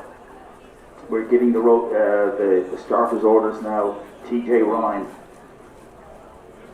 his distinctive voice, our chief umpire. So here we go. Hit your stopwatches. We're on the way. It's Enniskillen lane 1 on the far side. St. Michael's Limerick 2 in lane 2. Skibbereen lane 3, Ban lane 4, Clonmel 5 and Castleconnell 6. All crews away cleanly, no flag being put up. There's one now there, somebody slightly off course, but it's not bad. Don't forget, they have to steer this boat going backwards, one of the girls in the boat. And this is not easy, believe me, and I'm sure those of you that have done it, it's a very, very technical boat as well to row. Don't forget Ban, they've already won the single sculls. They've already won the doubles in the girls' junior grades. And Ellie Kate Hutchinson going for 3 in a row here as they move out now into about 250, and Ban have put their noses in front now, but it's all very tight still. Skibbereen beside them, just hanging on to them, and then on the near side we have Castleconnell. So it's Ban by a half a length from Skibbereen, and Castleconnell equal second, and then a half a length back to Clonmel and St. Michael's, who are level, and then another little bit back to the crew in the far station, Enniskillen. So everybody moving along nicely here, beginning to settle down now from the high rates, and everybody being good. They're staying in their lane, and the umpire is watching, but no flags coming anywhere, so that's really good. Here we go down this course towards the first marker, the 500 metre mark, as Ban trying to move out to a length. So we're watching them now through 450, rating 35, and then we watch Skibbereen, who just pushed themselves in front slightly into second in lane 3, and they only have about a canvas on St. Michael's over in lane 2 on the far side, and Castleconnell pushing up on the inside. So through the first 500, everybody gone through. It's a little bit of clear water now between Ban, and the rest of them are all tightly bunched.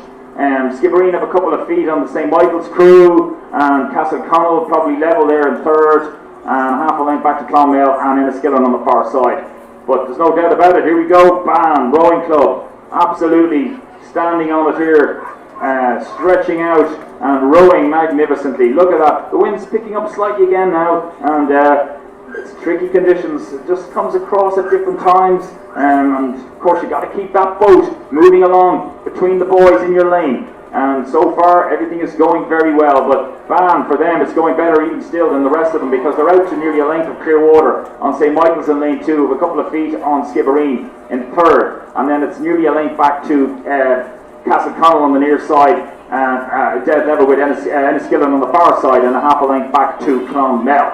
That's the positions. I don't need any glasses to see the distance between the band crew, or sorry, rather, who's winning this race, but it's about 3 lengths, and they're moving away, inching away every time. This is a great race by Ellie Kay Hutchinson, stroking them. British Schools champion, Irish singles champion, on Friday, or getting the days now, and then they've also won the doubles, so she's going for 3 in a row. Behind her, Lynn Green, Claire Campbell and Kirsten T. So these girls are just rowing very well. This isn't just one girl taking them down, they are all up there rowing magnificently. Fantastic rowing from them, but they must have nearly 2 lengths of a distance now between St. Michael's, who are making 2nd position. Theirs now, they have a half a length on Skibbereen. We're through 1,000 metres, we're into the 3rd quarter. It's BAM, 2 to 3 lengths from St. Michael's, who are pushing for a length nearly on Skibbereen in 3rd, who are pushing for a length on the other 2 crews, Enniskillen and Castleconnell, and then back to Clonmel. So here we are, the final. Don't forget, we had 47 I can't remember now, but never mind that, how many entered the race, but this is the final 6, and we have BAM out to 3 lengths, and they probably have another couple by the time they get down, because this is magnificent rowing. They're cruising along, looking relaxed on the shoulders, really good, rating 33. St. Michael's now being brave at 34.5 here in lane 2 in the far station. They nearly have a length on Skibbereen now in lane 3, so that's the 1, 2, 3. And Skibbereen are desperately trying to stay with St. Michael's for 2nd. So BAM, 2 to 3 lengths on St. Michael's, a length on Skibbereen, we have a length on Enniskillen on the far side, who have 2/3 of a length on Castleconnell, who have a length on Clonmel. We're going through 12:50. This is the 2nd last race of the Irish Championships 2022, Women's Junior 18 Quads. We've got the men's senior 8s following this now, and we'll watch this for just another little bit, and we'll leave it over to you, Con, and it's BAM leading the way here, 2 to 3 lengths. It's theirs to lose now. They need to flip the boat to lose this race from St. Michael's by about 3.5 lengths, who have nearly a length in Skibbereen, but they might come back on them, and then it's Enniskillen on the far side and Castleconnell fighting out for 4th and 5th, and then Clonmel. Con, I'll hand this over to you, but it's clear as daylight. You can see the band crew coming at you well out in front.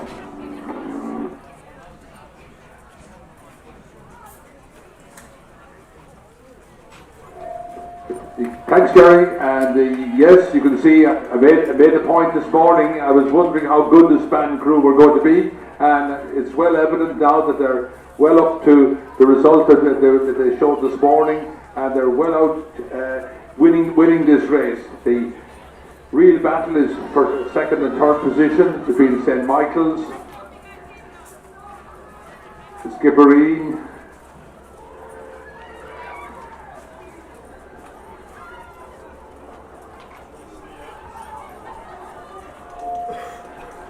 so as I look up the course, it looks like clearly out in front, BAM, as I say, they've had a great championship. They've won all these sculling events, the singles, the double and the quad, so it's a great achievement by them. Then we have St. Michael's, who are in lane 2 on the far side, and then and Skibbereen in lane 3.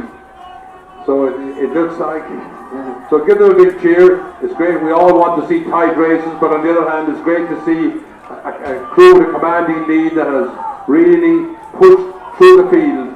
So well done, BAM. Great performance. Great performance also by St. Michael's. There's no difficulty in defeat for St. Michael's because they've come up against a really superb crew in BAM.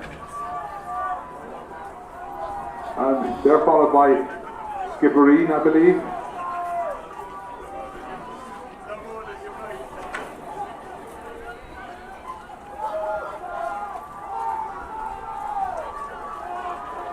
Then we have Castleconnell and Clonmel over on this side, and Enniskillen, who are in 4th position, followed by Castleconnell, followed by Clonmel.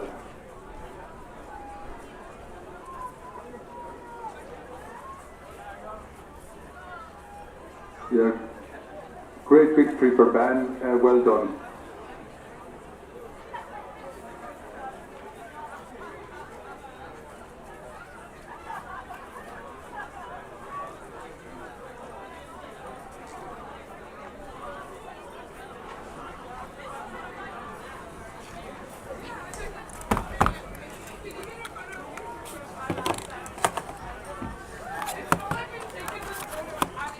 So we're down to the last final, the last race of the day. It was a long 3 days, but it's been very exciting and very enjoyable 3 days. So we're down now to the big pot, this men's senior 8, and we have 5 crews in this, so we're all looking forward to seeing who comes out on top on this one. So Jerry, over to you to tell us how over the first 1,000 metres at least. Yes, thank you, Colin. The final race, the 14:55, and it has been a tremendous weekend now as these crews are under starters' orders for the final of the men's senior race.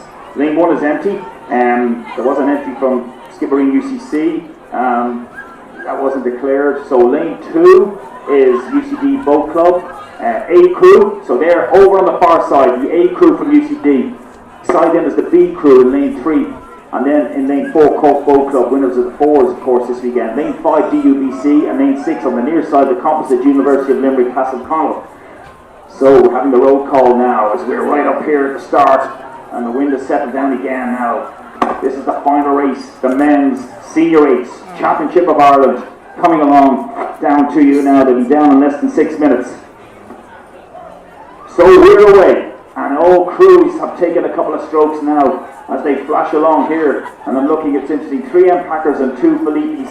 So the 2 M Packers on the near side, UCD, and Trinity Boat as an M Packer. But out in front, very little in it. If anything, Cork Boat Club have jumped out to a couple of feet, but they're dead level now. UCD have started to motor here. They have about a canvas moving out already to nearly a quarter of a length, and we've only gone 200 metres on the Cork Boat Club crew. These two will be the 2 favourites, I would guess, here in this race. As we move up a little bit now, trying to keep up with this, the fastest race of the day, the weekend, coming down towards you. Lane 2, University College Dublin. They nearly have a half a length of Cork Boat Club now in the middle in lane 4, who have a 2/3 of a length of DUBC. And then it's back to the second UCD Boat Club and the composite on the near side. Well, let's watch this as we go through 350 metres. It's University College now. Cork have settled in. They're not getting away anymore. UCD jumped to half a length off the start, but that's it now. Cork have settled in and not let them go anymore. Coming up towards that first marker, the 500 metre marker. We look at that and we give you the call. So here we go. Up to the first 500. UCD leading by only a third of a length from Cork Boat Club.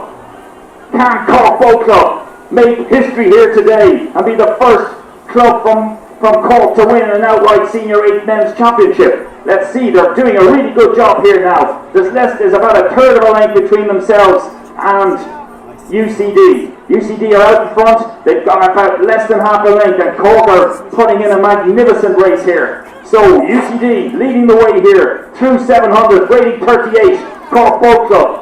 2/3 of a length now, possibly rating 38.5. So they're similar rates, and then there's Clearwater back to DUBC, and another length back to the second UCD crew, and another length back to the composite. Let's watch the action out the front. University College Cork Dublin, by no means are getting away from the Cork Boat Club. Malachi McLean in the driver's seat here, a really experienced cox. This guy will be telling Cork what to do. He'll have it down to a T. He'll have done his studying, and he's holding on to them. They're overlapping still. University College Dublin, the strong favourites. Can they take this one as we approach 800 metres?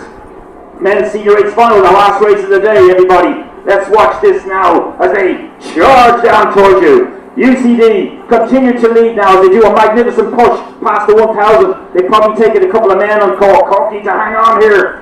Desperately need to hang on. Here we go. Through the 1,000 metre mark. Cork Boat Club, UCD, a half a length from Cork Boat Club. That's all it is as they go through. And then Clearwater back to DUBC and the other 2 boats. So we're watching the first 2. We're going to concentrate on that. We've gone 1,100 metres. University College Dublin, a half a length, rating 38. Cork Boat Club, rating 30.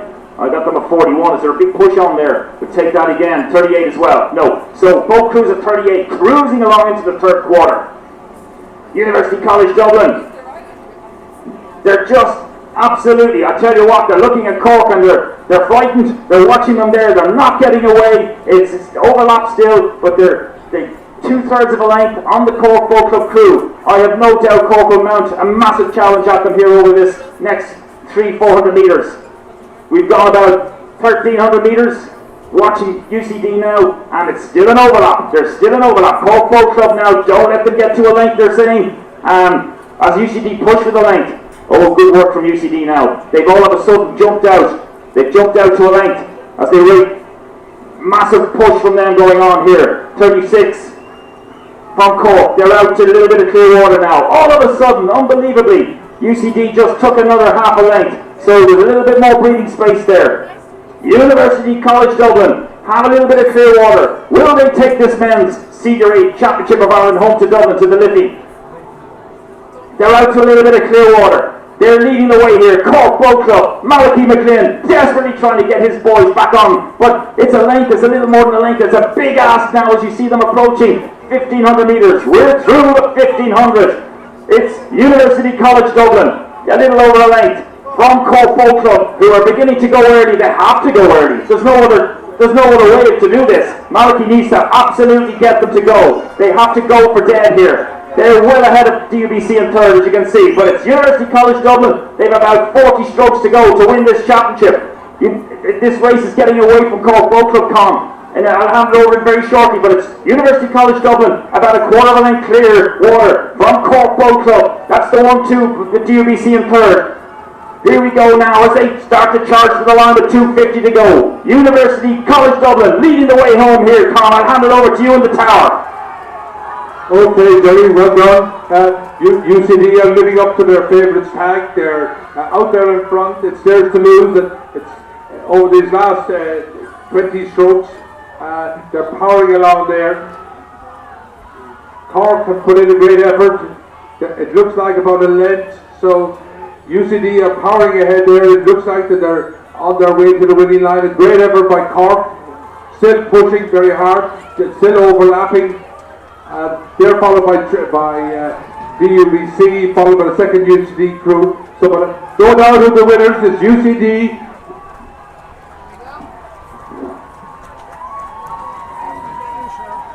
So UCD from Cork, from DUBC, and the second UCD crew, B crew, followed by UL Castleconnell. So well done to UCD. You've had a fantastic weekend rowing, and you obviously have a very good program. So well done to all involved. So that completes the racing for today. Thanks very much for coming around and supporting your crew so well, and I would like to thank all the volunteers, unless anybody, in case nobody gets a chance of saying it later, thanks to the volunteers for all your effort. You couldn't run these championships without all the volunteers, so well done and safe journey home.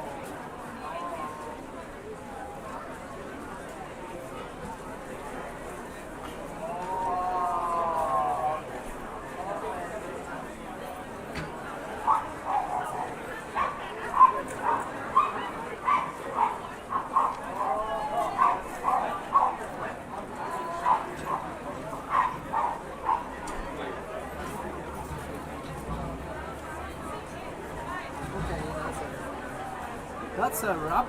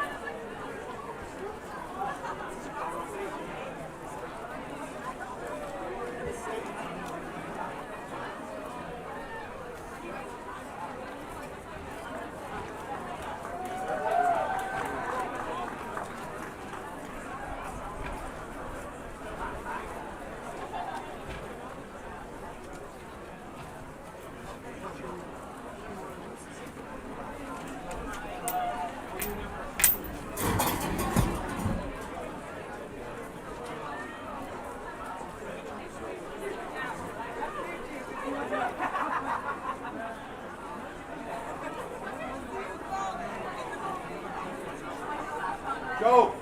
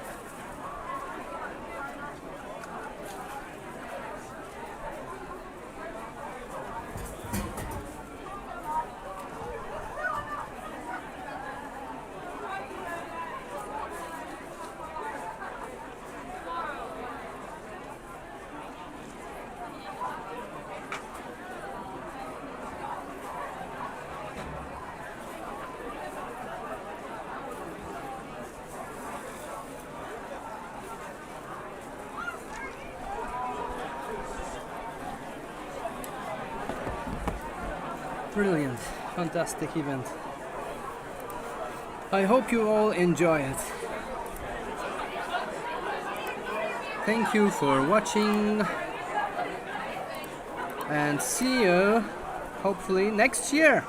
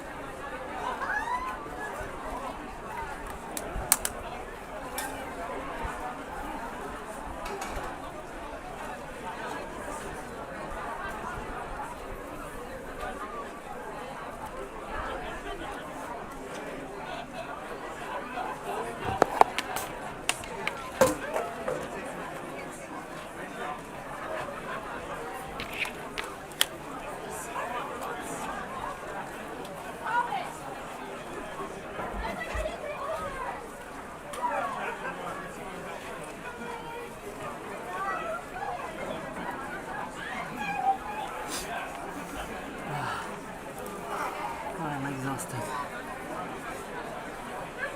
Jesus, I'm exhausted.